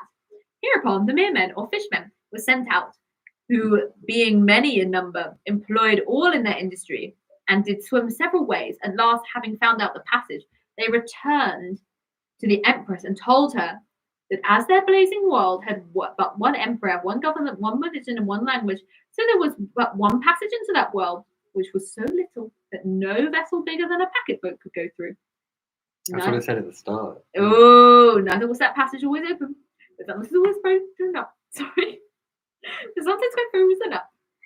At which relation both the Empress and the Duchess seemed somewhat troubled, fearing that this would perhaps be a hindrance or obstruction to their design.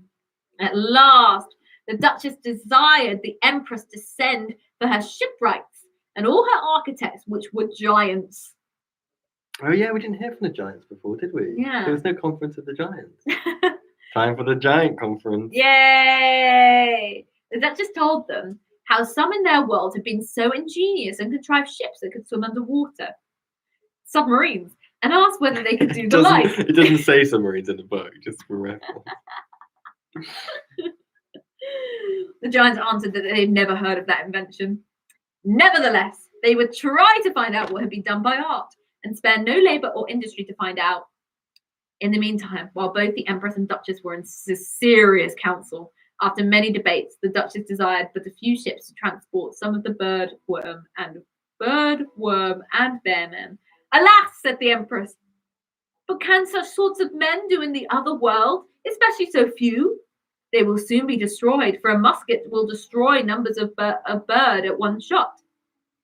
The Duchess said, I desire your majesty will have but a little patience and rely on my advice, and you shall not fail to save your own native country, and in a manner become mistress of all that world you came from.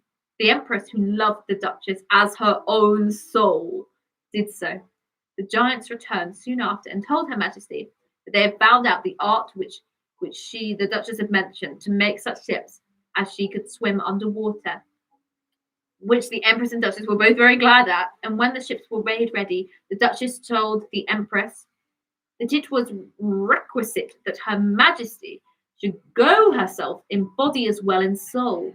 But I, said she, can only wait on your Majesty after a spiritual manner, that is, with my soul. Your soul, said the Empress, shall live with my soul in my body, but I shall only desire your counsel and advice. Then said the Duchess, your Majesty must command a great number of your fishermen to wait on your ships. For you know that your ships are not made for cannons, and therefore no way serviceable in war, but through the help of your engines they can drive on, and your fishermen may, by the helps of chain or rope, draw them which way they will, to make them go on or fly back, yet not as to fight. And through your ships be of gold, and cannot be shot through, but only bruised and battered, yet the energy will be assault and enter them, and take them as prizes, wherefore your fishermen must do you service instead of cannons. But how, said the Empress, can the fishermen do me service against an enemy without cannons and all sorts of arms? That is the reason, answered the Duchess, that I would have numbers of fishermen, for they shall destroy all your enemy's ships before they can come near you. The Empress asked in what manner that could be. Thus answered the Duchess, your Majesty must send a number of worm men to the burning mountains, for you have a good store of them in the blazing world, which must get a great quantity of firestone, whose property you know, that it burns so long as it is wet, and the ships in the other world being all made of wood, they may by means set them on fire.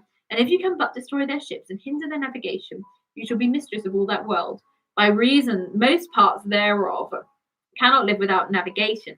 Besides, said she, the firestone will serve you instead of light or torches, for you know that the world you are going to is dark at night, especially if there be no moonshine, or if the moon is overshadowed by clouds, and not so full of blazing stars as this world is. So it's lighter in the night. Yeah, it's night in the night for the blazing world. Sorry, the blazing stars as this world is, which make it great. Which make as great a light in the absence of the sun as the sun doth when it is present. For that world hath but little blinking stars, which make more shadows than light, and are only able to draw up vapours from the earth, but not to ratify or clarify them. Rarefy or rarefy or clarify them, or to convert them into serene air. Okay. It's a paragraph break. It's a very rare paragraph break. This advice of the Duchess was very much approved and joyfully embraced by the Empress, who forthwith sent her worm men to get a good quantity of the mentioned firestone. She also commanded numbers of fishmen to wait on her underwater. Oh my God, pardon me. The birdmen to wait on her in the air, the bear and worm men to wait on her in the ships, according to the Duchess's advice. And indeed, the bear men were as serviceable to her as the North Star.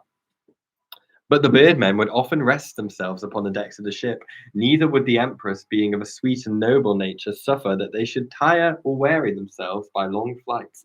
For though that by land they did often fly out of one country into another, yet they did not rest in some woods or on some grounds, especially at night, when it was their sleeping time.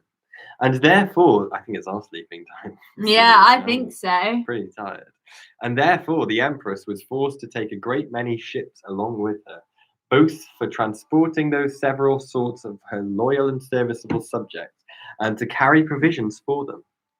Besides, she was so wearied by the petitions of several others of her subjects who desired to wait on her majesty, that she could not possibly deny them all.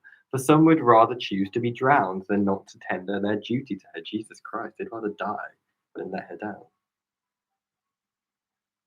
It's quite intense. You following? Yeah, I am. Thus, after all things were made fit and ready, the empress began her journey. I cannot properly say she set sail, by reason in some part, as in the passage between the two worlds, which yet was but short.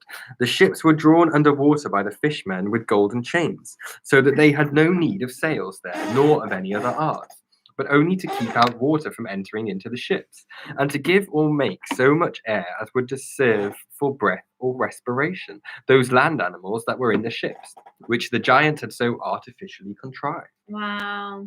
That they which were therein found no inconveniency at all.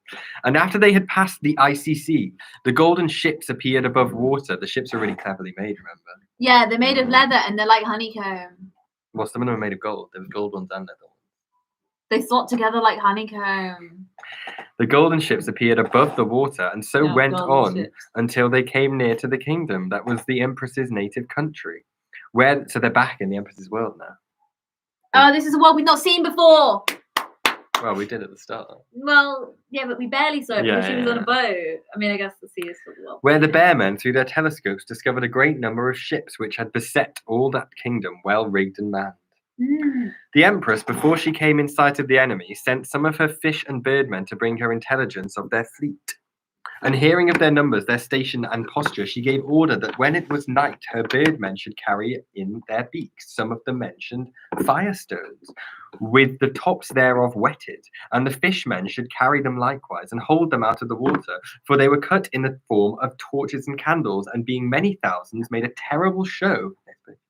For it appeared as if all the air and sea had been of a flaming fire, and all that were upon the sea or near it did verily believe the time of judgment or the last day was come, which made them all fall down and pray. Oh, She's faking judgment day. She needs to calm down. At the break of day, the empress commanded those lights to be put out, and then the naval forces of the enemy perceived nothing but a number of ships without sails, guns, arms, and any other instruments of war, which ships seemed to swim of themselves, without any help or perceive that those ships were of gold. Help or assistance, which sight put them into a great amaze. Neither could they perceive that those ships were of gold, by reason the empress had caused them all to be coloured black or with a dark colour, so that the natural colour of the gold could not be perceived through the artificial colour of the paint, no, not by the best telescopes. All which but she banned all the telescopes. Not in this world, different world. Yeah, that's true. All which put the enemy's fleet into such a fright at night, and to such wonder in the morning, and to such wonder in the morning or at daytime, that they knew not what to judge or make of them, for they knew neither what ships they were, nor what party they belonged to, insomuch that they had no power to stir. In the meanwhile, the empress, knowing the colours of her own country, sent a letter to their general and the rest of the chief commanders to let them know that she was a great and that she was a great and powerful princess, and came to assist them against their enemies. Wherefore she desired they should declare themselves when they would have her help and assistance. Hereupon a council was called. That's the shortest paragraph we've ever had in the book. Yeah. For reference, 1, 2, 3, 4, 5, 6. 6 lines. That's the shortest paragraph we've ever had. Hereupon a council was called, and the business debated.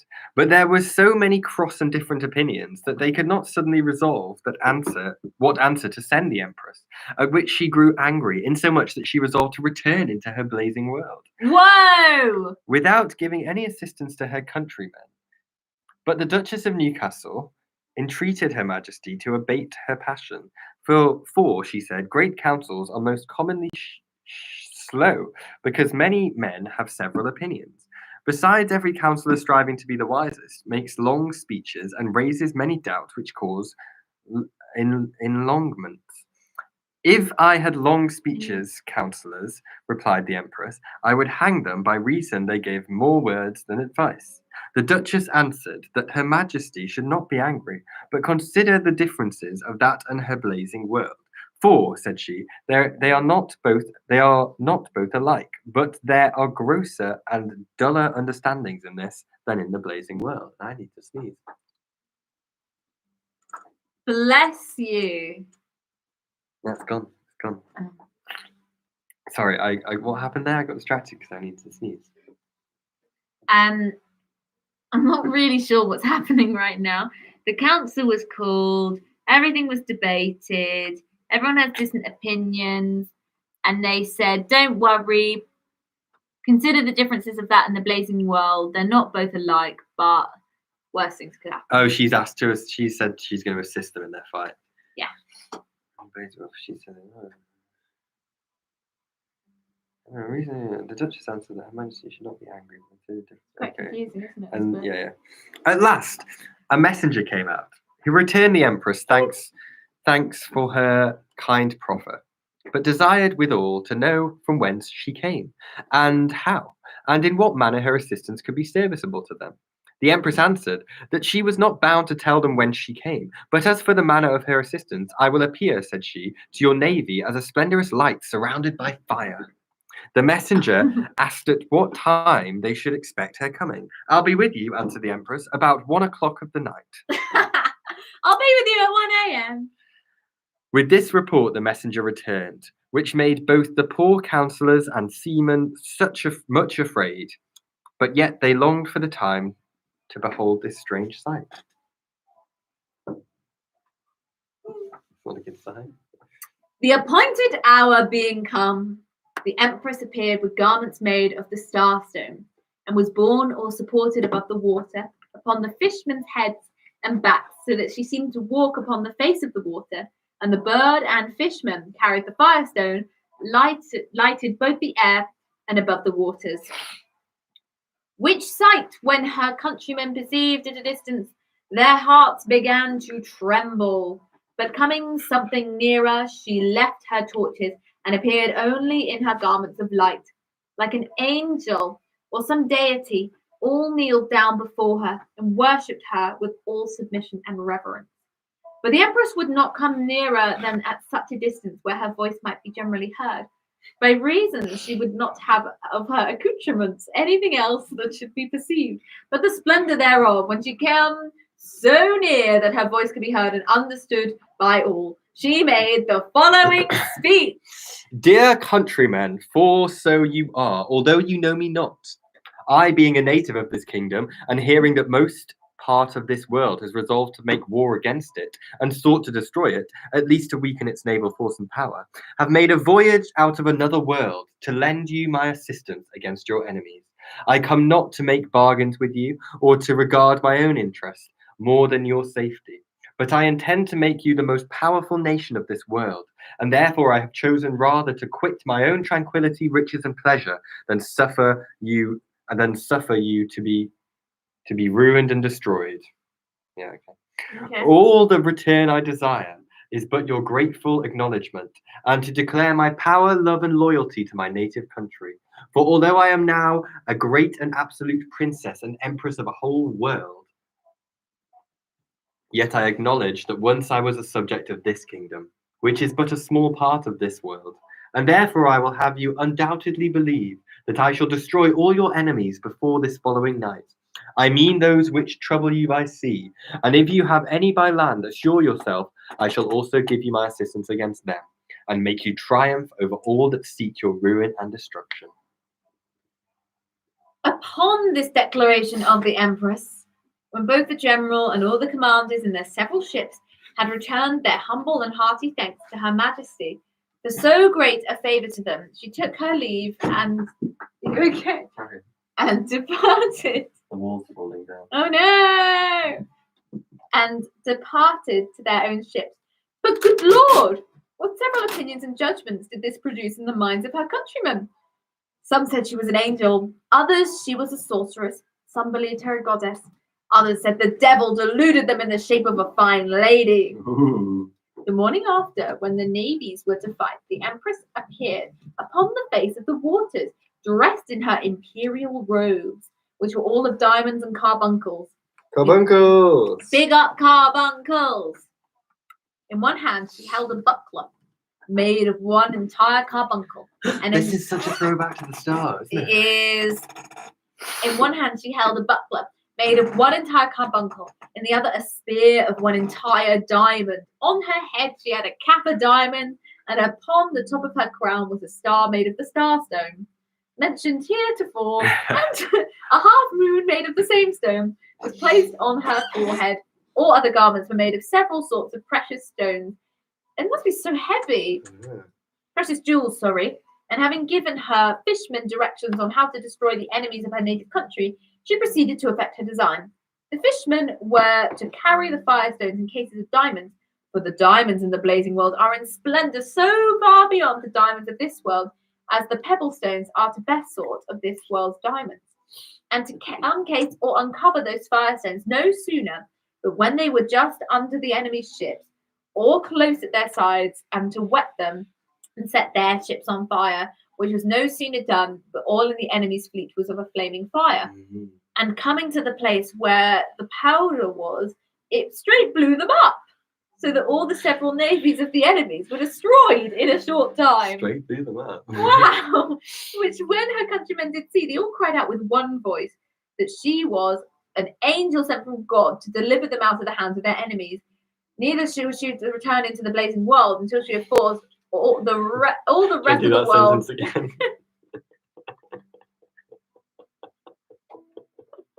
Angel sent from God to deliver them out of the hands of their enemies. She was an angel sent from God to deliver them out of the hands of their enemies.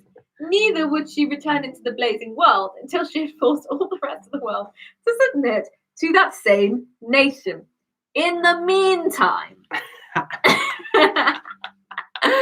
the general of all their naval forces sent to their sovereign to acquaint him with the miraculous delivery and conquest, and with the empress's design of making him the most powerful monarch of all that world. Whoa. After a short time, the empress sent herself to the sovereign of that nation to know in what she could be serviceable to him, who, returning her many thanks, both for her assistance against his enemies and her fine proffer to do him further service for the goods and benefit of his nations, for he was king over several kingdoms, sent her word. And although she did partly destroy his enemies by sea, yet they were so powerful, they did not hinder the trade and traffic of his dominions. To which the empress returned this answer, that she would burn and sink all those ships that did not pay him tribute, Whoa. and forthwith sent to all the neighbouring nations who had any traffic by sea, desiring them to pay tribute to the king and sovereign of that nation where she was born. But they denied it with great scorn, whereupon she immediately commanded her fishermen to destroy all stranger ships that trafficked on the seas, to which they did according to the empress's command. And when the neighbouring nations and kingdoms perceived her power, they were so discomposed in their affairs and designs that they did not know what to do. At last they sent to the empress and desired to treat with her, but could get no other conditions than to submit and pay tribute to the said king and sovereign of her native country. Otherwise, she resolved to ruin all their trade and traffic by burning their ships. Long was this treat, but in fine they could obtain nothing, so that at last they were forced to submit, by which the king of the mentioned nations became absolute master of the seas, and consequently of that world, by reason, as I mentioned heretofore, the several nations of that world could not well live without traffic and commerce by sea, as well as by land. But after a short time, those neighbouring nations, finding themselves so much enslaved that they were hardly able to peep out of their own dominions without a chargeable tribute,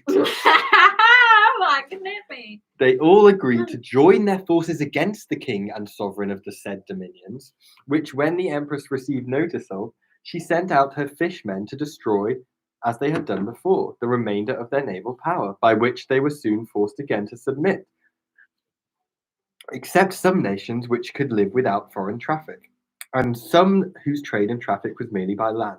These would no ways be tributary to the mentioned king. The empress sent them word that in this case they did not submit to him. She intended to fire all their towns and cities and reduce them by force to what they would not yield with a good will. But they rejected and scorned Her Majesty's message, which provoked her anger so much that she resolved to send her bird and worm men thither with order to begin first with their smaller towns and set them on fire, for she was loath to make more spoil than she was forced to do. And if they remained still obstinate in their resolutions, to destroy also their greater cities. The only difficulty was how to convey the worm men conveniently to those places. But they desired that Her Majesty would but set them upon any part of the earth of those nations, and they could travel within the earth as easily and as nimbly as men upon the face of the earth, which the Empress did according to their desire. Right. But before both the bird and worm men began their journey, the Empress commanded that bear men to view through their telescopes what towns and cities those were that would not submit. And having a full information thereof, she instructed the bird and bear men what towns they should begin withal.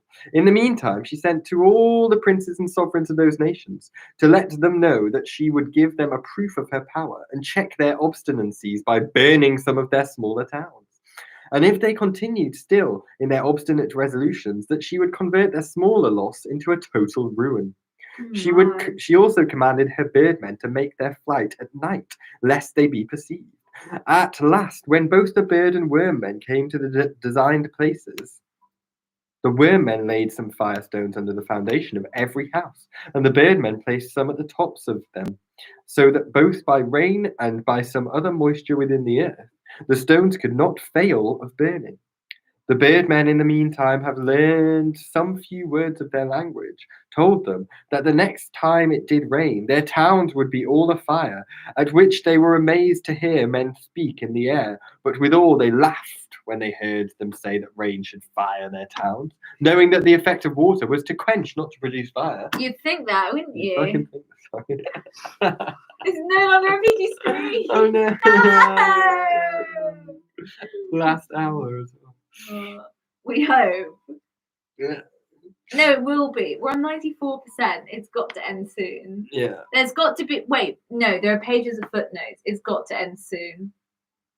This is not where I was expecting it to go.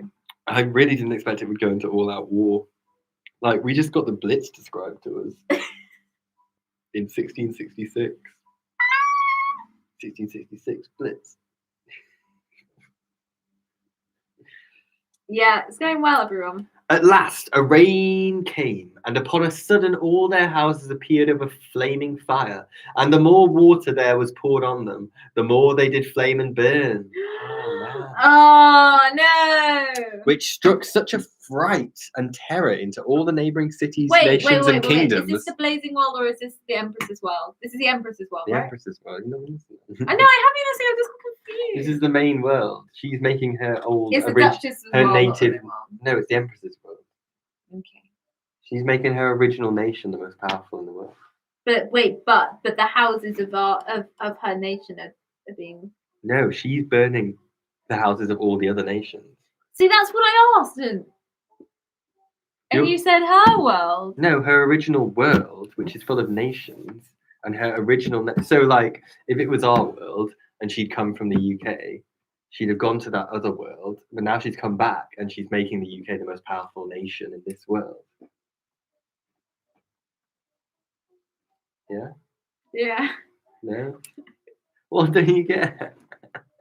She came Where is she burning? The Empress came from a world, yeah? Yeah. And that original world had countries, nations. Yeah. And she's then gone to the Blazing World, and now she's back in her world, and she's making her nation the most powerful out of all the nations in that world. So she's burning Scotland. Well, yeah, or like China or Peru. Okay. Okay, cool, carry on. I mean, because of all the sea tax and stuff like that. Have you not been concentrating? Yeah, but I was just a bit confused about the whole world thing.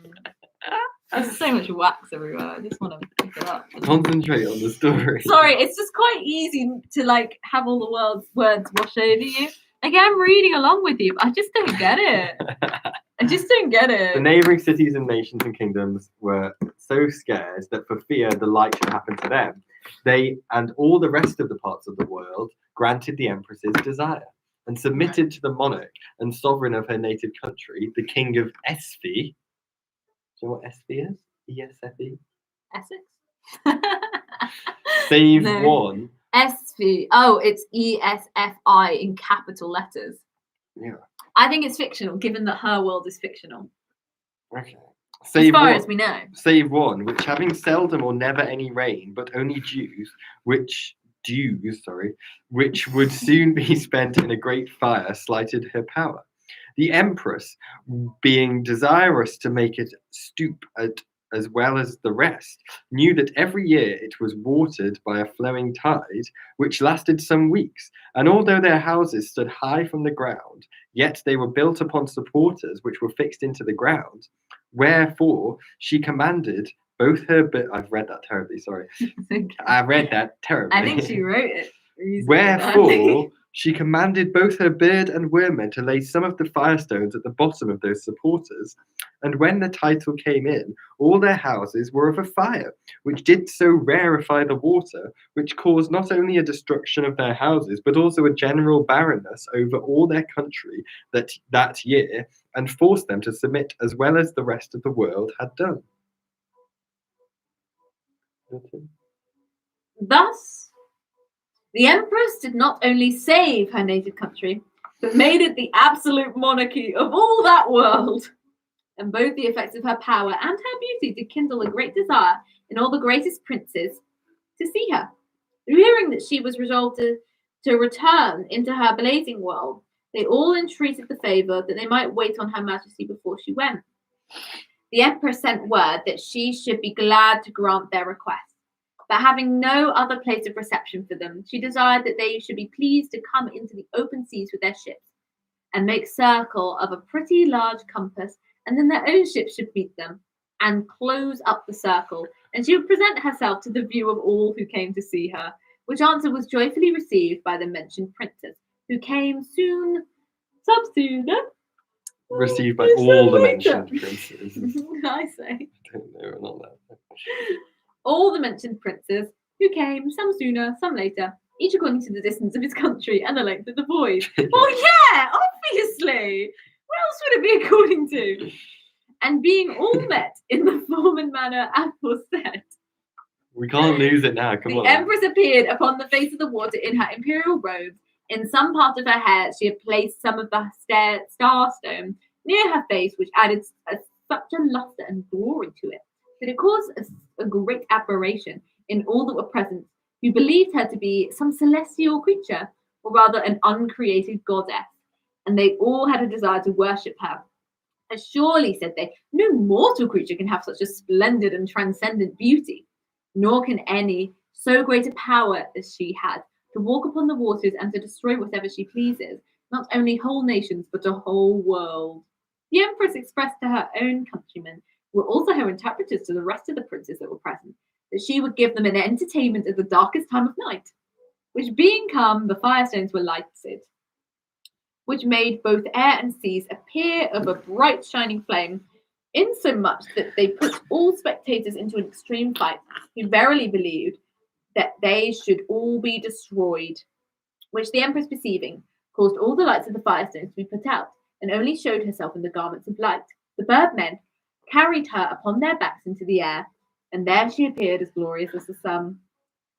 Then she was set down upon the seas again, and presently there was heard the most melodious and sweetest consort of voices as ever was heard by the seas, which was made by the fishmen. This consort was answered by another, made by the birdmen in the air, so it seemed as if air and had spoke and answered each other in a way of singing dialogues, or as the manner of those plays that are acted by singing voices. Do you think she means opera?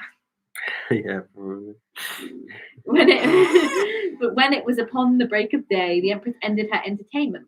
And at full daylight, the princess perceived that she went into the ship wherein the prince and the monarch of her native country was, and the king of Esfi, with whom she had had several conferences, and assured him of the readiness and assistance whensoever he required it, telling him withal that she wanted no intelligence. She went forth again the waters, and being in the midst of the circle, made those ships that were present. She desired them to draw somewhat nearer, that they might hear her speak, which being done, she declared herself in this following manner. Great, heroic, and famous monarchs, I came hither to assist the king of FC against his enemies, he being unjustly assaulted by many several nations, which would Jane take away his hereditary rights and prerogatives of the narrow seas, which had unjusted heaven was displeased, and for the injuries he received from his enemies, rewarded him with an absolute power, so that now he is become the head monarch of all this world, which power, though you may envy, yet you can no ways hinder him, for all that endeavour to resist his power shall only get lost for their labour, no victory for their profit. Wherefore my advice to you all is to pay him tribute justly and truly, that you may live peacefully and happily, and be rewarded with the blessings of heaven, which I wish you from my soul.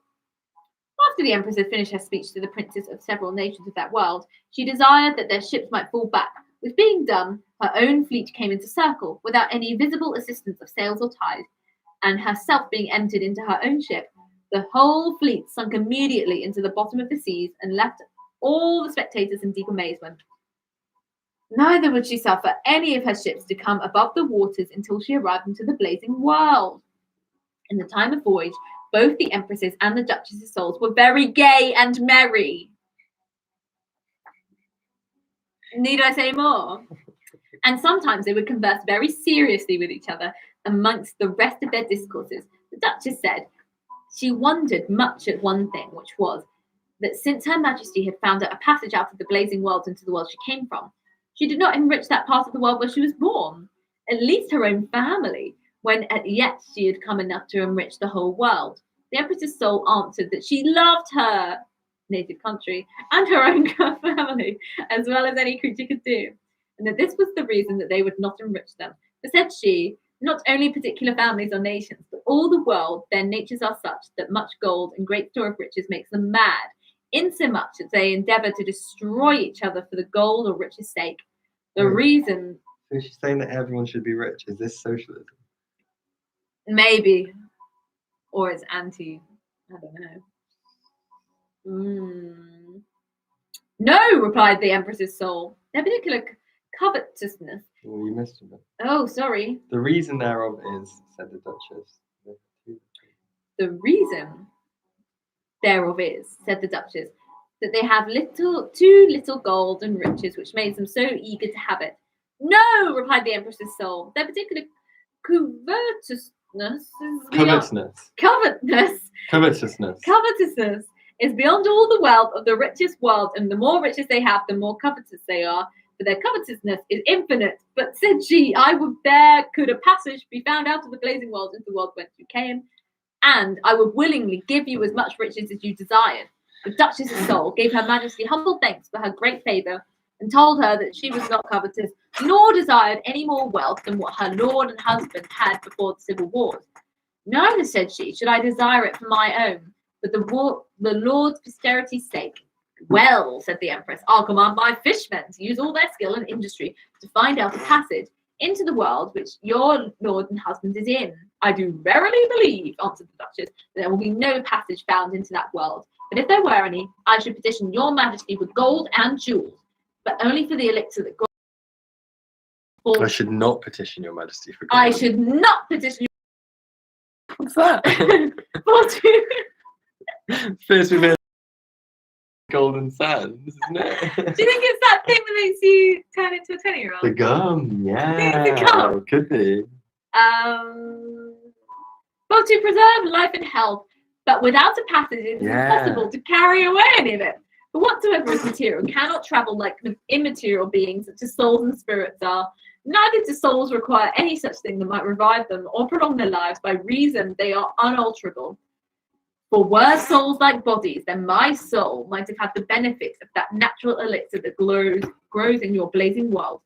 I wish earnestly, said the empress, that a passage might be found, and then both your lord and yourself should neither want wealth nor long life. Nay, I love you so well that I would make you as great and powerful a monarchess as I am of the blazing world.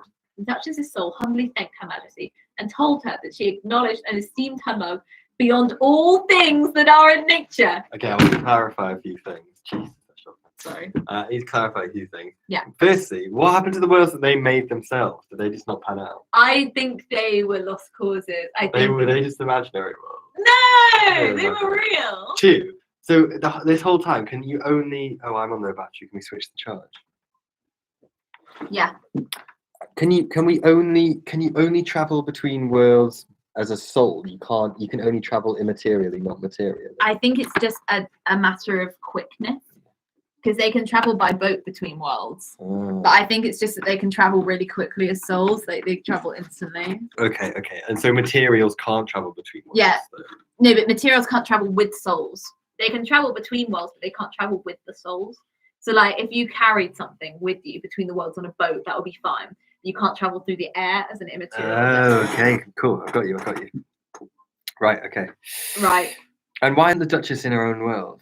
She's just come to visit. No, the Duchess is within the Empress's body at the moment. Her soul is living with her soul, and they're just chatting. Her material body is back at home. Yeah, her material body's back at home, like being looked after. But yeah, she's within the Empress's body at the moment. They're chatting to each other. Friggin' mental. After this discourse, they had many other conferences. No! Which, for brevity's sake, I'll forbear to rehearse. Yay! At last, after several questions, which the Empress's soul asked the Duchess, she desired to know the reasons why she did take such delight when she was joined to her body, in being singular both in accoutrements, behaviour, and discourse. The Duchess's soul answered. She confessed that it was extravagant and beyond what was usual and ordinary, but yet her ambition being such that she would not be like others in anything if it were possible. I endeavour, said she, to be as singular as I can, for it argues but a mean nature to imitate others. And though I do not love to be imitated if I can possibly avoid it, yet rather than imitate others, I should choose to be imitated by others. She'd rather be imitated than imitate. For my nature is such that I had rather appear worse in singularity than better in the mode. If you were not a great lady, replied the Empress, then you would never pass in the world. For a wise lady. For the world would say your singularities are vanities. The Duchess's soul answered she did not at all regard the censure of this or any other age concerning vanities. But, said she, neither this present nor any of the future ages can or will truly say that I am not virtuous and chaste. Chaste.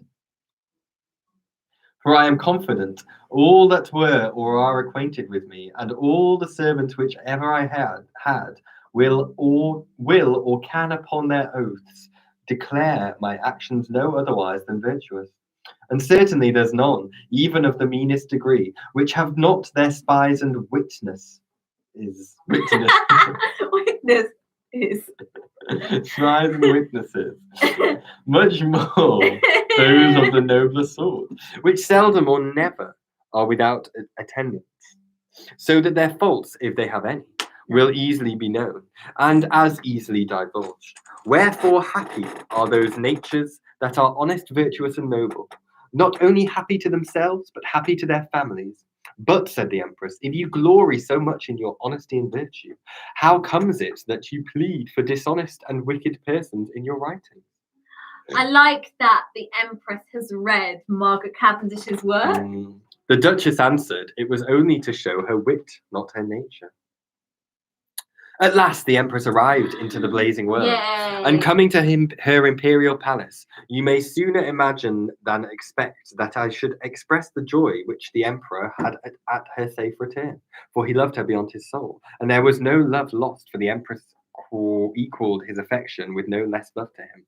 After the time of rejoicing with each other, the Duchess's soul begged leave to return to her noble lord, but the Empress desires that before she departed, she would see how he had employed his time in the Empress's absence, for he had built stables and riding houses, and desired to have horses of manage, such as, according to the Empress's relation, the Duke of Newcastle had. The emperor inquired of the duchess the form and structure of her lord and husband's stables and riding houses. Let's go into detail on that. The duchess answered His Majesty that they were built plain and ordinary. Of course. But she said, had my lord wealth, I am sure he would not spare it, in rendering his buildings as noble as could be made. Hereupon the emperor showed the duchess the stables he had built, which were mostly stately and magnificent. Among the rest there was one double stable that held 100 horses on a side. The main building was of gold, lined with several sorts of precious materials. The roof was arched with agates, and the side of the walls were lined with cornelian. Yeah, cornelian. Yeah. The floor was paved with amber. The managers were a mother of pearl. The pillars, as also the middle aisle.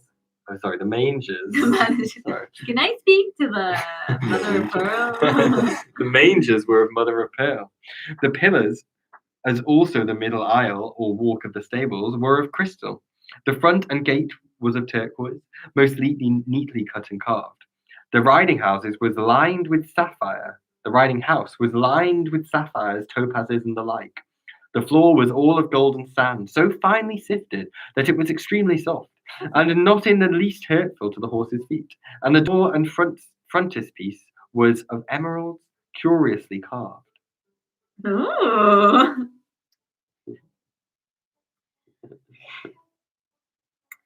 After the view of these glorious and magnificent buildings, which the Duchess's soul was much delighted withal, she resolved to take her leave, but the emperor desired her to stay yet some short time more, for they both loved her company so well that they were unwilling to have her depart so soon. Several conferences and discourses passed between them.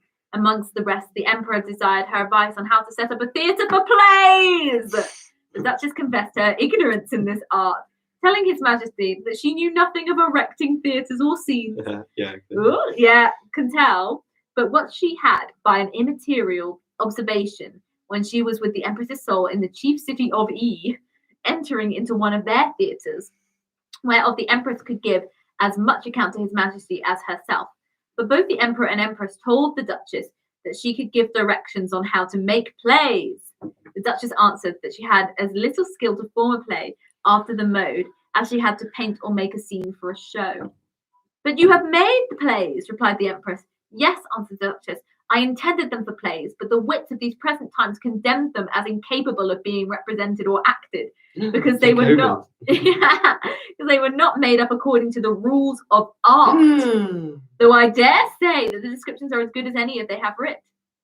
I like that this says, my writing isn't fit for the stage, it cannot be acted out. Let's stage her writing. Yeah, so true. The emperor asked whether the property of plays were not to describe the several humours, actions, and fortunes of mankind.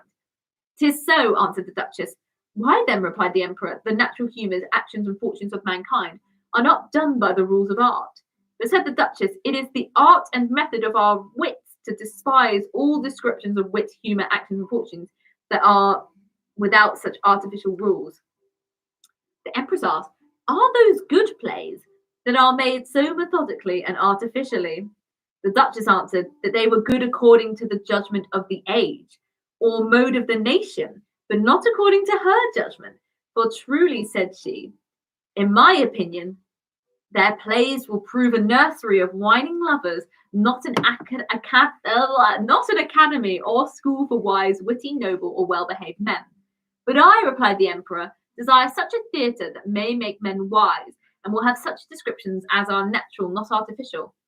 "If your Majesty be of that opinion," said the Duchess's soul, "then my plays may be acted in your blazing world, when they cannot be acted in the blinking world of wit." Where's that? Sequel. She's setting up a sequel. Spin-off. "And the next time I come to visit your Majesty, I will endeavour to order your Majesty's theatre to present such plays as my wit is capable to make."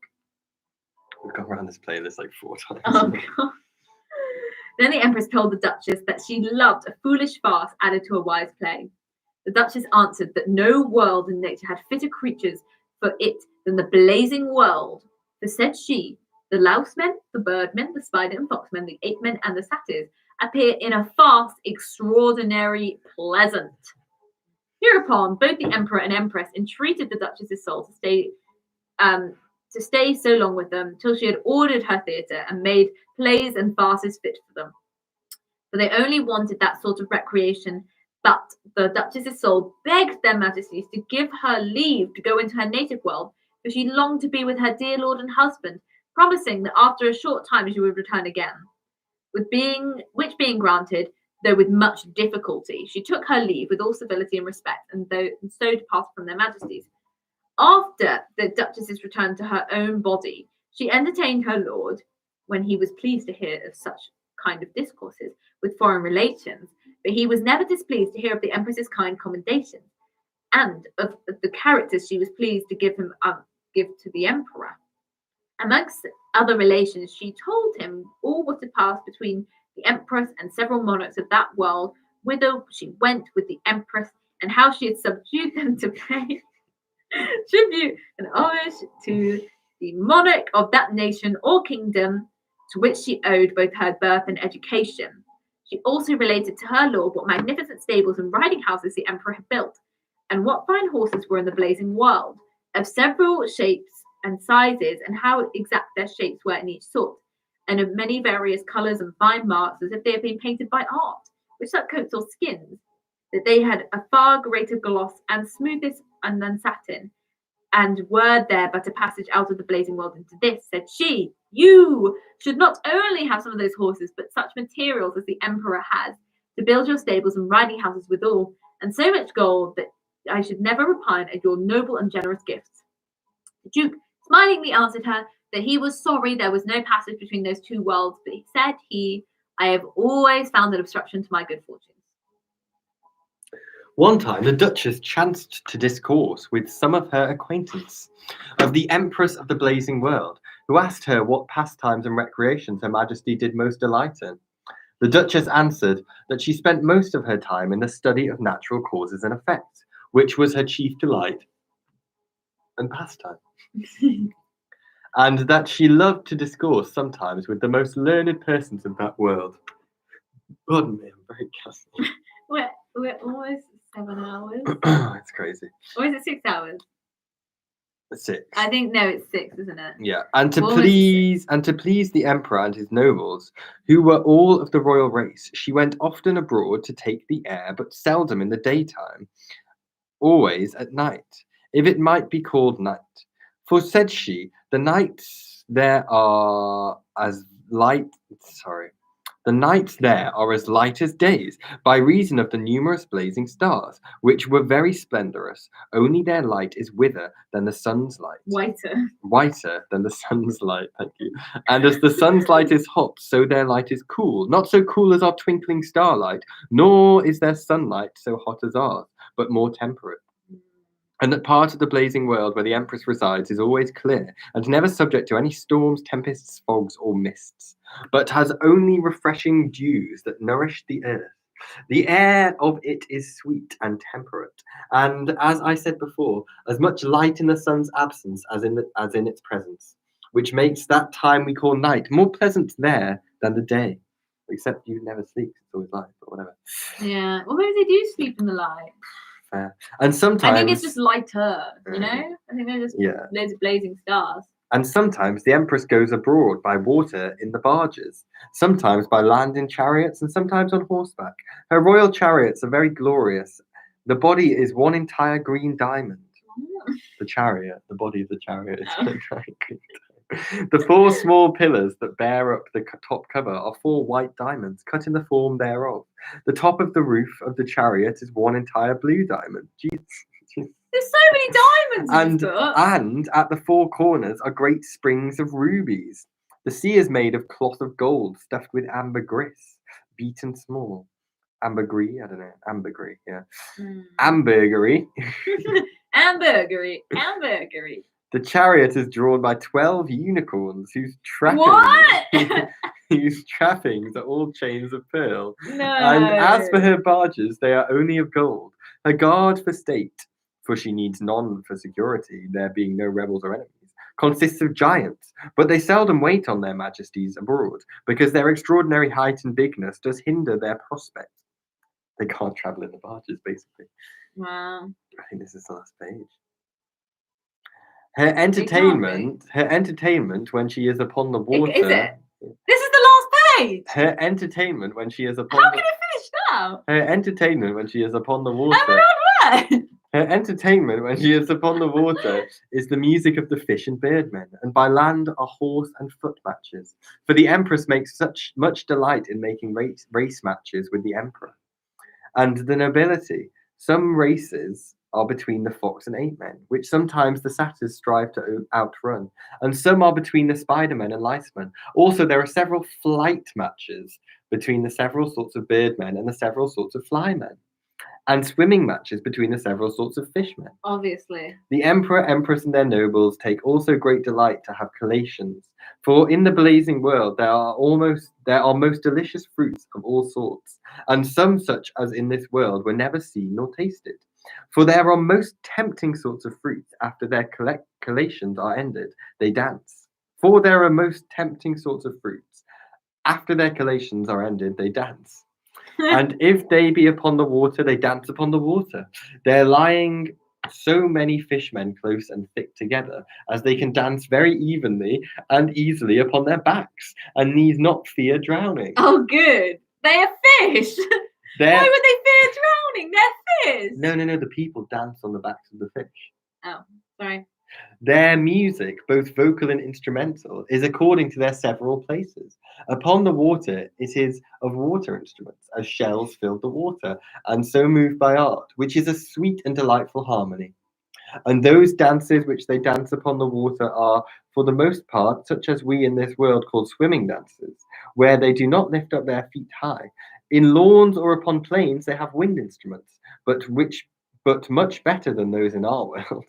Oh, of course. And when they dance in the woods, they have horn instruments, which although they are sort of wind instruments, yet they are of another fashion than the former. In their houses they have such instruments as are somewhat like our viols, violins, theorbos, lutes, citherns, guitars, harpsichords, and the like, but yet so far beyond them that the difference cannot be well expressed. And as their places of dancing and their music is different, so is their manner of way of dancing. In these and the like recreations, the emperor, empress, and nobility pass their time. Is that seriously? Wait, there's the epilogue to the reader. How long is it? Oh, it's only a page. It's quite a sweet end, I think, because it's just they're all just dancing. It's just like, I feel this so is how they pass their unfulfilled, time in their I know, but world. but I just don't think anything was resolved. It's also good for adaptation to an opera that the last thing they talk about is music, instruments, and dancing. That's so true. That's so Should we just read the stageable. epilogue? Yeah, go on. Epilogue to the reader. By this poetical description, you may perceive that my ambition is not only to be empress, but authoress of a whole world, and that the worlds I have made, both the blazing and the other philosophical world mentioned in the first part of this description, are framed and composed of the most pure, that is, the rational parts of matter, which are the parts of my mind, which creation was more easily and suddenly effected than the conquest of the two famous monarchs of the world, Alexander and Caesar. Wow. Neither have I made such disturbances and caused so much dissolutions of particulars, otherwise named deaths, as they did.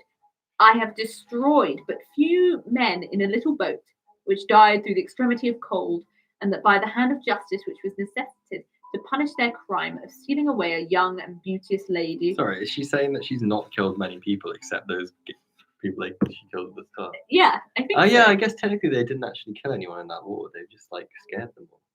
I thought they blew up all the ships. They blew up all the houses. They killed a lot of people. They killed loads of people. You killed a lot of people, Margaret. Carry on What? there. Whatever. What? And in the formation of those worlds, I take more delight and glory than ever Alexander or Caesar did in conquering this terrestrial world.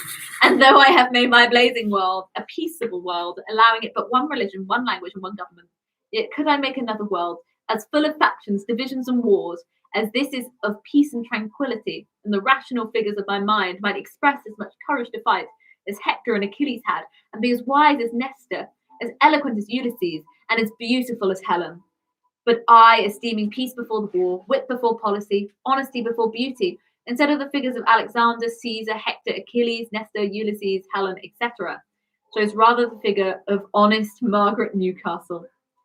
which now I would not change for all this terrestrial world. And if any should like the world I have made and be willing to be my subjects, they may imagine themselves such.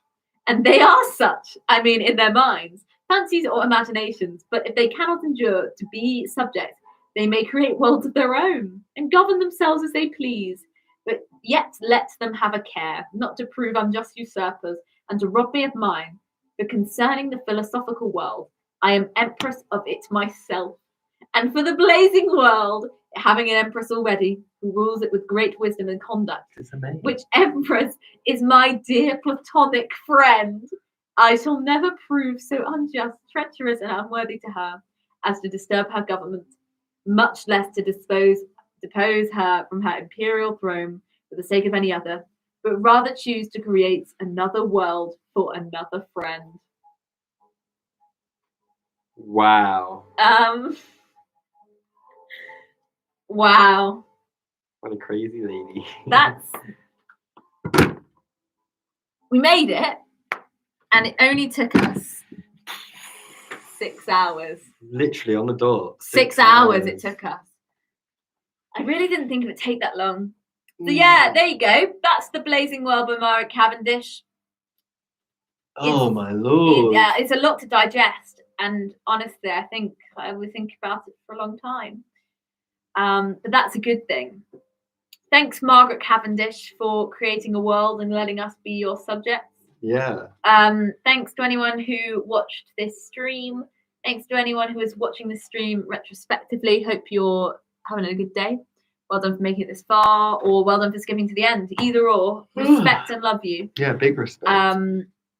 Yeah, so that was Margaret Cavendish's The Blazing World. Well done you. Well done you. Let's adapt it into an opera, shall we? I think it'd be quite cool. So yeah. So many thoughts swimming around my head. I know. I think we should end this. I think we have to end the stream. But let me just plug some things before the end of the stream. So tomorrow you can come into the shop and have a chat with us if you want. We're going to be doing some recording of some songs. And then on Saturday, you can come in for our open rehearsal, or you can watch it online of Killing Time in Darkminster. You can listen to us on SoundCloud. You can buy our CD in the shop, or if you give us a message, we'll work out a way of getting it to you via post. On Saturday evening, you can be a part of creating the best show ever with me and Andy Simpson. We're going to be making a show overnight. You can call in and tell us how to make the show, how to make the best show ever. And then at 2 p.m. the following day on Sunday, you can watch it either in person or you can watch it as a live stream. We have been Claire Packham and Fintan Keeley, respectively. And we are hosted by Hyphen Studios, who you can find out all about online. They host artists in empty spaces. I'm in the old Thomas Cook right now in Horsham. You can come visit anytime you like. If I'm here, obviously. We're here a lot. We are here until the 3rd of June. So just pop by and say hello. Would love to meet you, or just, whatever. You do you. You do you. So yeah, we've been Pinchy Theatre. Woo! She's been Margaret Cavendish, and you've been you. We've got it to the end. It only took us 6 hours. So yeah, join us again. Join us again on Saturday. We'll be here from, I think we'll start the stream probably about 10, don't know. And you can watch us rehearse Killing Time in Darkminster. And then we'll see you another time. So cool. That's been, yeah, we've done it. We read a whole novel. Peace, life, love. I don't know why we did it, but, Thumbs up. Live long and prosper. I actually can't do it. Yeah, good night, everybody. Blazing World. Blazing World. Margaret Cavendish. Blazing World. Margaret Cavendish. Bye.